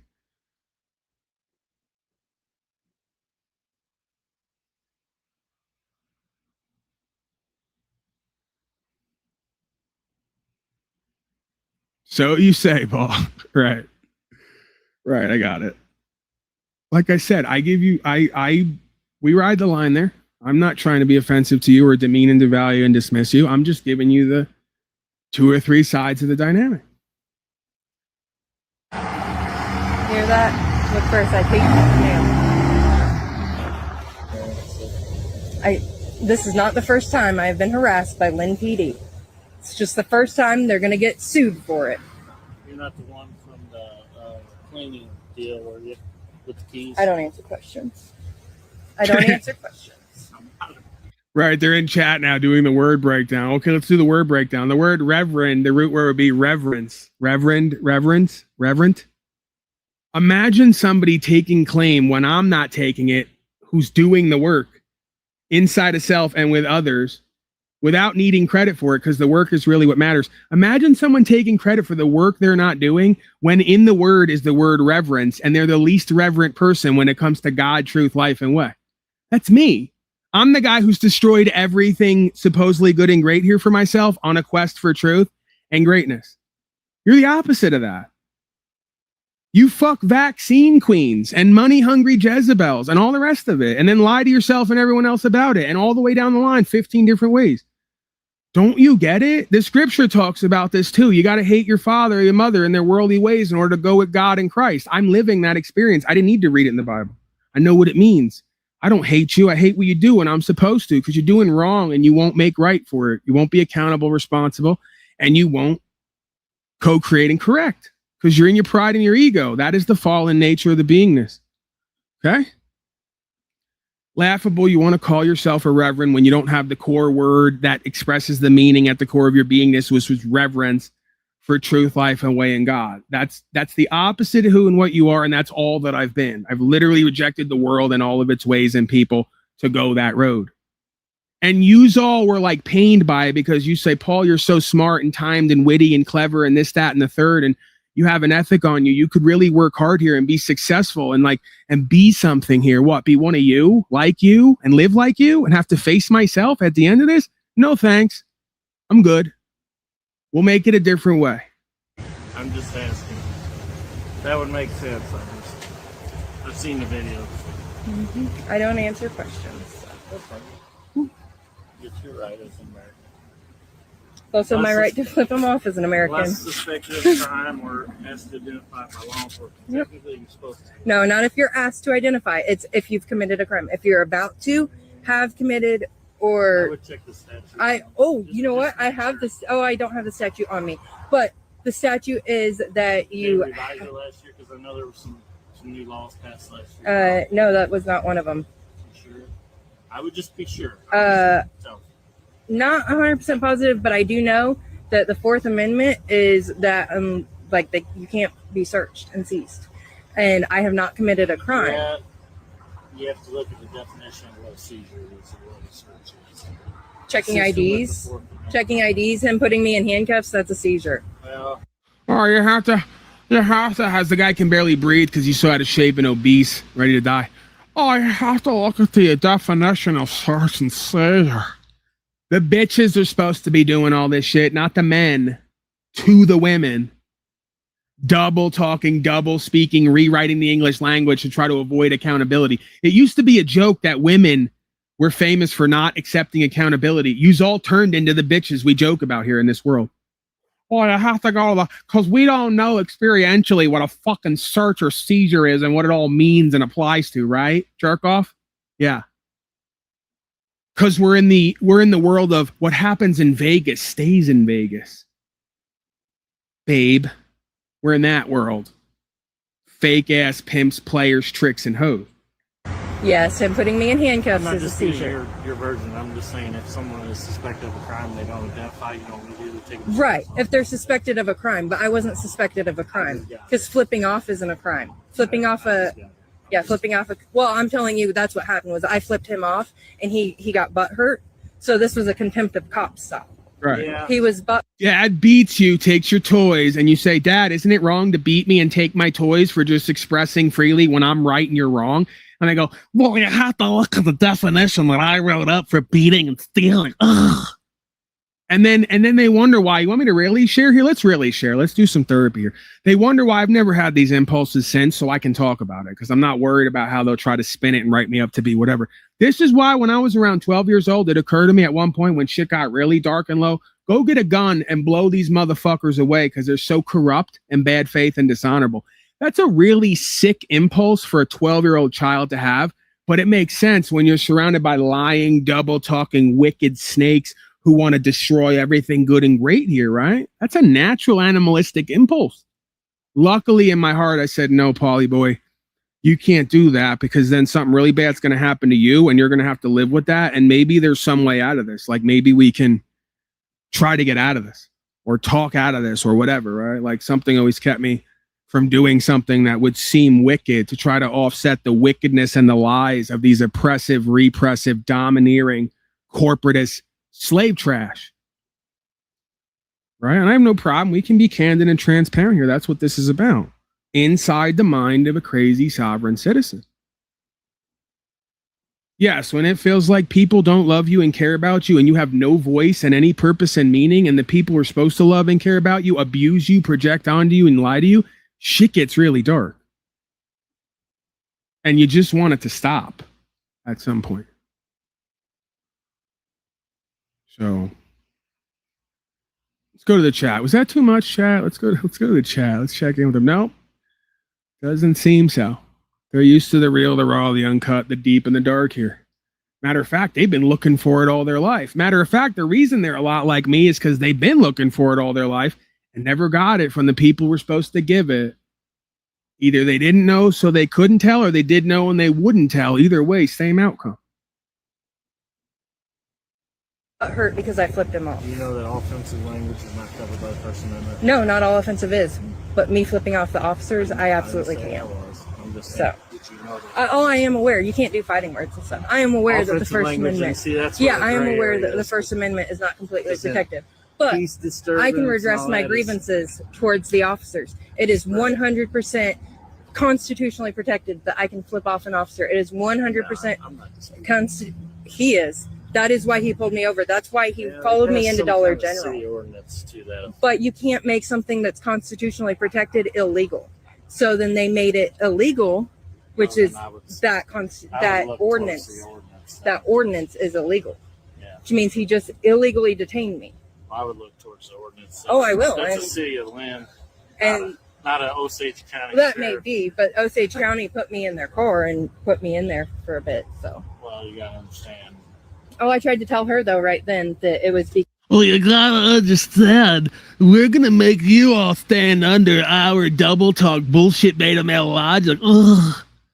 You gotta, it's the gaslighting, demeaning talk now and the ignorance and arrogance. You gotta understand that we know it all and everything we say is true, even if we're outright lying and telling you reality is the opposite of what you see and experience. Yeah.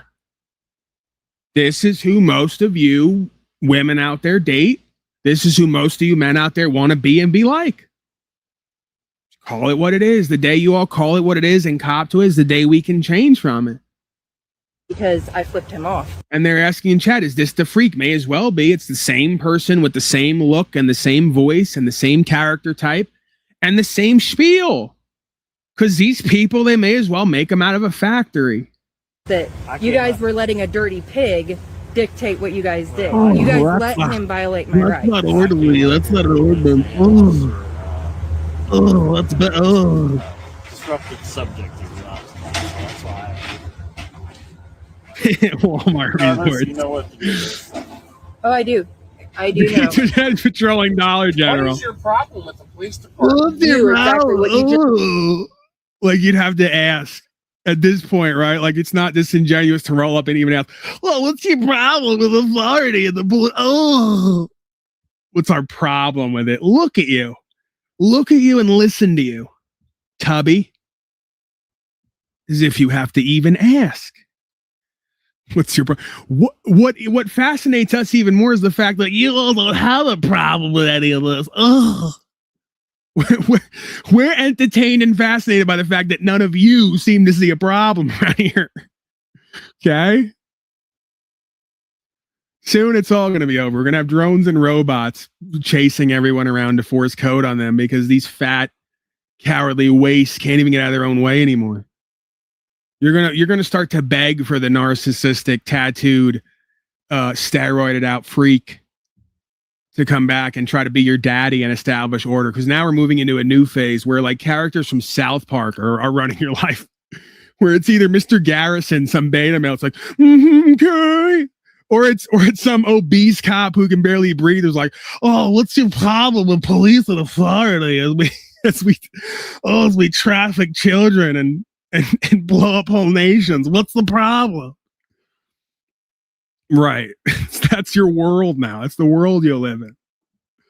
That's the world you all begged for and voted for, made for, and just keep going along to get along with. I got to thank a couple people.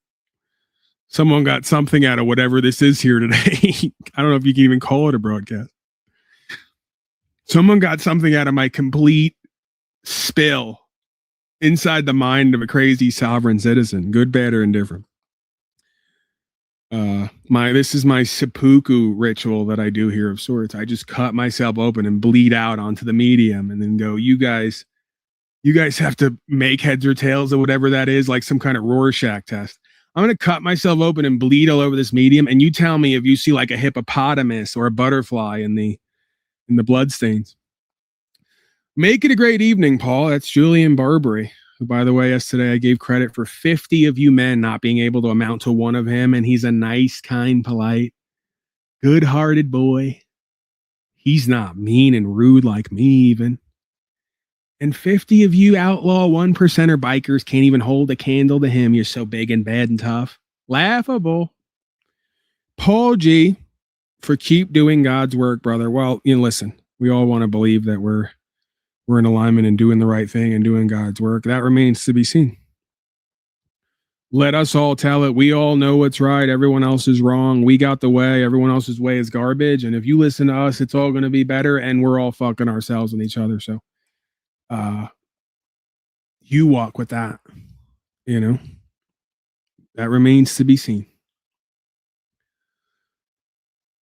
There has to be some checking and humbling perspective there, right?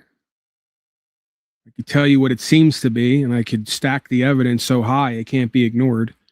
And I could make it so that it seems like there is no other argument and answer. That doesn't mean that we know. right? That's why I try to go with true enough. That's the way I look at it. I don't think anyone has the whole truth. We may not be capable of knowing the whole truth. We got to go with true enough. Life's a gamble. With the revelation of God, truth, life, and way, or true enough, right? With the revelation of God within self and therefore within everyone else, and therefore the truth that comes with that, true enough, that comes with that revelation. We shouldn't need any more knowledge than that. Really. If you want to get down to the reason for the knowledge and how it applies to us and what the effect is of the cause, shouldn't need to know more than that. That is enough, right? But again, that in and of itself is a Herculean task for a whole nation or a whole society, a whole culture, a whole race that predominantly does not seek the truth or God to be set free. Quite the opposite. They seek religious organizations and institutions to lie to them and indoctrinate them and tell them what God and truth is without ever walking it for themselves. Yep, that's what got us here again. There it is. Just popped up to say hello. Let's continue on. Man, I got a way of turning a 10-minute clip into a 2-hour broadcast, don't I? I don't know if that works for me or against me. Okay, I messaged this guy. He saw my message and get back to me. I guess maybe I'm not good enough for him either, but you know, maybe it's just bad timing with all these people. They got bigger and better shit to do. I don't have enough money or enough numbers for these people, maybe is what it is. I got to get more successful. But I messaged this guy. He is a, what's the name? I'm trying to call it to memory. Blue Line Audit. He's actually an ex-cop. So we need that here. We don't need anything. We beyond a certain point. We want that here. We meaning me. So put the word out in the future. You got cops, ex-cops. They care about what's true and what's right. They've turned from their wicked ways. They want to uphold the rights and the law here and be true Americans. We love them here. They get to everything they want here. We give the whole thing over to them. They're like beyond special guests. Get them here. Okay. We're going to go to this guy, Blue Line Audits. Contacted him. We'll see if he wants to show up. He's in this interaction with him and a cop. And again, he is an ex-cop. He's tired of the corruption, the bad faith, the dishonor. He wants the law of the land back, aka rights and freedoms. And he's done cooperating and complying with fascism and corporatism here. See, he's the only type of person who I can give love and respect to. Notice I said can, not able to. Can. Especially with what I do here. He's the only type of person that I can love beyond a certain point and respect and honor. Especially if he's turned from his career and all his supposed rewards and blessings and opportunities to try to engage in liabilities and obligations, what they all run from and deny. Oh, I have to honor that. I have to promote that. See the difference in my broadcast and the rest of you swine? I don't care if I like him or not or anybody else or whatever. I have a duty and obligation to share him, to promote him, to accredit him. I don't accredit him. I recognize how he's creditable because he did the work. Just like a maxim in law, a man's credibility is proportional to his level of sacrifice. That's a maxim in law for a reason. It's right there, common sense. This is how I win every time at court without fighting. That's how you're beaten before you started, because of who and what I am and what you're not by the time we step in there. My sacrifice and therefore my credibility is on record, evident 10 ways to Sunday. You haven't started yet. You don't get credibility in these venues. They want to go against the maxims of law to tell me about free and brave and what America's supposed to be. See why I think they're laughable and embarrassing?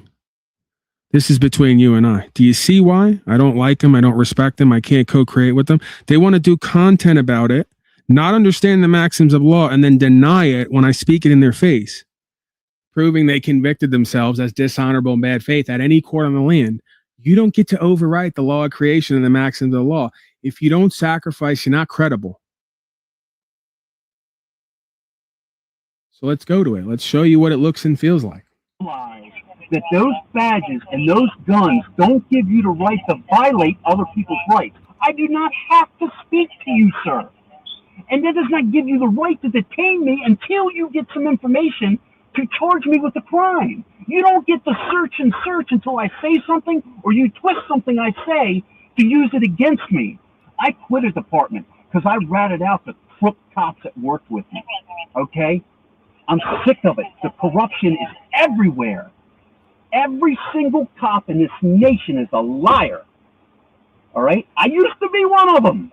6 deputies in over 30 minutes of an unlawful detention on an ex-cop who knows his rights. This video is a lesson to all citizens. You must know your rights.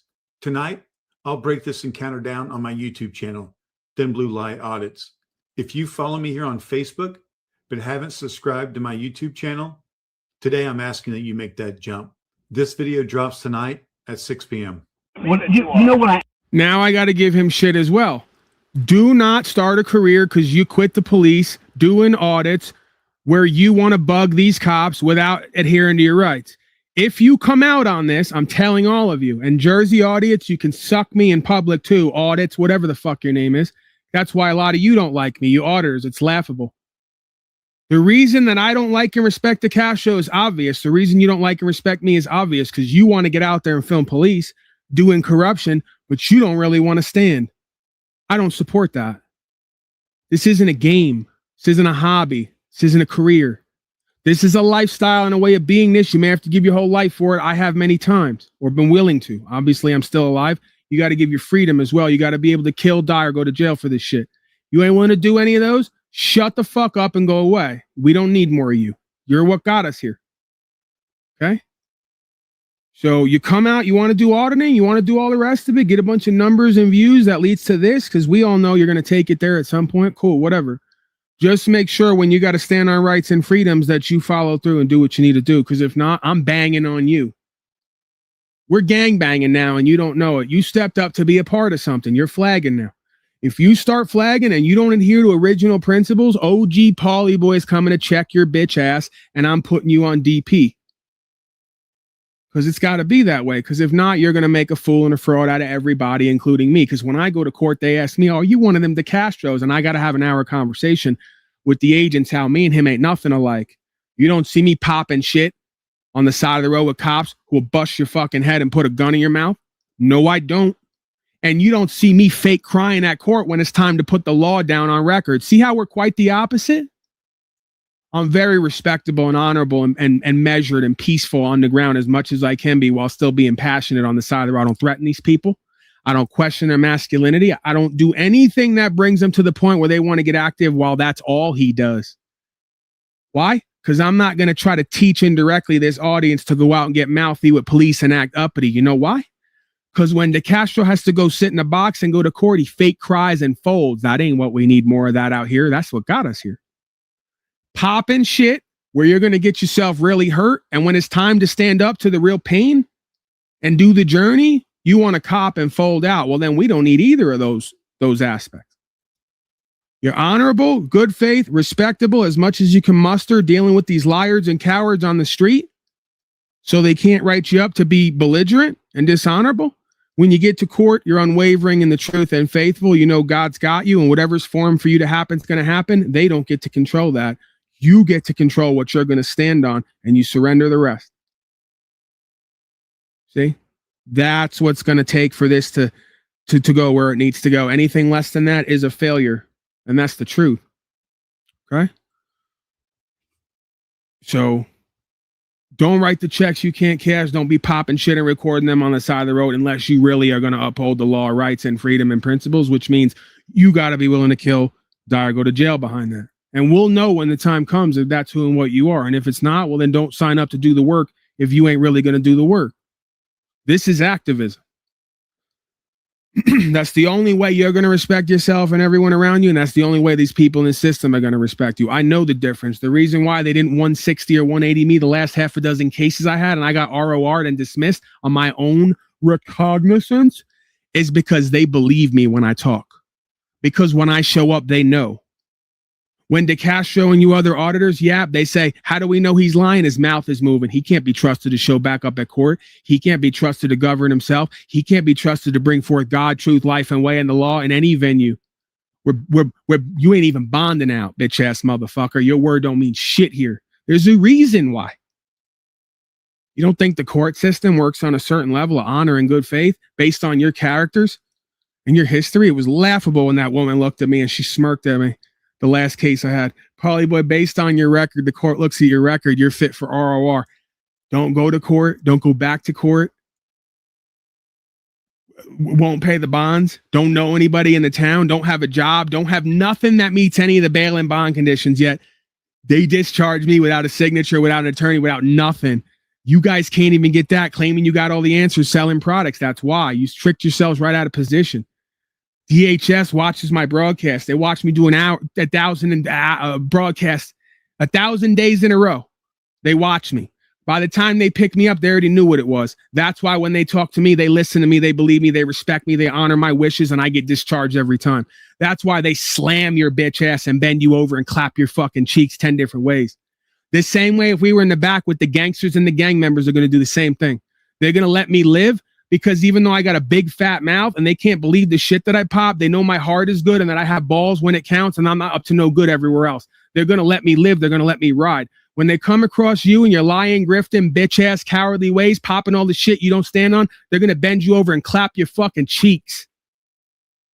And I'm going to be sitting right there next to him saying, I wish you didn't fucking do that. I don't know. Maybe you seem to even kind of like it in a way. You're crying, you're screaming, you say you want it to stop, but you're almost continuing it. You almost want it. You almost like it, maybe. I don't know. They still don't get it. Paulie boy doesn't know legalities, doesn't need to know legalities. I know the law, universal law, trust, equity, faith, honor, respect. That's what makes a man. That's what breaks a man. Know it like you know your fucking name. The courts do. I don't care what they tell you and what they show you. So another administrator asked me one time, he goes, Paulie boy, I don't even need to do documents with you. Tell me you're coming back. Tell me you're coming back, he said. He said, just tell me you're coming back. I know your word is good. They don't even need paperwork is for you bitch ass slaves so they could get you in contract because your word don't mean shit. They got to point to the paper. This is what you agreed to. We're going to hold you to it. They don't need that with me. We're under common law, common practice, man to man. You coming back or not, Paulie boy? Just tell us right now. Yeah, I don't think I'm going to be coming back here. Or you know what? Yeah, I'm going to come back here because I want to see what you all do with this. I want to take this through and see where it all goes. I'm not running from nothing. You all have a claim, and you're apparently going to claim that I did something. I caused loss, injury, harm, or wrong to somebody. Let's get to it. Need fucking paperwork. That's my word. My word is bond, just like they used to say back on the street. We don't need none of that. Your word is as good as gold, and if it ain't, well, then you already convicted yourself. You came in here dishonorable and bad faith. What makes you think you can move this court? Then you want to complain about them. They're only the way they are because you're the way you are. How do I know? Look at how I do the broadcast. They're just like me. You walk into their court like you walk into mine. They don't like you. They don't respect you. They don't believe in you. They're not going to listen to you because you haven't established yourself. And 85% of you are dyed-in-the-wool corporatist collectivist slaves. If I put on a costume and told you to suck your own dick, you'd do it right now. You'd probably do it without the uniform. Bad example. Many of you would do it. Well, shit, I might do it. We're going back to that old joke. If I could suck my own dick, I'd never leave the house. I'd never date again. If I put on a uniform and told you to blow that officer, you would do it, right? Proving why you're dishonorable and bad faith and untrustworthy. We don't want to listen to you. You think that gets you power and value when you lose all your power and value by cooperating with them. It was so funny when Fleece Johnson said he went to parole hearing like 20 times and they finally granted him parole the day he told the parole officers to fuck themselves. It was so great. And I go, don't you guys see how they're trolling you? They don't care what you do and don't do. They don't even care how many of the public slaves you hurt. They just want to know where you stand in creation, what you stand on, and then you're going to get back what you put out on some level. To some extent, some places, sometimes. I'm not saying they're all like that. I'm saying he couldn't figure out why he went to parole 15 times trying to act nice, trying to say he learned his lesson. He would go out and do better, all this. They denied him every time. The one day he showed up to parole and said, you guys are not my authorities. I don't listen to you. Fuck you. I'm going to do and be what I need to do and be to respect me. They said, parole granted. Because now you learn what it means to be a man. And it ain't taking orders from us and doing what you think we want you to do.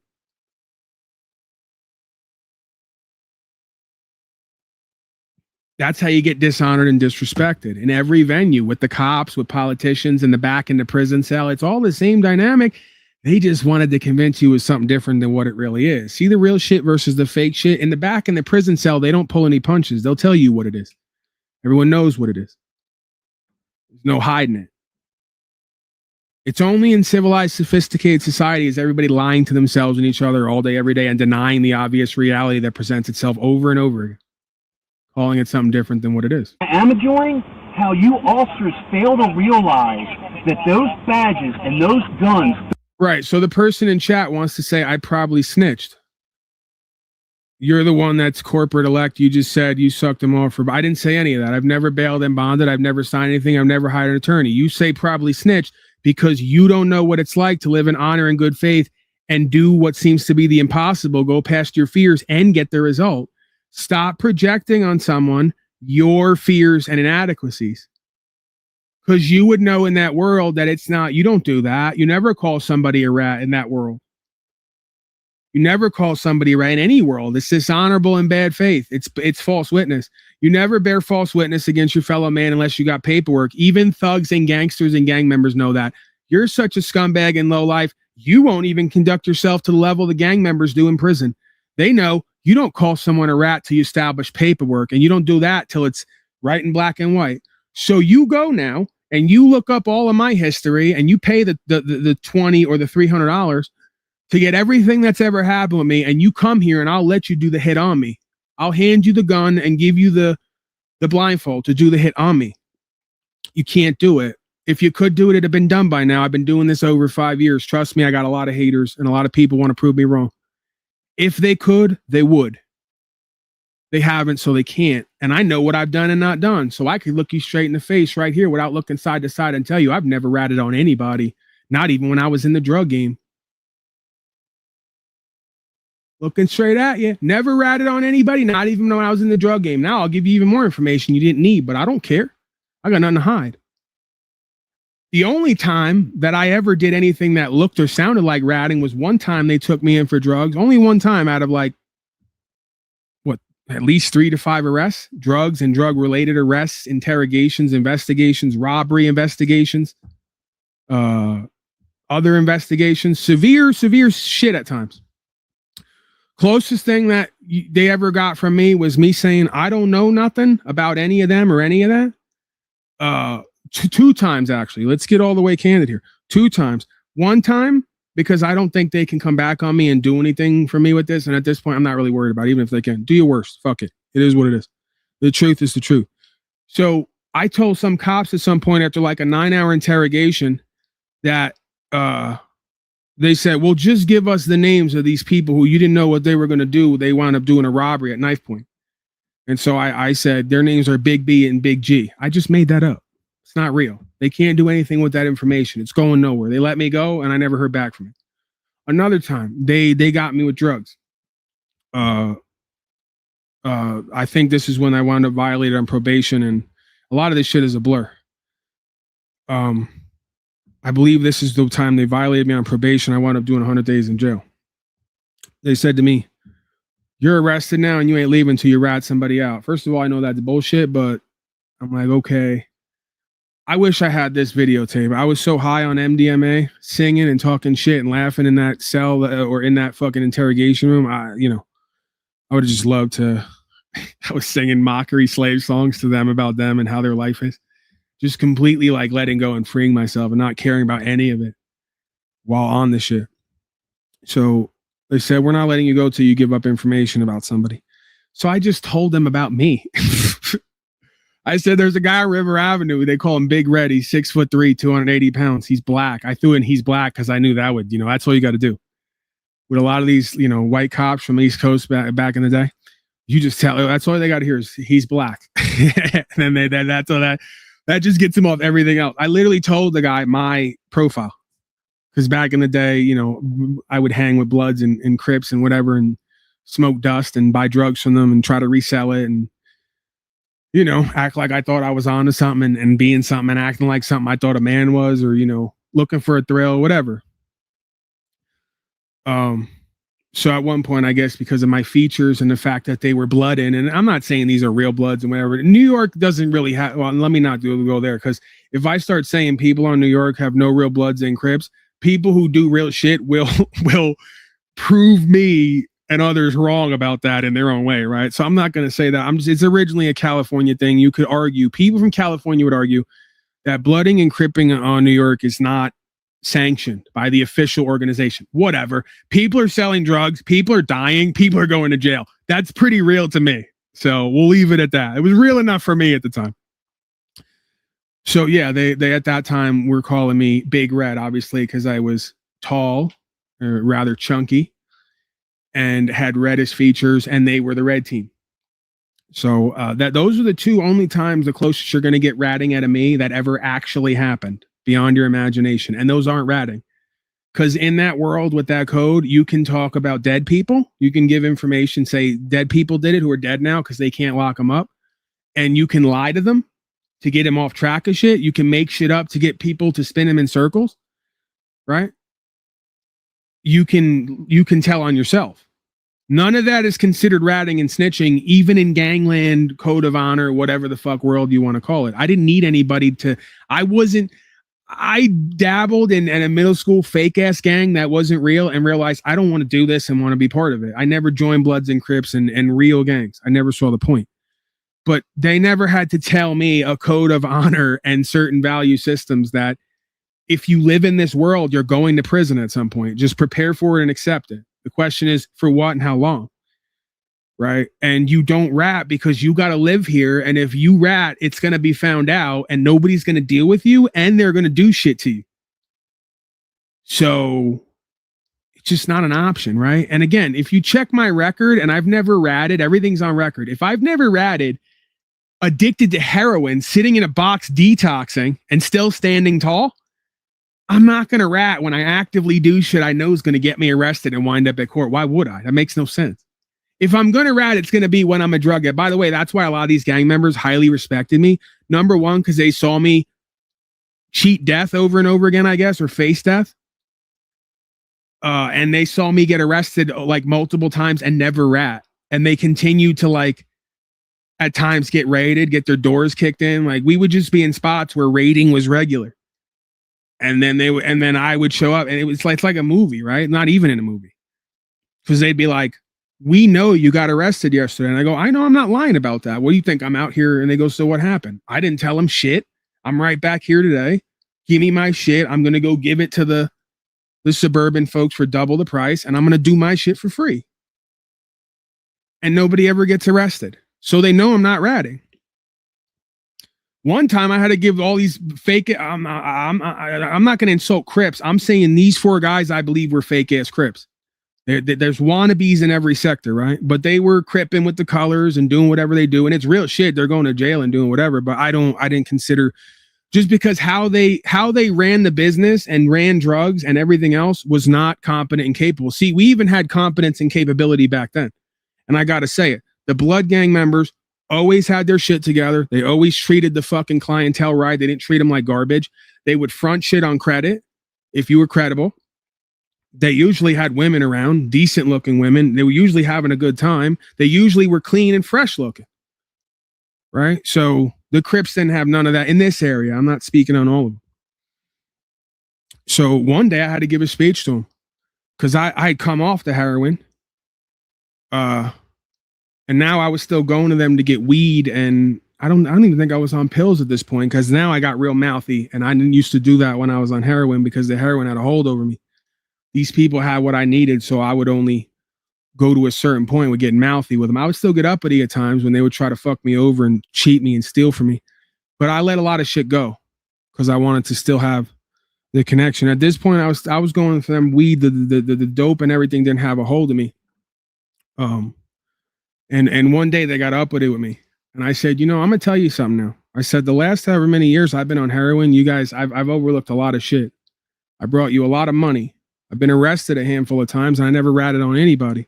How dare you fucking talk to me and treat me the way you have when I've been your main fucking thing here? I'm the reason you all got money, moving this shit around here, double and triple the price, bringing you your money back, not running off on you, taking charges and not bringing the heat back to you. And all the rest of it, you should be fucking treating me like gold, right? I had to break it down to him. I had to give my daddy talk as a custody to a bunch of guys who didn't know what it meant to be honorable, good faith men and do good business. Because they would try to, you know, from time to time, they try to punk the customers in little ways, not overtly, but little tiny ways, right? Like this specific time, he was playing around with the, you know, with whatever it was. I don't remember the specifics, but I know what gets me there. And I remember the second thing.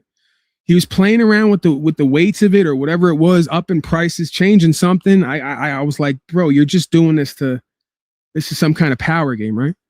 So then I called him on that, and then his buddy said to me, you know, that's a real nice jacket you're wearing. I like that. And I know what that means in that language, in that world. He's not complimenting me on how great I look. He's saying if he wants that jacket, he's going to take it from me. So then I started to get a little uppity. I said, you know what? We're not going down this road. I'm going to bring everyone back to what this is, where we're at, what the deal is, and where we're going from here. And I pretty much did that. Right? So I told him, do what the fuck you're supposed to do. Do the right thing. Stop playing games with yourself and everybody else here, and let's get on with it. I brought you a ton of money. I've never ratted on you. You should be treating me like gold. And I'm not interested in all the rest of what you got going on, right? And now that I'm thinking back, I think the night before that or whatever, I was around in that area because it was the top of the block where you have to walk off to get everywhere else. And I think I caught the one little guy outside the night before. So the word was already out on them that I wasn't going to overlook shit anymore. I wasn't intimidated. And quite frankly, if we really got down to it, I think I could give all 3 or 4 of you a good run for your money if we ever got physical. I don't think all 3 or 4 of you could take me without 2 or 3 is really feeling it. I don't really think you want that. I don't want that. And I don't think you want that. You'd be stupid to want that. Like I said, I've done nothing but be good to you folks, bring you fucking money, you know, networking and all the rest of it, 2, 3, 4, 5 different ways to Sunday. So, yeah, I don't know how we got off on that. I guess, yeah, the ratting and snitching shit. Not only did I not rat and snitch in certain ways, I was influential and respected and honorable and good faith in any community that I was in. Because I always had something on my mind or my heart that moved me in certain directions that I wasn't tapped into. It was there, but I wasn't really riding with it and all the way tapped into it. I noticed other people noticed it in me, though, looking back. So again, it doesn't make any sense if I'm not going to rat and do all this other snitch shit when I'm dealing with gangs and drugs and I'm sick and addicted. I'm definitely not going to rat and snitch when it comes to not following policies and codes to uphold my rights. That's the opposite of why I came into this to do this. Doesn't make any sense. The only reason I'm not a failure, even if the court all didn't go my way, if I wasn't here still talking, if I had to do, the only reason I wouldn't be a failure is because I don't rat and snitch and I practice accountability, responsibility. That's the whole point of doing this, to practice faith over fear so I can become that. Because I see the power and value in that. Not only for myself, but everyone else here, right? That's just the human condition. So there's just, and then the other side of it too is, I don't have anyone to rat on at this point. At one point, when I would have did that on drugs, I didn't do it. And I had a phone full of people. Hundreds of people in a network. I don't have any of that no more. I don't even have a network in a traditional sense anymore at all. I have people who know of me. I know of them. We talk from time to time because they're doing the work and they find me to be inspiring or influential in certain ways. So they get what they need and I validate my existence here by serving something, right? But I couldn't rat right now if I wanted to, and I would never want to because that's not why I do this. It's the opposite. I couldn't rat if I wanted to. Who am I going to rat on? Doing what? You know? I'm not with or around anybody doing hits and selling drugs and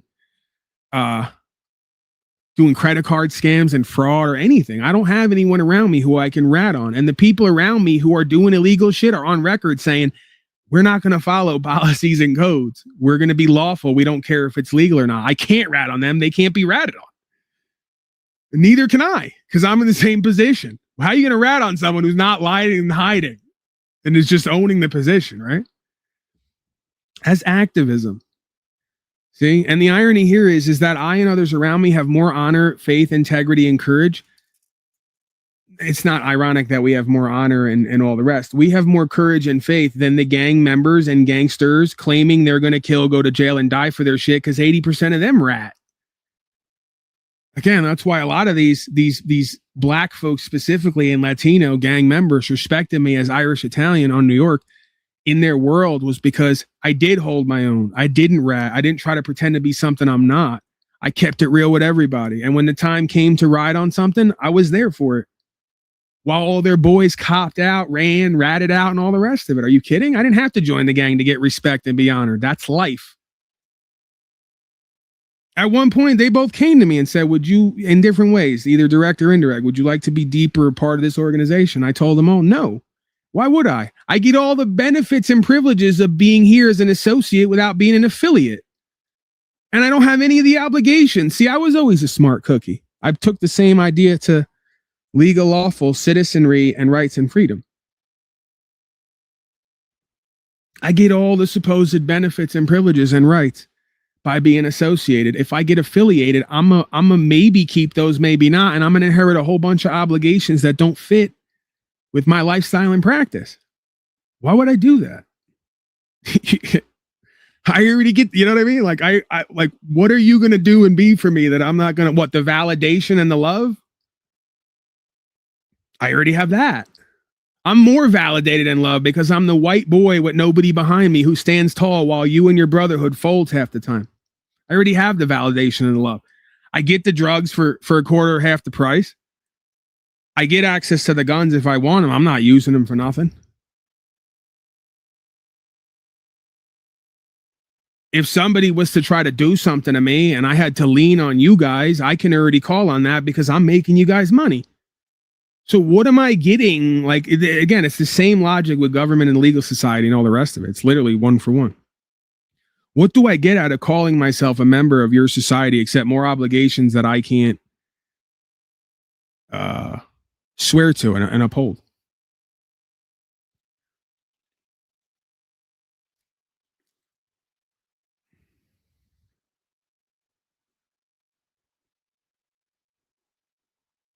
Let's go over the chat creatures.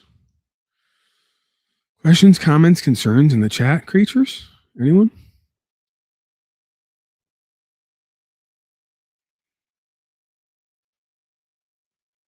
Nobody thought you were a pipe lord. They probably roofied you too. I would have.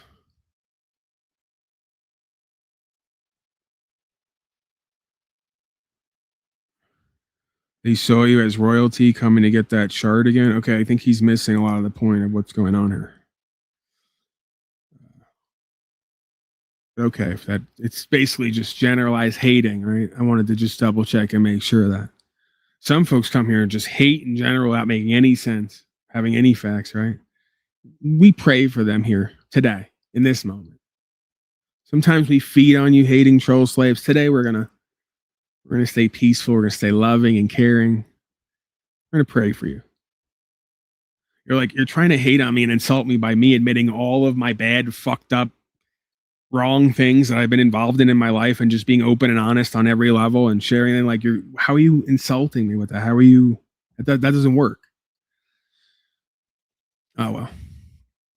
Most High validates me with synchronicity. Right. That's one way. There's many ways that creation truly validates what has validity versus obviously a false validation for a false conceptualization or fraudulent modality. Don't give you the right to violate other people's rights. I do not have to speak to you, sir. And that does not give you the right to detain me until you get some information to charge me with a crime. You don't get to search and search until I say something or you twist something I say to use it against me. I quit a department because I ratted out the crook cops that worked with me. Okay? I'm sick of it. The corruption is everywhere. Every single cop in this nation is a liar. All right? For those of you who say we're not powerful and having an effect, don't kid yourself. One cop somewhere, if not this guy, heard my rap for an hour and got inspired to quit the department, turn in all his buddies, and go on a campaign for the rest of his life of standing for something truly powerful and valuable. And he sounds a lot like we do here. This is an idea whose time has come. I'm just playing my role and my part, right? So very inspiring, very entertaining, very influential, very valuable, very rare But more and more, you're going to see more and more of this come about. I used to be one of them. 6 deputies in over 30 minutes of an unlawful detention on an ex-cop who knows his rights. This video is a lesson to all citizens. You must know your rights. Tonight, I'll break this encounter down on my YouTube channel, Thin Blue Light Audits. If you follow me here on Facebook, okay, so we looped already. Subscribe to my YouTube channel. We already did the loop. Yeah, I got to get a new light. This light's not working no matter what I do with it.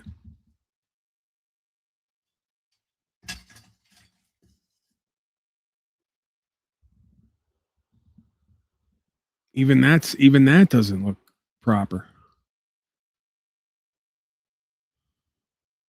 The settings. I have to tweak my settings here. Live. We'll do it live. No.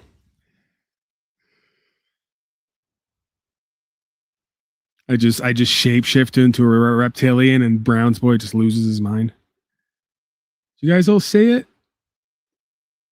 Did you see it? When I can go like, what happens? Oh yeah, I like that. This is how I should. Can you guys see that? This is how I should do the broadcast. You have to be able to see that. It has to be. This is so great. Oh my God. I have 3 to 5 bits flooding in right now from the director in my mind. I can be maggotard with this. I could be like full on red wave conservatard patriotard with this. I could be the devil itself. Oh my God, this is so. I could even be famous wrestler Kane, WWE wrestler Kane, or Bam Bam Bigelow. I'm Bam Bam Bigelow, and also the Republican Party, and Kool-Aid Man all at once. I burst through the wall like Kool-Aid Man, and I go, "Oh yeah, vaccines."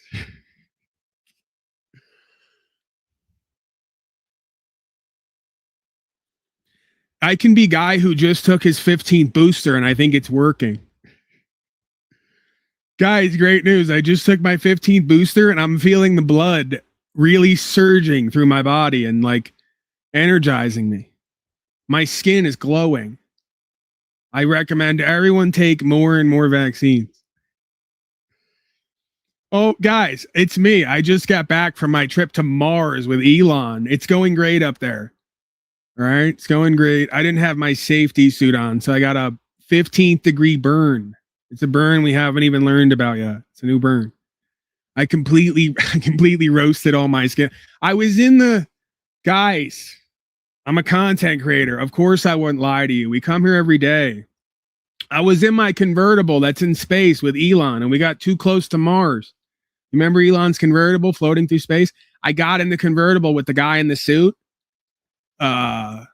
With Felix Baumgartner. I got in the convertible with Felix Baumgartner, but I didn't put on the suit. No one warned me for safety, and I got 15-degree burn in the convertible flying past Mars. I can tell you firsthand it's real. Mars is real. The convertible is real. Felix Baumgartner is real. The moon is real. Do I need to say anything else? To all you flat earthers and stupid people. I'm very smart. What else? All right, what else can we just did like 5 bits in one. I'm having a bit frenzy right now. I didn't even know this was a thing. All right, let's get back. Slowly get back. Let's convert back to our. It isn't far from how I actually look if I stay out in the sun either. It's not pretty. That's why they used to call me Big Red. It's actually a big red person running around screaming. Okay, I think we're back. And what is this? How does this work? Let's see.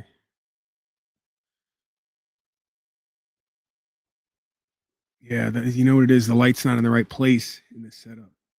Because now I'm doing one eye symbolism, right? I was worried Brown's boy's going to think I'm doing something if I show up like this, because that's like, what's he doing? Everything else is kind of lit up, but the one eye is blacked out. He's doing some kind of Illuminati ritual on us.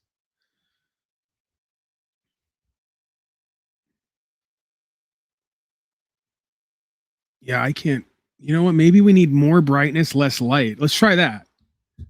Sometimes I take after 4.5 hours, I take the last half hour and I just play with my camera in the setting. Why not?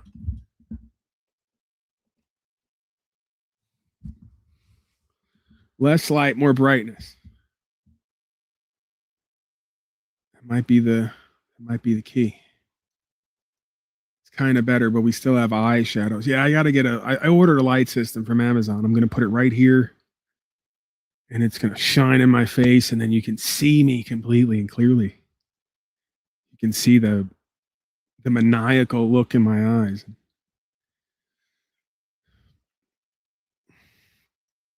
Yeah, I need a team here, like the castrated and others. I need a team of 12. He has like 12 people.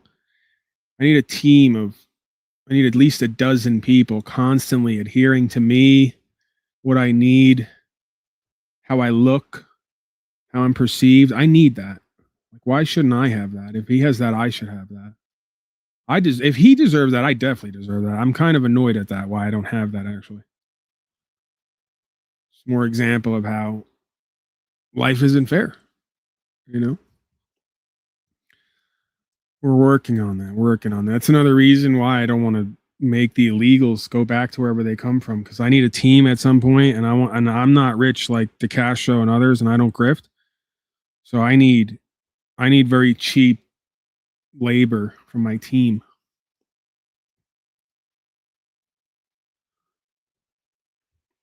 Christopher M writes, for gift for Judge Unsavory, right? Also known as Judge Unslaven, because we worked with Josh for a year and a half, and then he took what we gave him and then added some of his own, and then went in and got 5 fucking dismissals. We don't ever win though. 5, same court, same judge, named Slavin. So that's when I decided that that's when I created the character of Judge Unslaven for myself. And I'm more of a judge than he is, because I know the law that got him to go crazy and his YouTube broadcast and admit he's a sovereign citizen, by the way. And I taught someone to go into his court and uphold the law, proving why without a certification, I'm more Judge Unslaven than he is Slavin, because we 5 for 5. You didn't slave him once. You're a Judge Slavin. I'm Judge Unslavin. You guys are just way overpaid is what it is. See? You see what this is all going to do too, by the way? The fact that Pauly Boy's demonetized and doesn't require anything and doesn't sell anything, and people get results with this. It's going to show how overpaid all you loser failures are. Not only how cowardly you are, but how overpaid you are. How you deserve way less, and maybe some other folks around here deserve a bump in pay. They deserve a raise. Like maybe something guaranteed, although that's not good for us, right? Even though we deserve that, and that should be a thing. If it's a thing for them, we don't want that, because with entitlement and guarantees comes slacking on the program and procedure. You got to stay motivated, inspired, hungry. See? Judge Unslaven meet Judge Slavin. You had a good run on that bench too. By the way, this is why I do what I do. And I'm not taking anything away from Joshua. Joshua had to go in there, stand on it, and bring it to them. And that's the biggest part of it. Why I do what I do now is I like knowing that you don't know who I am, maybe, but I did this to you. Like in that scene in the Bronx Tale. Look at me, Slavin. Now that you're off the bench and you had to leave because a whole bunch of stuff got exposed and we were right. I did this to you. Now you can't leave. Has to be that way, Slavin. You and I both know that. You don't need to, like Bane told him with Necessary Evil in that movie. You don't need, with the mask, you don't need to know who I am. All you need to know is what I've come to do. The name is not important. That's why I go by so many names here. I have fun with that. We play the game.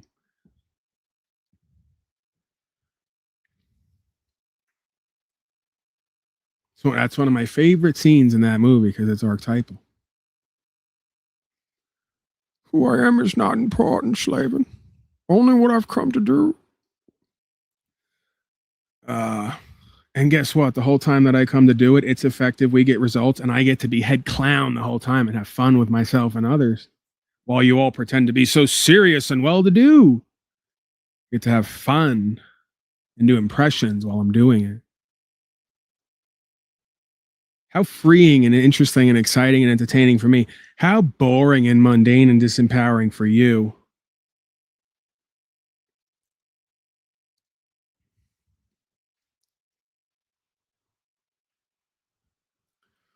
Where were we? Oh, right. Let's go back to the time that they didn't get caught. They just are so brazen that there's like hours of recordings of this. Let's go back to the time all your politicians, corporate males, public officials, and females pretended to put on masks and that it was scary, knowingly lying to everyone, and doing outright acts in plays. There's no other way to put it. Just outright acting and lying and scamming on you and everyone else, while telling everyone else to listen to them and be afraid. They know what they're doing. Oh, you're most welcome to join. I'll use you, so you feel free to keep the mask on because you'll probably get this. So feel free to just. Yeah, and then I'll. Yeah, just put it back because we're still being recorded. Turns into a spectator sport sometimes. All right, who wants to kick off? Feel free. Oh, and she laughs. Sometimes politics is a spectator sport. That's another way of saying we're going to lie and bullshit and present an image different from what it really is. No kidding. Ha hee hee. Keep the mask on because you'll probably get this. So feel free to. That's all, folks. Oh, you're most welcome to join. I'll use you, so you feel free to keep the mask on because you'll probably get this. So feel free to just. Yeah, and then I'll. Yeah. Yeah, you. It turns into a spectator sport sometimes. Right. Ha ha ha. We all know we got to bullshit the people to carry out our agenda here. That isn't our agenda. Great stuff. And there's multiples of those videos, by the way, all across the world. Okay. Okay. Sometimes I have to lapse into my beta male speak so people feel comfortable with me here. Let's address this. This is evergreen. We're going to keep it up there because we're going to go to it whenever we need it. Here's Neil Gorsuch at an hour-long conference. I don't care about the rest of it because it's all a bunch of bullshit. All I need is 2 or 3 minutes. All I need is the 2 or 3 minutes to get down to it, right? There's a double entendre there. We won't go there. Or will we? So here's Neil Gorsuch being asked by the other old guy in the interaction about administrative courts, and he cites a statistic that 10 times more Americans are going to be standing before an administrative court as time goes on. What is an administrative court and what does it mean? He will go on to admit to you that these courts are all administrative and that they're all part of a corporation, and essentially they're not doing lawful and legal due process. We already know that. We've been revealing that. Your corporatists who all get paid to lie to you are now coming out in the open everywhere and admitting what we've been saying really for decades. This has been on like in like 3% or less. This has been in the back alleys for hundreds and thousands of years. It's always been there. Just very paltry minority, right? Very few and far between. But it's coming more and more out in the open. This philosophy, this mythos, as Alphonse called it. Paul, that's just patriot mythology. No, you're full of shit. You don't understand true value and power is in this realm and universal law.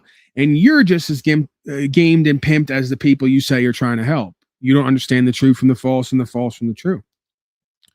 So let's go to Neil Gorsuch, your senators, your government, just like we had the 2 other senators, governors, all admitting the United States is a corporation, all admitting the legal courts are not legal or lawful courts. They're administrative courts. They're corporate courts. And there they run on policy, code, and procedure. They don't run on the law. And essentially the administrative judge, non-judge can do whatever they want if you consent and you agree that you're part of the unspoken body politic or the unspoken social contract, which is the spoken body politic. This licensing reform movement in Texas. And this is Texas we're talking about here, folks. Okay? So there are people out there really doing wonderful things. And that's what gives me hope, is people like her, people like Sandra. One point you make in the book is how Americans are 10 times more likely to wind up before an administrative judge than a federal court. And in these administrative judges, they play prosecutor and judge. And how different is that from the federal judiciary, and why is it increasing so much on the regulatory and the executive side? Yeah. So what are administrative judges? How might you encounter them? If you're regulated like Marty Hahn, for example, the magician, and you are prosecuted by the agency. Stop you right there. See what he just did? He literally just compared you all to a magician who's part of an association for magicians, believe it or not, and that you're regulated as a magician by the agency, by policy and code. He just laid it all right there, and you all missed it. I guarantee it. If I didn't bring this up, you wouldn't even know what just went on. He just admitted it. If you are in a corporate capacity with a title, remember Valdez on the side of the road with me? What do you do for a living? What about when you're on the payroll? What do they call you? Will you give us your name? Remember all that? So if you're Marty the magician and you're under the Magicians Association, then you've agreed to be a citizen of that society. That means the administrative court can regulate you with policy written by their society. That's not law. Right. You're all Marty the magician. And guess what? You're going to make your rights and freedom and your cash disappear. Aren't you a good magician? Look at you go. Many of them have the opportunity, rather than to bring their charges against you in court, they can bring them before their own employees. Okay? What? For civil matters. You know, if they want just... So the whole time we've been saying these aren't criminal courts, they're civil courts, aka corporate courts, where you're an employee of the corporation and they can bring you before their employees. That's what he just said. So they can put policy obligations onto you. Yeah.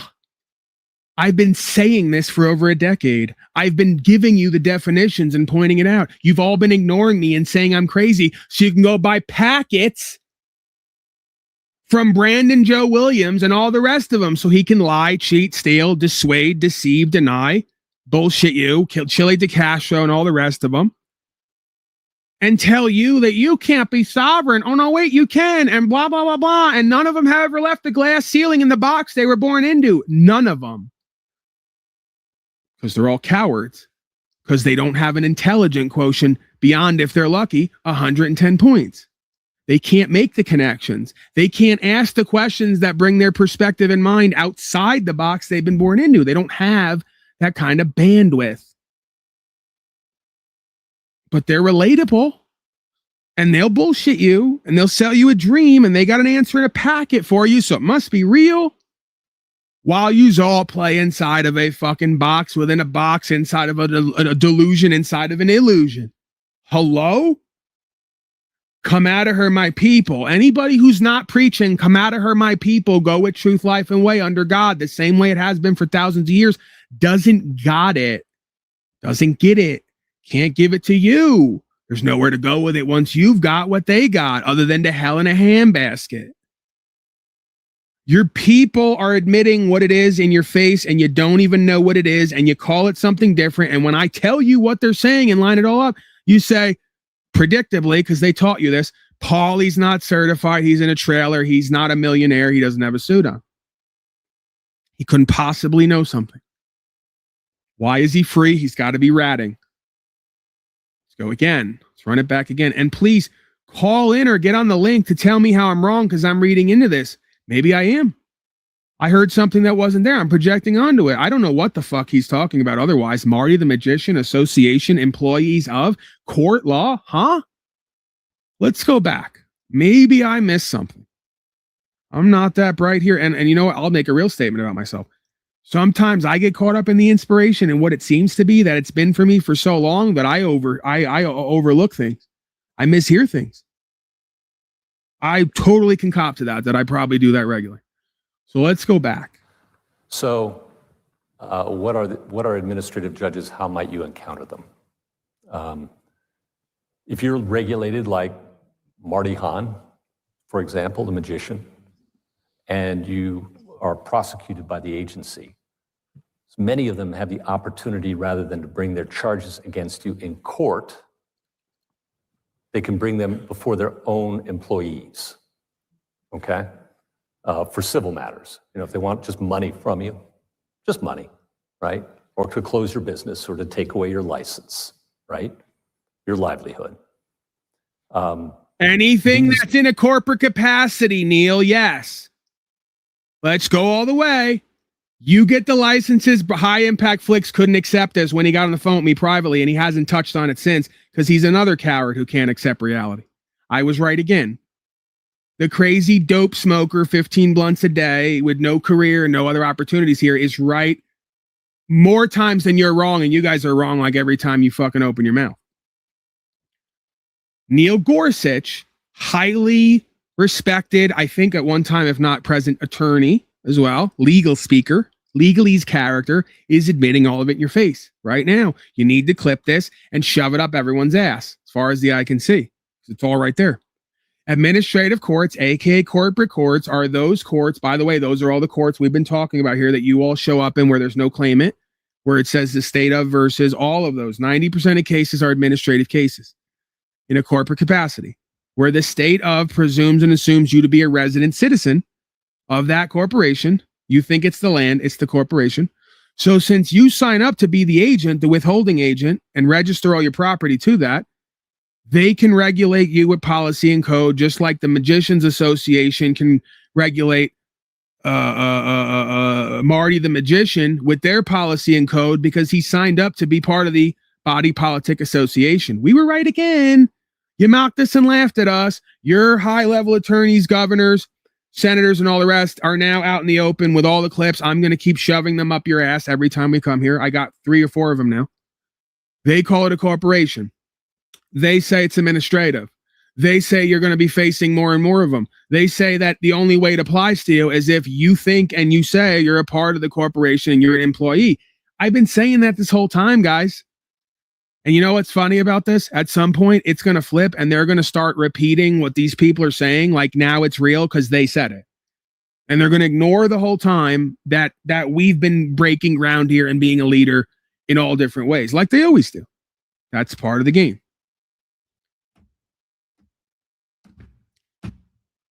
Anyone got anything on any of that? I'm not hearing anything. I'm not seeing anything. Anything other than what I just said it was? Can anyone make sense of that? Should we continue on with him? Let's continue on a few more minutes. They call themselves administrative law judges. We used to call them hearing officers, but now they like to wear robes and you know, they have the whole thing. And at any rate, what does that look like? Do you think that administrative law judge, who sometimes reports to the same agency that's prosecuting you, is going to be as fair as somebody who's got life tenure? Doesn't care what anybody thinks, right? Nobody, go ahead, right? I don't care, right? That's the beauty of the system. That's how Madison designed it, is so that I could do unpopular things. And I could vindicate people like Marty Hahn when maybe their bosses at the agency wouldn't like that. Right. Could retaliate against that person. Remember when they all made fun of me because I said I called the CIA and FBI and I put everybody on notice about who and what I am and what's being done to me? He just admitted what it is. I didn't need him to admit it to me. I did the investigation. I have officer discretion. I'm working for actual United States of America as a land and a people under God with rights and freedom as a non-commissioned agent. If you want to look at it that way spiritually.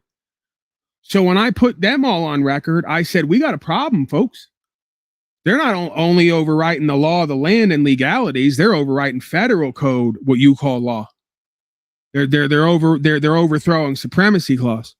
So now I'm activating all of you. You need to investigate these administrative courts and you need to put them on notice. They will grant dismissals for men and women at least who know their rights and put them on record. Because if not, we have a corporate takeover here of the land and the corporation. Yous aren't doing anything lawful or legal. Okay? So now they're out in the open admitting it. And guess what? Them people have been up there this whole time. And there's people just like me, because we're not going to do the conspiracy theorist thing where we say, they're all trafficking children. They're all bad. It's probably most of them. And the ones who are complicit and complied and allow it are bad as well. There are a few somewhere, somehow, who know this is bad and wrong, and they're working together with others to try to stop it if they can. Because they know they're fucked and their family's next. They know where it goes from here historically. That's why this guy's talking about this in this presentation. He's not going to come out in the open like I will, but he's hoping desperately some of you will take this clip, share it, and get a clue on the difference between legal and lawful. So you can uphold your rights and the law, and he doesn't have to be your hero anymore, and we can actually bring this thing back to where it's meant to go, rather than hell. So it's all right there, right from the horse's mouth. I've told you guys this for years. If there's no claimant, there's no man or woman coming forth, and they claim it's a state of, and a prosecutor acting as the state of, then that's corporate capacity. Those are administrative courts. And if you let them, they don't even need someone on the other side, because the administrator is going to take the ball and run with it and play judge, jury, and executioner. And really, the only way to deal with these lawfully is not show up and put a statement on record. If you're going to show up, you better be very clear about what jurisdiction that you preside over, or that you operate under, and how there's a differentiation there between what these folks are doing and who and what they are. Because if not, they're going to eat you alive. And guess what? There's a lot of them involved in this administrative affair who know what it is too, and they think it's kind of bullshit, but they're playing the game because they're making money. And if you go in there and you activate them, they're going to get all huffy and puffy, but they're going to like rule in your favor some way, somehow, or they're going to kind of toss it because they know their ass is on the line. And if they get somebody who can walk and talk and bring charges, they're going to destroy their whole career and get their house taken for trying to do administrative courts. And they may even go to prison. What you have right now, whether you folks know it or not, I've already verified it in private, is essentially a Cold War, where you have folks in and out of uniform who are at odds, not only politically, but spiritually, mentally, emotionally, based in true power and value systems. And they know this has to stop, and they're not quite sure what to do. They just know that it's bad. So, yeah, don't kid yourself. A lot of these courts, they'll slave you on one hand, and in 3 seconds, just like I do here, they'll call you a rat slave, and they will condemn you to that fate if you condemn yourself to that fate, and they won't feel any way about it because you did that. They'll, on the other hand, in the next breath, say, you're honorable, respectable, good faith, have your way, go ahead, I don't even care what you do and say, because you don't need governance. Now, is that all of them? No. Will your results vary? Probably. Is this what I ride on because I got nothing left to ride on when I'm doing this work, especially? Yes. Does it have to be true all the way for me to ride on it? No. Because, or excuse me, does it have to be true for me to ride on it? For me and objectively, preferably. Does it have to be true for them for me to ride on it? No. Because I'm not doing this to try to get my way ultimately. I'm doing this because if I don't do this, I'm going to lose myself to the currents of history and to the ideas of others who've been given their ideas. So you don't have to know this, accept this, and believe this for me to roll with this and rock with this, because I need it for me. Because if not, I'm meaningless, purposeless, valueless, and I'm going to wind up going to work some dead-end job somewhere and go back on drugs. I need meaning, purpose, value, principles, and discipline in my life for me to be what I'm meant to be. Maybe you don't, and that's cool. Run your own program then. So, and I know that because I know it, and the spirit in me, that's not me, that's I am that am, because that spirit's in me. I know it's in other folks all over as well. And I know that when I call them and I activate them, my name gets in front of somebody. And that's why I don't have to rat. Because not only do the courts know that I know the law, and they don't have anybody on the other side, and they can't move forward on me without generating a whole bunch of liability for themselves. When they arrest me, some people contact them, it seems, can't prove it. But that cop outside my cell was really upset on the phone with somebody. And the DHS agent came in that one time they arrested me leaving Colorado, almost as if they watch me constantly, or they're on record with arresting officers. Something about my background seems to trigger them that if somebody puts hands on me to arrest me, they're to contact them. I can't prove that, but that's what it seems. That makes sense.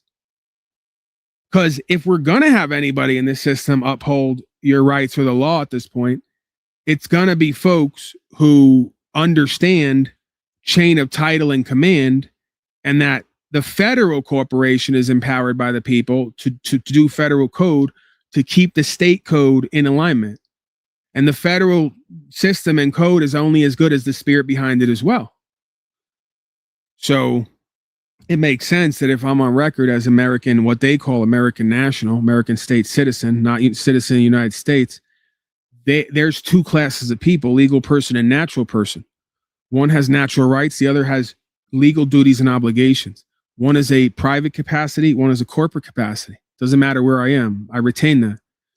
So once they get the notice that I'm in a private capacity as man under God with God-given rights, I'm not a member of legal society. I don't owe any duties and obligations to legal society, and I'm not a citizen of the corporation. They went from imposing obligations on me to having to uphold my rights by obligation, whether they like me or not. And quite frankly, I get from them that they do like me, some of them. They do respect me. They do believe what I'm saying to be true. Which we would never know that, because some of them are good actors and they train their whole life to get in front of you and make you believe they like you, so you spill your guts and they can just do more investigations. We know that. But to me, it's the kind of like the old saying, I don't like it, proof is in the pudding. Like, what pudding? Where's the proof? But okay. You know, we'll use it for argument's sake. The fact that I keep going and getting my shit back when they try to, you know, because the DHS guy was kind of like, okay, whatever. It was almost like he wanted to arrest me, but he couldn't because I didn't give him anything and there's nothing on record and my status and standing protects me and he has an obligation to protect me. So he's kind of like, well, we agree with you. We know that you're probably not like perfect in your life somewhere and we'd like to like stick you with something so we can like do what we do, what we're trained to do. Like the dog is trained to fight. It's what it likes to do. It's what it's learned to like to do. When it doesn't, it just doesn't feel in its purpose and meaning, right? So then he gets up like, oh, you know, we'll see how this is going to go at court, but regardless of anything, if you want your guns back, you got to come get them from me. He gives me a card, a number. The card doesn't exist. The number doesn't, like, nothing exists. Nothing goes back to anything is what I'm saying. So I go to look him up in his name. Well, you can't find him. He doesn't exist anywhere. It's all up front. So they exist. It's real. They're there and investigating. They're there to be a counterbalancing force at times. The devil does good sometimes, right? Even if they're involved with Luciferianism and statism and all the rest. A lot of this shit is fronting, making you believe one thing or the other, good cop and bad cop. Because when it came down to it, they didn't have the guns. Colorado State Patrol had the guns and kept the guns. DHS didn't take them. He just said that to try to act a certain way in front of everybody. They were basically like, where are you going with these guns and what do you plan on doing? And then they tried to stick me with a felon in possession. And then I sat in the cell and I told the guy, I said, could you come over here? I said, I don't know how you guys, I said, first of all, this is all nonsense, but whatever. However you guys do the system, you need to take this paper back because, and I even told him, because I tell these people, right, I want them to know where I'm at spiritually. I tell them, you want to put 10 more things on there? We can talk about things that I do and don't do that are illegal, but also lawful. We could stack this bitch up 10 high. That is not true. Right. And usually you probably shouldn't do that. Try to argue legal terms with them. Let it all get hashed out at court. I don't have to bring life to it in any way by agreeing to it or denying it. But they try to say one of the charges on there was felon in possession. I had a serious problem with that. Part of the reason was because, you know me, I'm a little paranoid. I wonder why.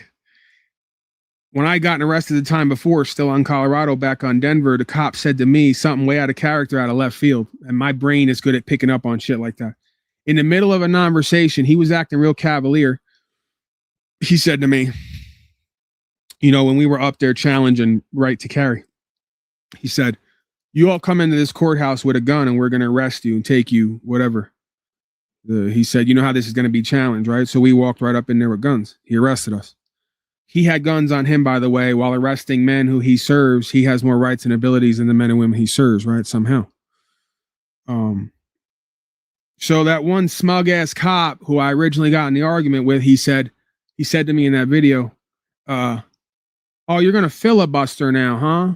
And you think you know something? He was acting all a certain way. We got back to the station and he said something to me like, you know, this is all going to be over once you have a felony. Right? Or no, that's not, let me get it right. He said, we were having a back and forth. And then I said to him, yeah, but you can't do that because this is this and this is this. And his response was, quote, yeah, but not when you have a felony. And I was like, what does that mean?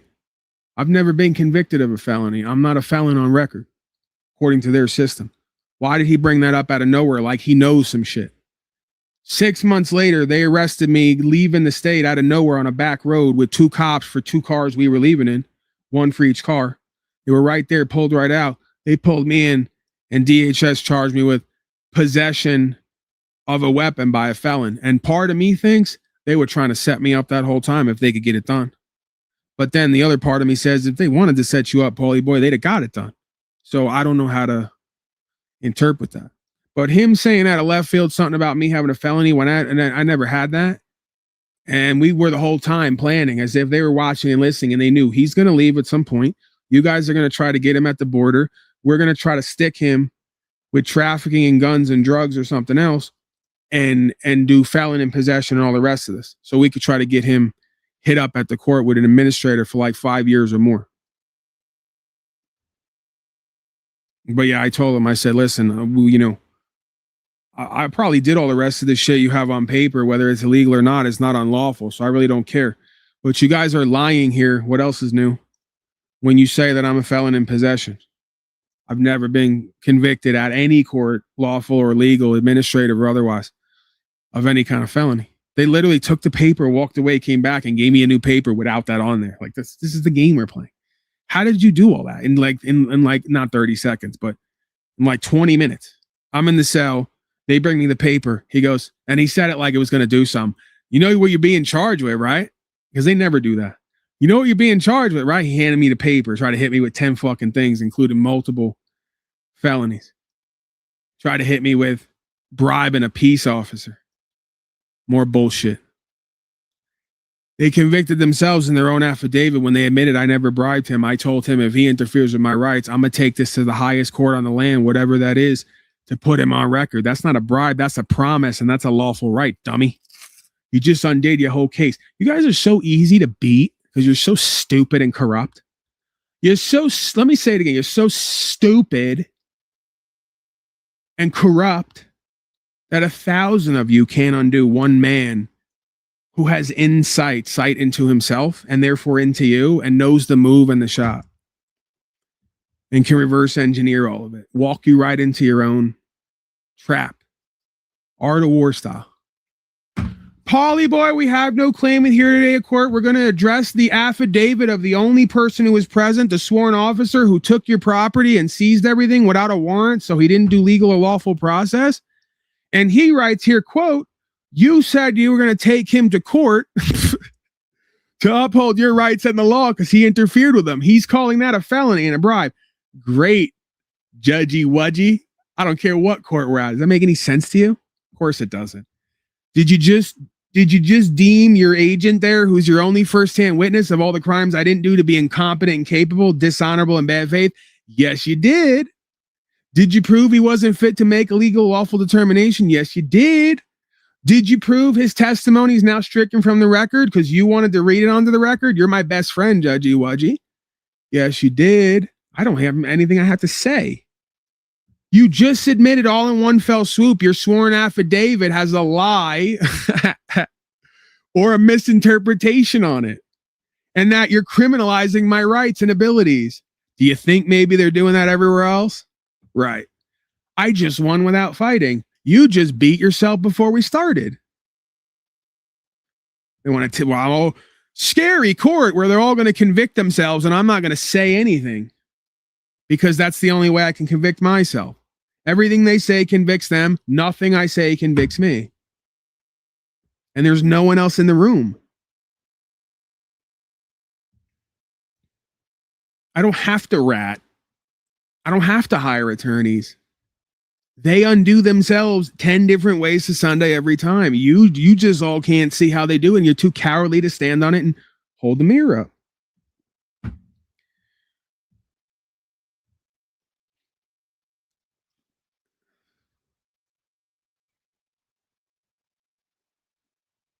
So yeah, right off the bat, those 2 felonies, poof, just go away. Wasn't bribing an officer, wasn't a felon in possession, but they'll try to get you if they can. They like that. They want to get that. Cops want to get it too because they look into my background. The cop was losing his mind on the phone. I'll never forget that. I'm going to take that with me everywhere I go. I love it. I love that with no job and no certification with true power and value, I could drive a cop pig crazy outside that cell from inside a jail cell with truth, life, and way. He's losing his mind. Couldn't believe it. Couldn't believe all his false power and value didn't amount to shit, and my true power and value couldn't be stopped because it ain't me, it's God. I love it. And then his boss had to come down and tell everybody, including the jail staff, once every. By the way, I just realized in this moment, because we talked about this earlier, it was the same rap that the Reverend gave me at rehab. Synchronicity again. Because the cop came in and told the woman at the desk, this has happened one other time in 20 years. The same way the Reverend said, once every 20 years, someone comes through these doors, and that's synchronicity. I didn't even pick up on that, how that shows itself. That makes sense. Paulie Boy is a 1 in a 20-year case. He's very special. I was in special class too. He's behaviorally very special. He needs extra attention. Yes, I do. And oh boy, do my daddies in uniform just love me, as they should. I do everything outside of uniform they signed up to do and get paid for inside of uniform. And I do it because it's true and it's right. I don't even get paid to do it. Yeah, he was losing his mind. How are you going to let this guy run around and never go to court?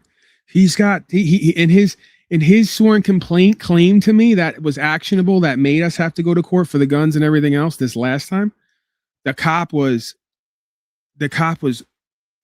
losing his mind outside the cell and in the sworn complaint. We should go get that. Go get it from the record. He wrote 3 fucking pages, this guy, with everything I'd ever done and been involved in. Just like them government agents who were losing their minds on Wales.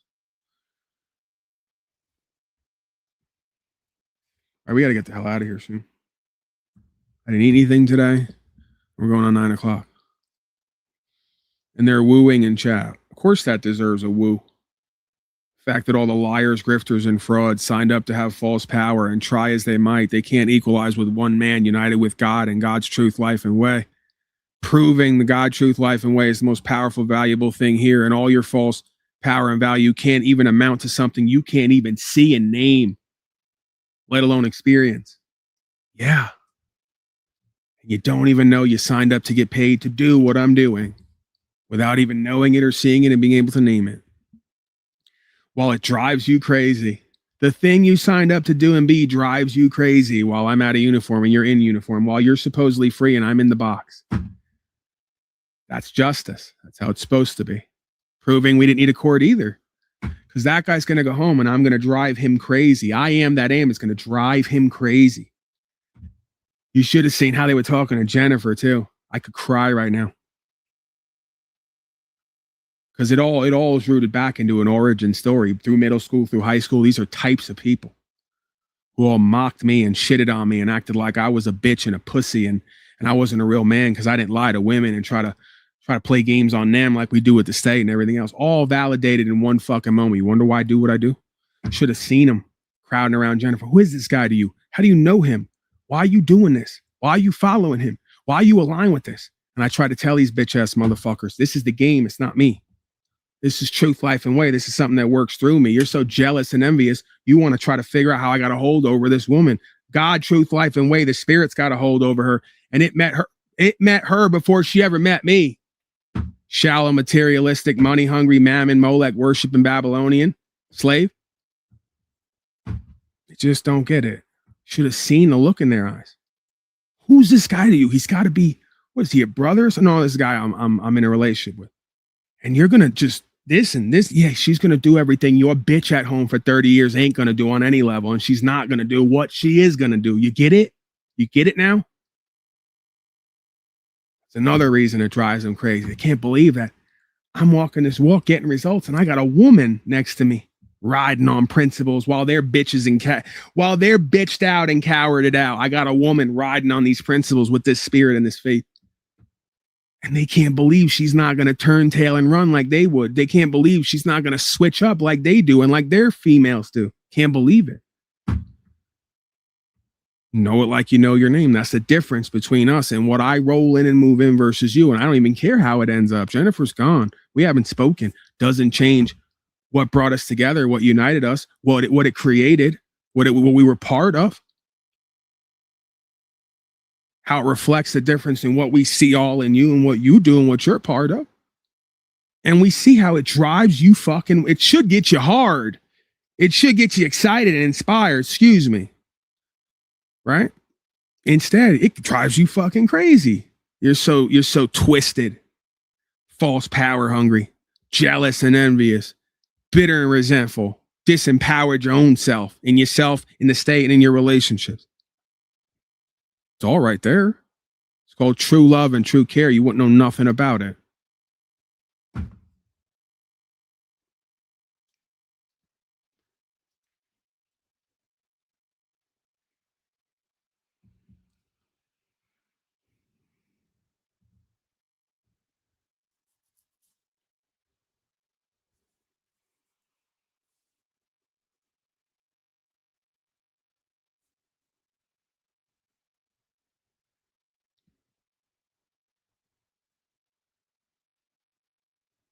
Yeah, that's a different kind of love and care. I always have love and care for Jennifer because of that.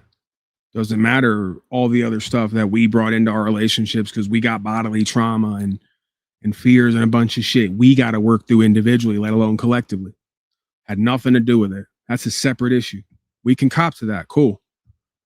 This other thing that brings us together, keeps us together, allows us to love and care for each other even when we're not together or when we disagree with each other. That's the power and value. That's the thing. And you ain't got that. And it doesn't matter how long you sit in a relationship. Without that, that's not a relationship. See? This is about a good time and a right time, not a long time. They're very different. Quite frankly, I could sit right here knowing that she's sitting somewhere, fucking some other guy or not, with a certain special love and care and respect for me and her and our thing, wherever it goes from here on out.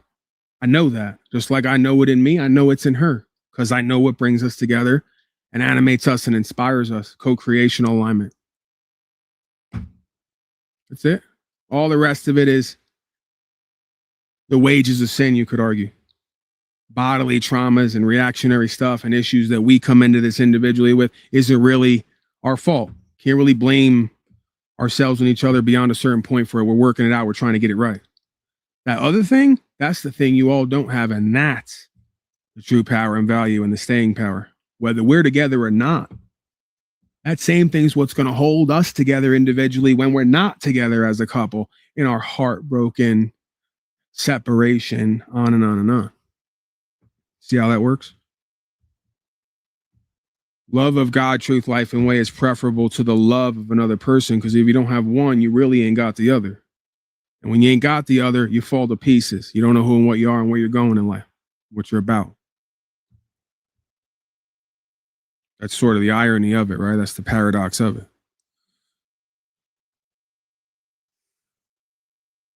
I would rather, like the Tao says, better one moment but better to spend one day in the presence of a man or a woman walking in the truth, life, and way than tend an eternal flame for thousands of years in the forest. That's exactly what that's saying. To take one day in a relationship with myself and Jennifer, even if we broke up after that and never speak again, is more inspiring, entertaining, powerful, valuable, purposeful, principled than 1,000 marriages and 1,000 years of nothingness with no application, no process and procedure. One moment, 1 month, 1 year is more than 30, 50, 100 years in a marriage, non-marriage, where you're not brought together by anything universally sound and foundational, cosmic and palpable, beyond your attraction and attachment and codependency to each other, right? That's the difference between co-creation, codependence. That same thing moves in me. It moves me to a relationship. It moves me out of a relationship if necessary. It moves me beyond a relationship when necessary. On both sides. That's true love and care. That's true inspiration, in spirito, in faith. That's true fidelity, by the way. Got nothing to do with sexuality and all the rest of it beyond a certain point.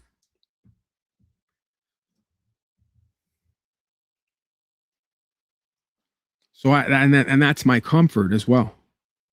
Because there's part of me, I do still love Jennifer. I miss her. She's not in my life. We bodily, because of our shit, we're not good for each other where we're at. Maybe one day. But I know that we had 4 or 5 years of living into certain meaning and purpose and value systems and honor and good faith and practicing different things and getting certain results and going above and beyond, right? On some real shit. If that's the way it's got to be, that's the way it's got to be. I'll take that over 30 years of mundane, purposeless, valueless dishonor and bad faith all day, every day, like I see from the parents on both sides. Let's take the parents from both sides, Paulie Boy and Jennifer. Let's talk about that. Let's talk about what commitment is. There's 2 sides to commitment. You could commit to an ideal and a value system. You could be committed to an institution. They ain't all virtuous.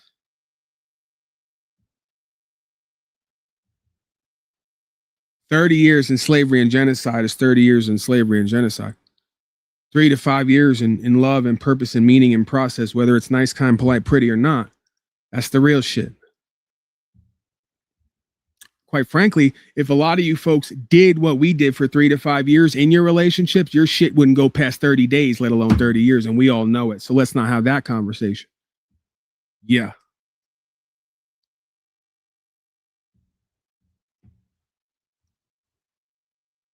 Oh, you men who like to sit up under and next to a woman and lie about what your dick and your eyes are doing all day, every day, like they don't know already. Let's not get into it. We kept it real all the way. We did real shit all the way. We kept it real and raw all the way while they tried to fuck with who and what we are and what we're about. I don't see that with 95% of you motherfuckers. Your bitches get up and go get vaccines while you sit at home watching Fox Noise. Fuck out of here. Tell me about commitment and marriage and true love and care, relationship and honorable bond and all the rest of it. Yeah, right. You can tell it to me when you show it to me first. I haven't seen it yet.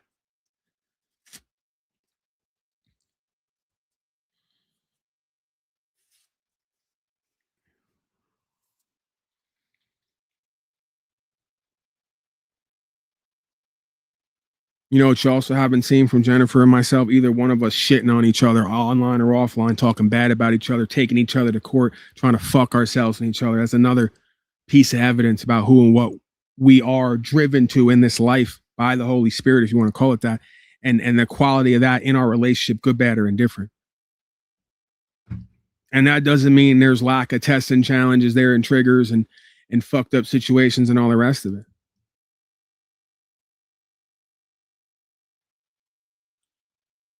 That was life on our terms, right? That's how it goes.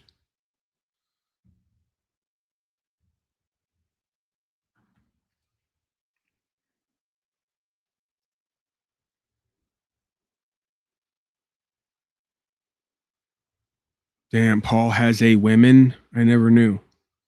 No, I didn't have anything. You can't get, keep, or have.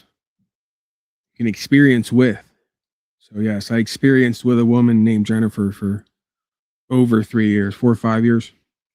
Many ups and downs, different arrests, issues with various agents, various times, haters, losers, projectors, liars, and all the rest of it on here. Yeah.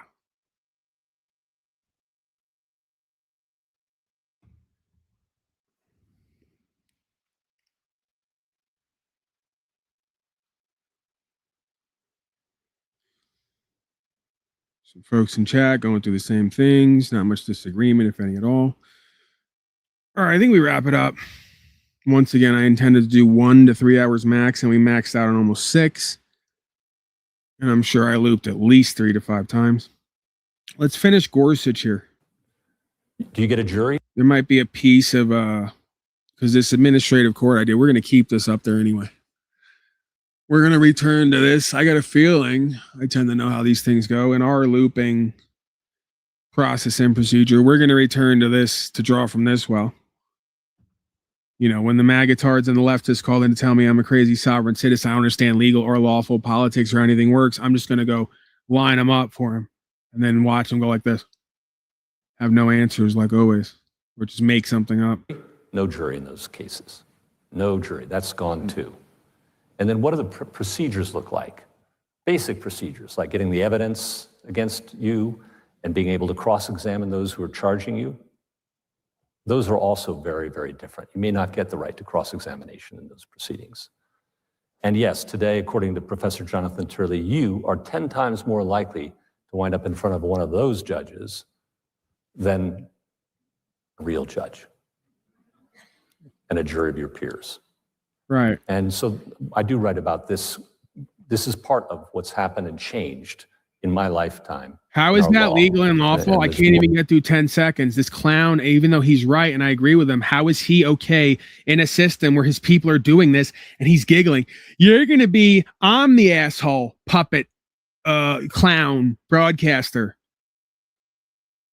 He's there laughing at everyone. You're 10 times more likely to be an administrative fraud court where they're overriding the law of the land and your rights to force contracts on you. And that's not a problem? They went from mocking us and saying we're crazy to admitting it and laughing at it while coming out and admitting it. They're literally admitting to a cold or a hot, by force, overthrow of the law of the land and lawful courts. God, this is bizarre. A couple of questions that were submitted by the audience.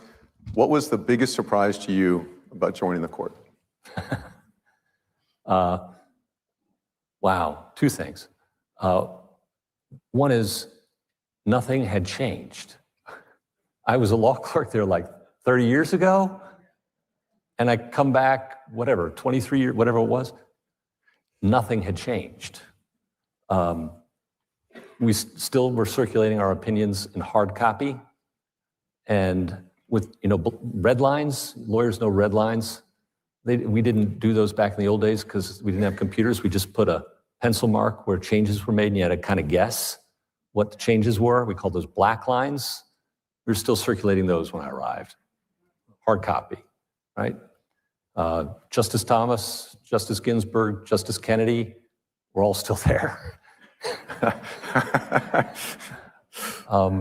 It was kind of a lovely fact that so little has changed to come to the court. For me personally, I think what changed most was I lost my anonymity, right? And you don't realize what a gift that is until you don't have it, and somebody's videotaping you across the restaurant while you're inartfully slurping a noodle. And for a while, I confess that really was upsetting to me. I mean, I just made me uncomfortable. I'm a pretty private guy. But then I realized, when God closes a door, he does open a window. And the window he gave me was how many people would come up to me and have something nice to say. What the fuck does that mean? Here we go again. They want it to work. God, you need to, I'm going to call out for it right now. I must not know what I and others need, God. Please do more work on me. The last 2.5 years, still now having pain gripping me most of the day, reminding me that I have something in me that's going to bring me down and bring me low at some point and send me to the hereafter. I must not be serving you in that truth enough because I can't figure out what he just said.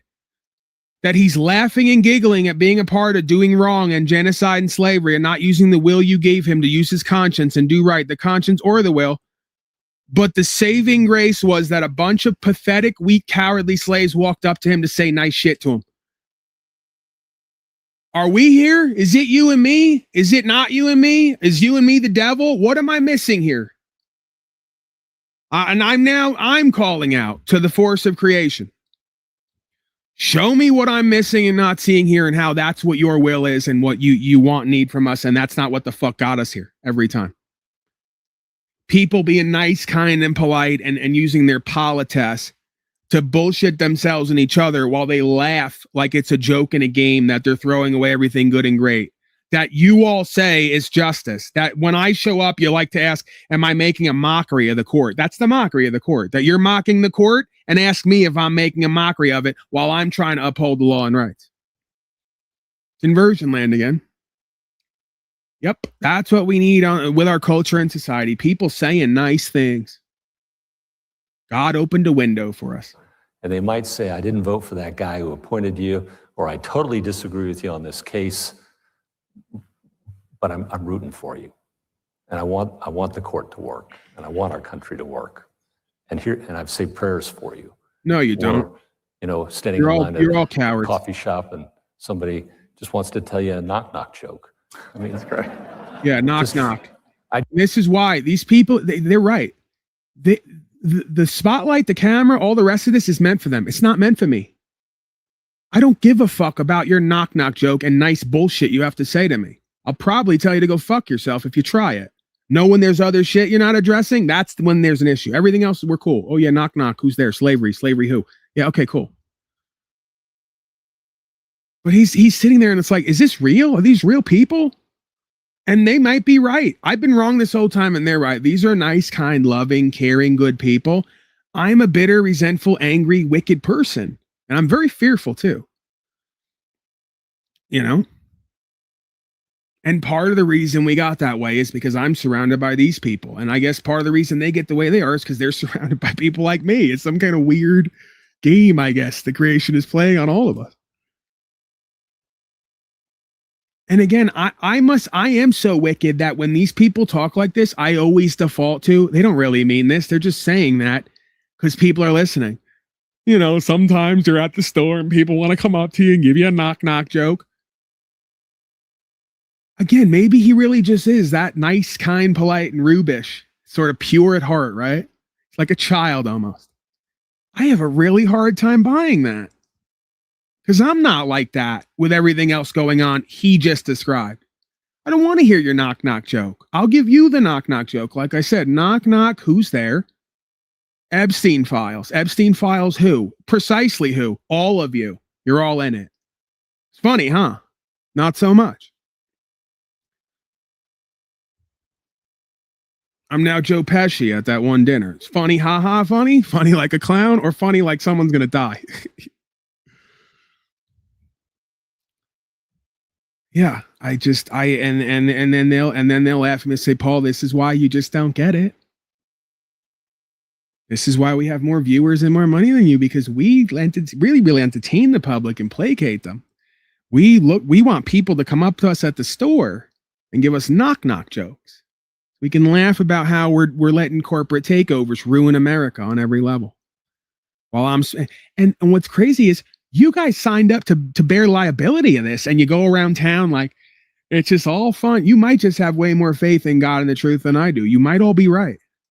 Because you take yourself to this life like you don't have a care in the world, like it's all done and over and figured out. You don't even have to be a good representative, a good person, do great things, challenge anything, stand up, sacrifice, none of that. Just, I'm Neil and it's another day and ha ha, he, corporate takeovers, and tell me a knock knock joke and hand me a snickerdoodle. Like Joey B out eating ice cream. And then how I picture it is, that's the public version of them.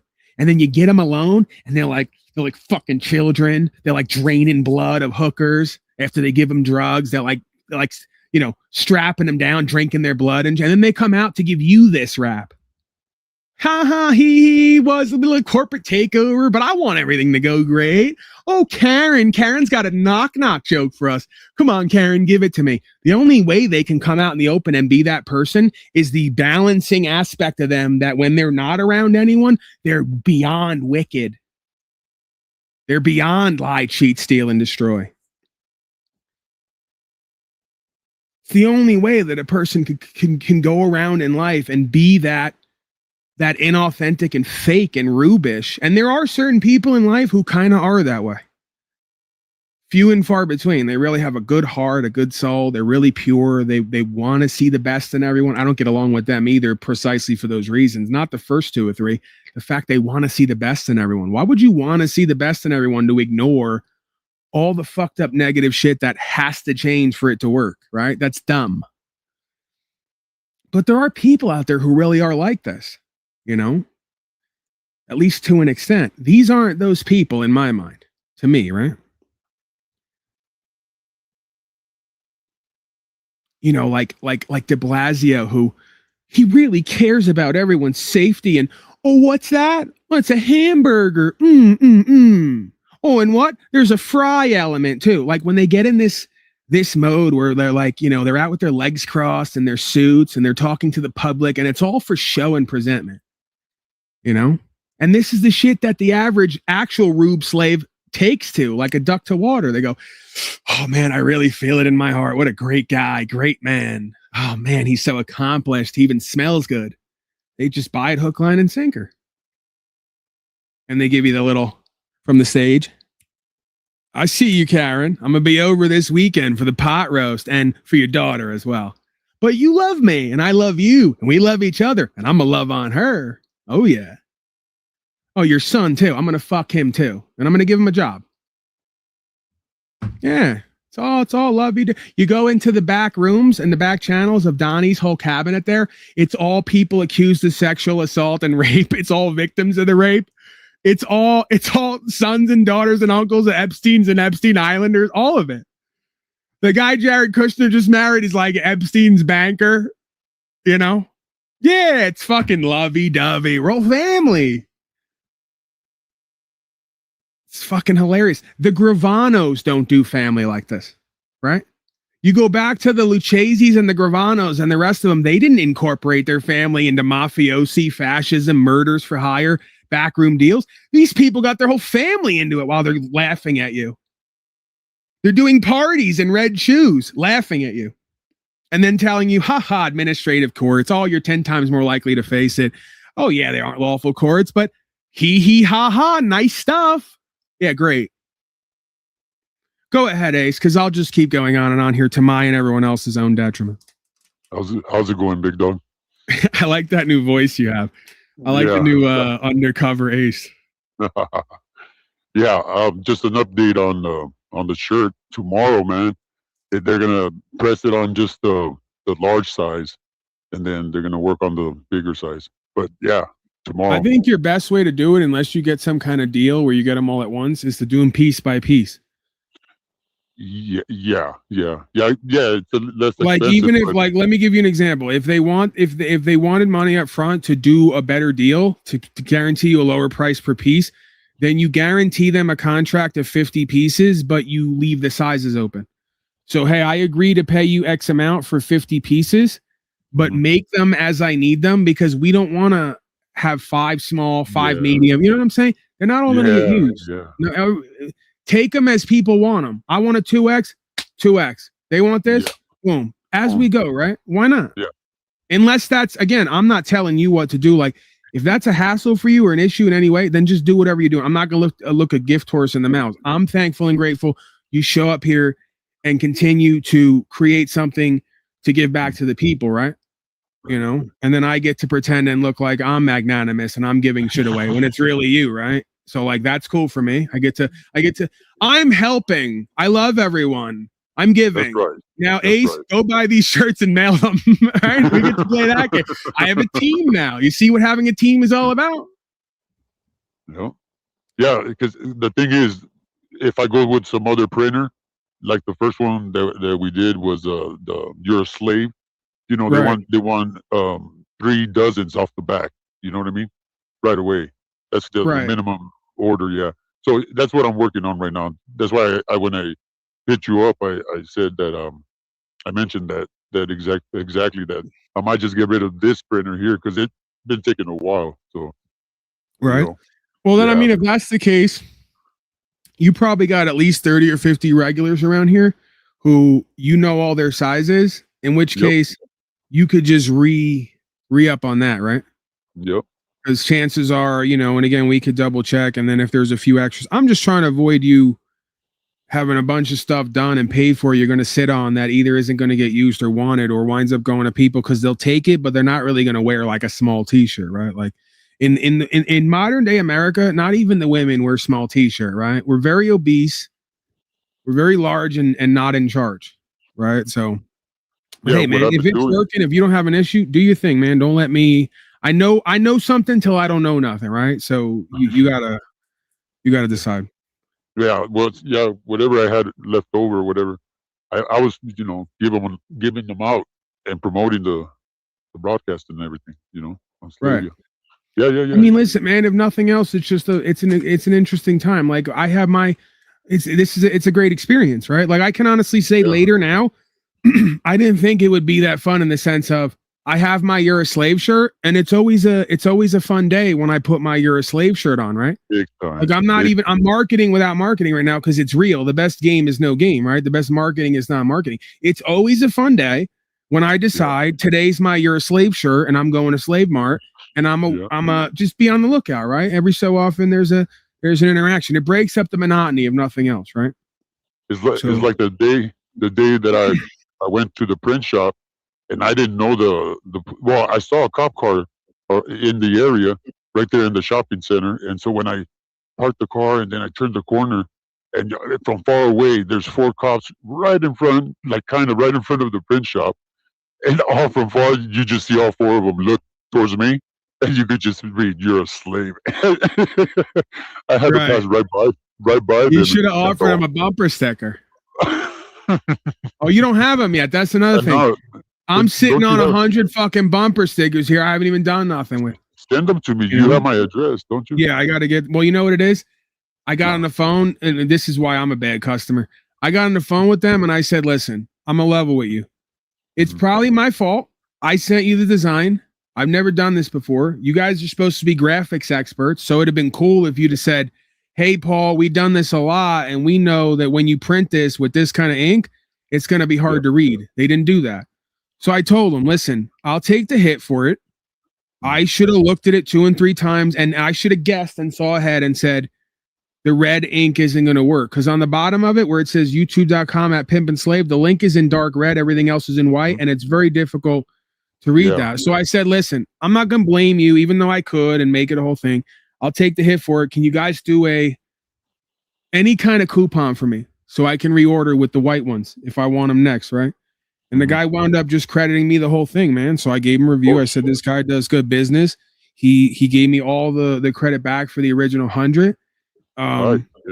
So yeah, man. And again, that's proof that you don't got to lie to people to get your money back and all the rest of it. If someone does good business and you print up 100 of some, there's a chance you're going to want to use them in the future. If you didn't get what you wanted, and they're supposed to be graphics experts, and they didn't say to you, "Paul, we know," because they do this all day, every day. They're supposed to see the problems before it happens. That's the whole point. And they're supposed to say, "Paul, if you print this up with a red lettering, it's not going to be as visible as with the white, just the way that it all comes out." And I just said, "You guys do whatever you think is best. I defer to you." They didn't do that. So I wasn't really happy with it. I said, "Okay, it's technically my fault. I'm not going to blame you. Just, are you willing to work with me and give me anything off?" I'd have fucking taken any show of good faith, right? 10%. They said, "We'll give you the whole thing back." So now I'm printing up a whole new set of them because I want the link completely visible, right? I want it, it's just my luck in a sense.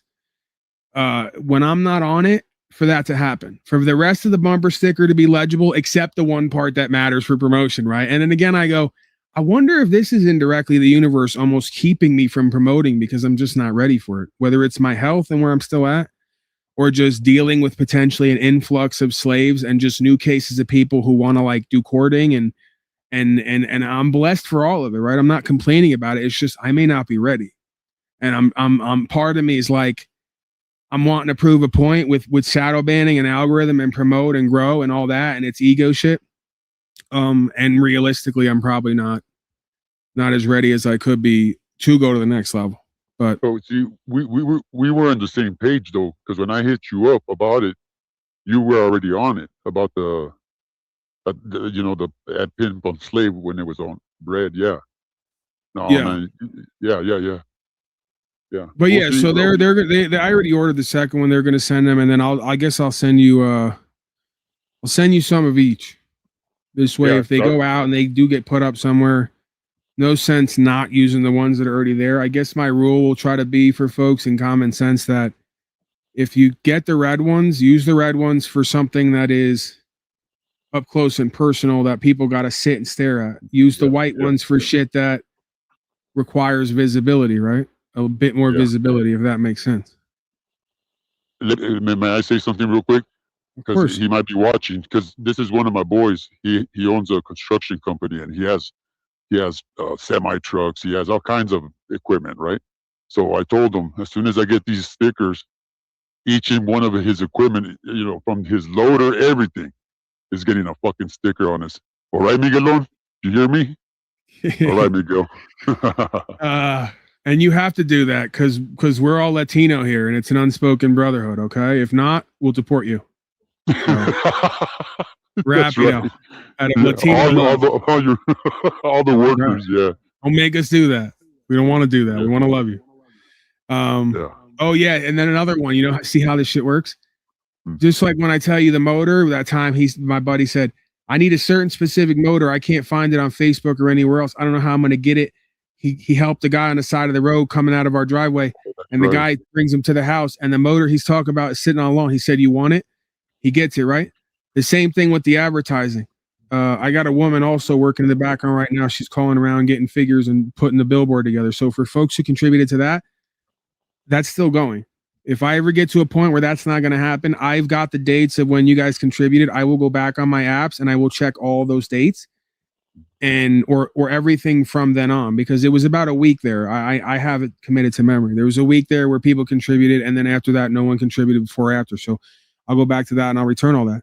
But so we were talking, and if we were talking, the universe was listening, and we were talking about how, like everything, man, instead of us not going into business or going out of business in quotes, because we can't find the connect, even though we got the clientele, we become the connect, right? Yeah. So we were talking about this idea of potentially putting up a screen on the truck that would serve as its own digital billboard. Right. So I even mentioned I'd like to get a truck that's like kind of a box truck, except something that could display visuals, right? Yeah. Wouldn't you know it? Within 2 weeks, 3 weeks, guy comes to my buddy and goes, I owe you for whatever. You want this truck? No. Yeah. And it's a fucking box truck that can display. No way. This is my buddy telling me. I just heard about it yesterday because he said, because he gets a kick out of how the manifestation, right? How we can talk about some shit and put it out there, and then someone will drop it off, you know, in quotes, right? Like is what it's. That's pretty much to me dropping it off. Like you don't even you want to go out and get something, you don't know where you're gonna go and get it, and it comes to you. Yeah, that's the shit, right? That's the real. That is the what shit. That is what that is tapping into the feminine. See, and they don't like when I do this rap because I'm supposed to go MAGA MGTOR, but I got to call it what it is. See, man does this right into the world. Yep. Woman does this and receives. So there's something to be said for tapping into the feminine side of care, heart-based intelligence, and embodying the feminine principle of the world. There's something to be said for masculinity too. Get up, get out, get something, boy. But that can't be the whole thing all the time, right? You're going to find yourself somewhere without the something and not knowing where to get it and be lost while you're chasing your tail. There's an there's a complementary side of manifestation, right? There's a willful side, which is the masculine side, and there's a feminine side where you just put the idea out there and get back to doing your work and let this fucking thing show up in your life when the time is right. And I've seen that work over and over. It does. Yeah. Because that's the paradox of the universe, that oftentimes getting up, get out, get something, if it's ego related, you're going to get it done and get it done now. The thing's going to say, watch how this works. Move on it. Flat tires and everything else, right? And then and it might just be what you need. It might be a way to balance you out from what you need. Because if you're the other way, oh, you're a motherfucker who wants to sit in the feminine, toxic feminine, and sit around all day and wait for the universe to drop you off a life. Watch how you get less than nothing, right? Yeah. So somehow or another, the universe has a program and a plan that it says, Paulie boy, get your fat ass up, get out and get something, and also take a step back and receive sometimes. And understand the dynamic of peace is power, less is more. See? And it's not that one is better than the other. They work with each other. They're seemingly paradoxical, opposing, but yet complementary aspects of self and creation. Ain't that a trip? So, yeah, and I've seen both work for the being, and I've seen both fuck the being over because they're meant to activate the other side of the beingness, if that makes sense. And that makes sense to me, right? the general theme or intelligence, the archetypal theme of intelligence in and around and on you and the universe and everything in between, right? It's generating constantly. So may I say something, Big Dog? Sure. Sorry to interrupt you. And I was thinking, and I've been looking into it because long time ago, one of my boys, he's into real estate, and right here in the San Fernando Valley, the bus benches. I'm looking into let's see, they're advertising on the bus benches, and it's not too expensive, but per month it's about like three bills, 300 a month, and depending what area you put it at, but or how many you get. But and the other thing is the greeting slave. Who knows if they want to put that on a bench? You know what I mean? But Right. I'm looking into that. I'm gonna do that. I'm gonna try to do that just for the fuck of it. We have to get out there, big dog. Yeah, like I said, I mean, realistically, I'm not broadcasting every day or with regularity, and when I do, I'm kind of nursing my pains, my issues. So realistically, like on universal timing, I'm not ready. Even if my spirit is willing, my body is not where it needs to be. Right. In a way, I'm kind of, you could argue, I'm doing what got me deeper into these issues, which is pushing my body beyond where it's at. And what, by being here impassioned and yelling and being inspired, or whatever you want to call it, angry, as people say, it definitely does something to the body. So that's something that seems like a theme that I have to potentially look at more and take more credence, to and with, like this whatever this is, because it seems silly to me, right? Like I'm kind of old school in that way, where it's like I'm out digging holes or in the field and doing 12 hours of grunt work. So I should be able to get on here 1,000 days straight, run my mouth, and it ain't work. But that's not what it is. And it does something to your body and your system, and it does tax you. So I like, it's almost counter instinctual or intuitive for me to keep that in my mind. And it's probably one of my lessons for multiple reasons, and it goes back to that idea of peace is power, less is more. And then come in with a limited presentment and just leave it at that. Right. I'm sure part of it too is running these 3 and 6 hour marathons, looping 3 to 5 times. So do you but during the day, do you always like think about, the pain, I'm in pain, and just keep on constantly thinking about that, or like do you? No, I try to keep myself focused on other things and try to stay positive and keep myself focused and if anything, try to be proactive and that's right, treat it or try to cure it or bring something to mitigate it. So yeah. But yeah, I mean, it's one of those things where if you have something going on that is, seems to be fairly serious, even if it's a minor thing that's connected to everything else that gets serious, like a gallbladder and a pancreas thing, is what I think that it was. I think that I gave myself pancreatitis and issues with my liver and a bunch of other things by, continuing to try to fight through or go through whatever's with it instead of having it removed. So, all right, let's wrap it up, man. We're coming up we're already at the 6 hour mark. And like I said, I haven't really been listening to my body as much as I should. And since I'm talking about it, I'm going to go with that. Yeah, get some rest, big dog. Okay. We'll keep in touch and talk to you later on Slavians. Thank you, sir. Until next time. Welcome. Thank you. So Boshane writes, this realm will be far better connected to the natural order realm when the great Stan United States Inc., the British Crown. Okay. So, right. This is not a localized, attributed thing to one corporation or one group of people. This is everyone. Okay. There's an old saying, it's old for a reason because it's true. If you know the enemy, it'll cease to be your enemy. If you really recognize this for what it all is, it's, again, we've said it many times, and Boshani and others don't want to cop to it. The darkness and the evil, the slavery and the genocide is within you and everyone around you. That's why you live in a world made up of that. So the more and more we change ourselves to be more truth, life, and way oriented with true care, do the right thing, whether we get paid or not, especially if we're not getting paid, because it's the right thing to do, the more we'll generate a prosperous outcome for ourselves and each other here. That's a lesson and a walk, a purpose, journey, meaning, process for everyone involved. And if you think you're not involved in that, you've deluded yourself and deceived yourself. You are the devil's playground. Okay? You're not above and beyond it. You're not special. You're the spawn of, on some level. And if you let yourself, and we all let you, just like me, if you let yourself and we all let you, you'll engage in self-deception and in deception of others, and you'll point out there and you'll say it's all them and that, and you'll never cop to and take accountability, responsibility for how as within, so without, as above, so below. So again, what's up on Capitol Hill reflects what's down on Blueberry Hill. That's my new phrase. If you get my meaning. Right? So, and again, what's reflected on Capitol Hill and down on Blueberry Hill is what's reflected outside from within of the beingness.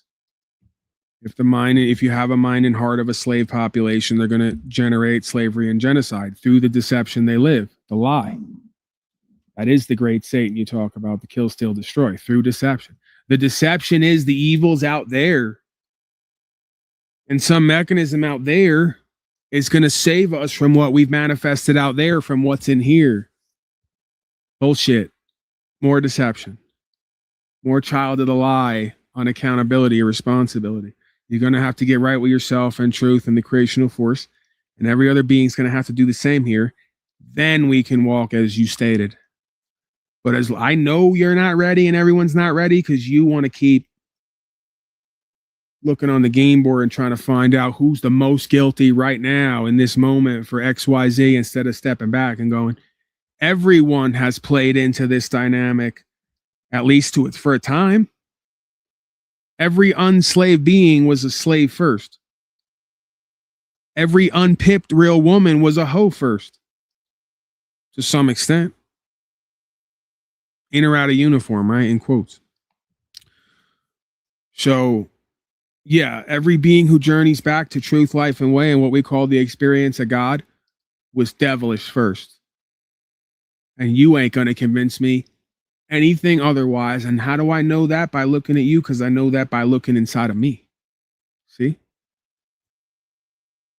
So you're doing what United States Corporation does and Donnie and all them do. Stand up and proclaim somebody or something else to be evil and how it needs to be destroyed for goodness to prosper. While they're the reason in their own way that goodness is not reflected by who and what they are, nor is greatness, nor is the truth, nor is it a good way to live, life and way, right? So there it all is, right? The world is full of good and great people. If it ain't, or you can't find one, be one. And there's the answer to all your problems and the answer to every other self's problems. Because the problem itself was an absence of that goodness and greatness.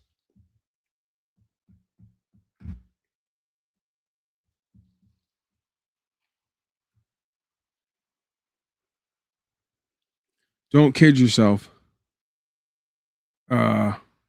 When United States Corporation is long dead and buried, the Luciferian spirit will find a new home to occupy the empty vessels who are not filled with the spirit that we call the Holy Spirit of truth, life, and way, and aren't conscience able. And if they're not conscience able to use their conscience, guess who or what's going to use them? Yep. We're talking possession here, right? So let's not kid ourselves and each other to think that when U.S. Corporation is, again, long gone and dead, that the spirit that inhabits it isn't going to move right on down the line to the next egotistical, prideful, once great and good or want to be great and good nation that's given up everything good and great for worldly false power and value. And there'll never be a shortage of them here, folks. Don't kid yourself.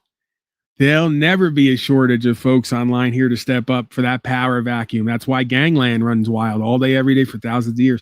Someone will step up for that false power and value to do atrocious things. There'll always be assassins and hitmen in this realm, presumably.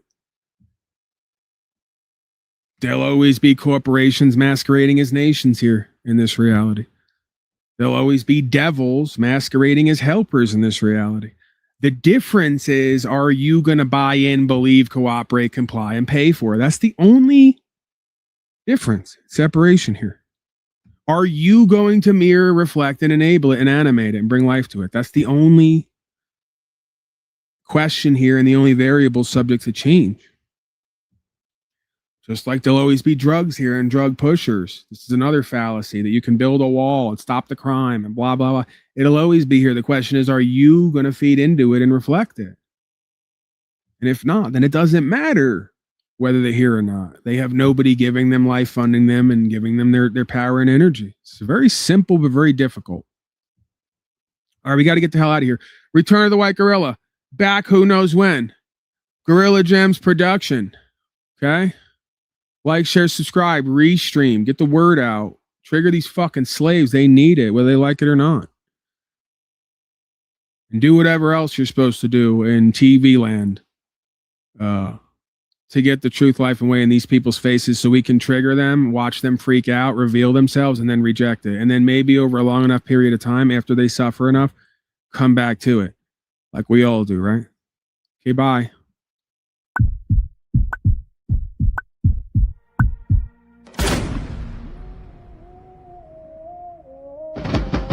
Back in the lab through that crack screen glow. White gorilla on the mic like a blacksmith blow. Proper instruction on the air for 1,000 nights. Every sunrise still swinging, realigning they sights. I was talking about freedom, they was talking about fame. I was talking about spirit, they was counting they change. Agents in the comments, trolls in the feeds. But you can't cuff God, you can't cage what's free.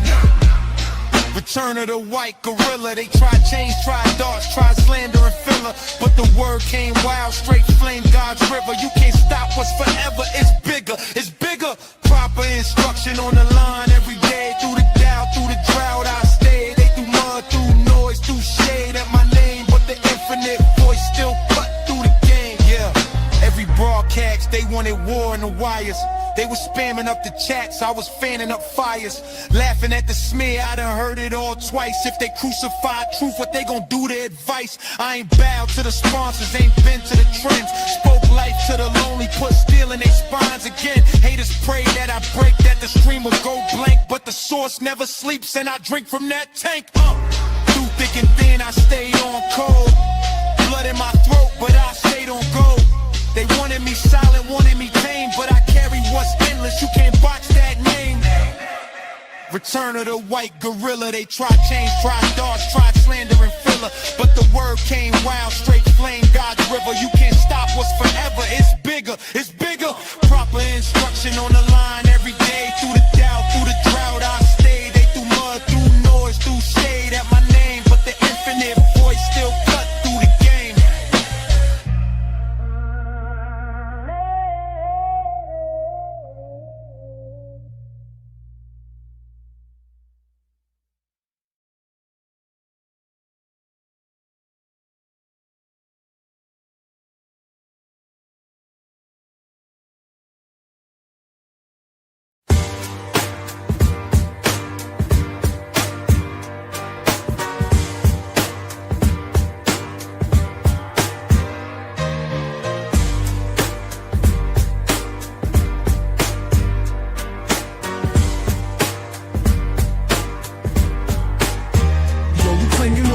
Selling freedom for a fee.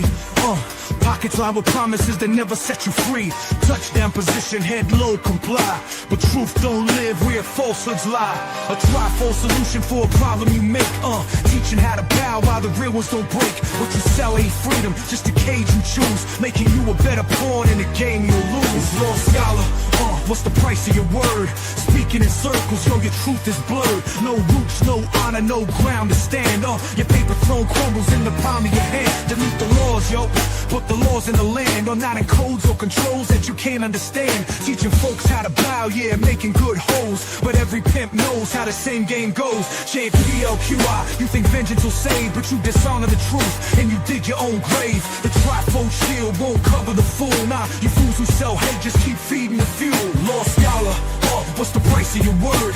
Speak Speaking in circles, yo, your truth is blurred. No roots, no honor, no ground to stand. Your paper throne crumbles in the palm of your hand. The wise don't kneel, they don't break or bend. Yeah, they walk in the truth where your lies don't stand. No scripts in their pocket, no pose to assume. Yo, your words are a joke, delete flaws and read the room. What's freedom to a man that peddles a scam? Who speaks no truth and hides behind another man? The scholar's just a shadow, yeah, a ghost in disguise. Or those who walk steady, yo, see through the lies. The truth don't fold, nah, it don't fit in the trifold. It's carried in the heart, not in stories retold.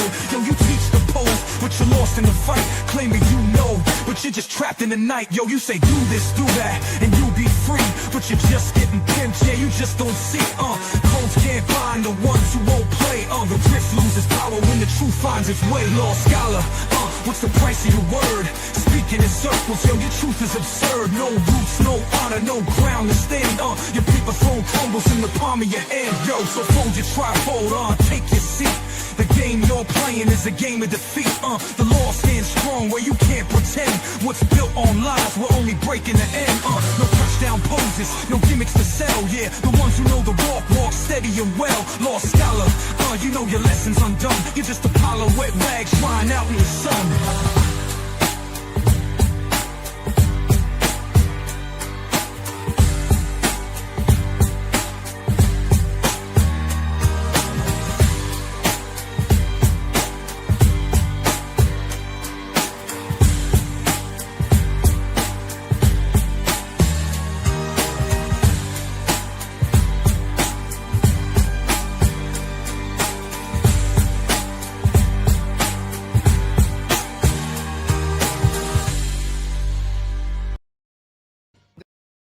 This woman is harassing and stalking me, and I like her to stay away from me.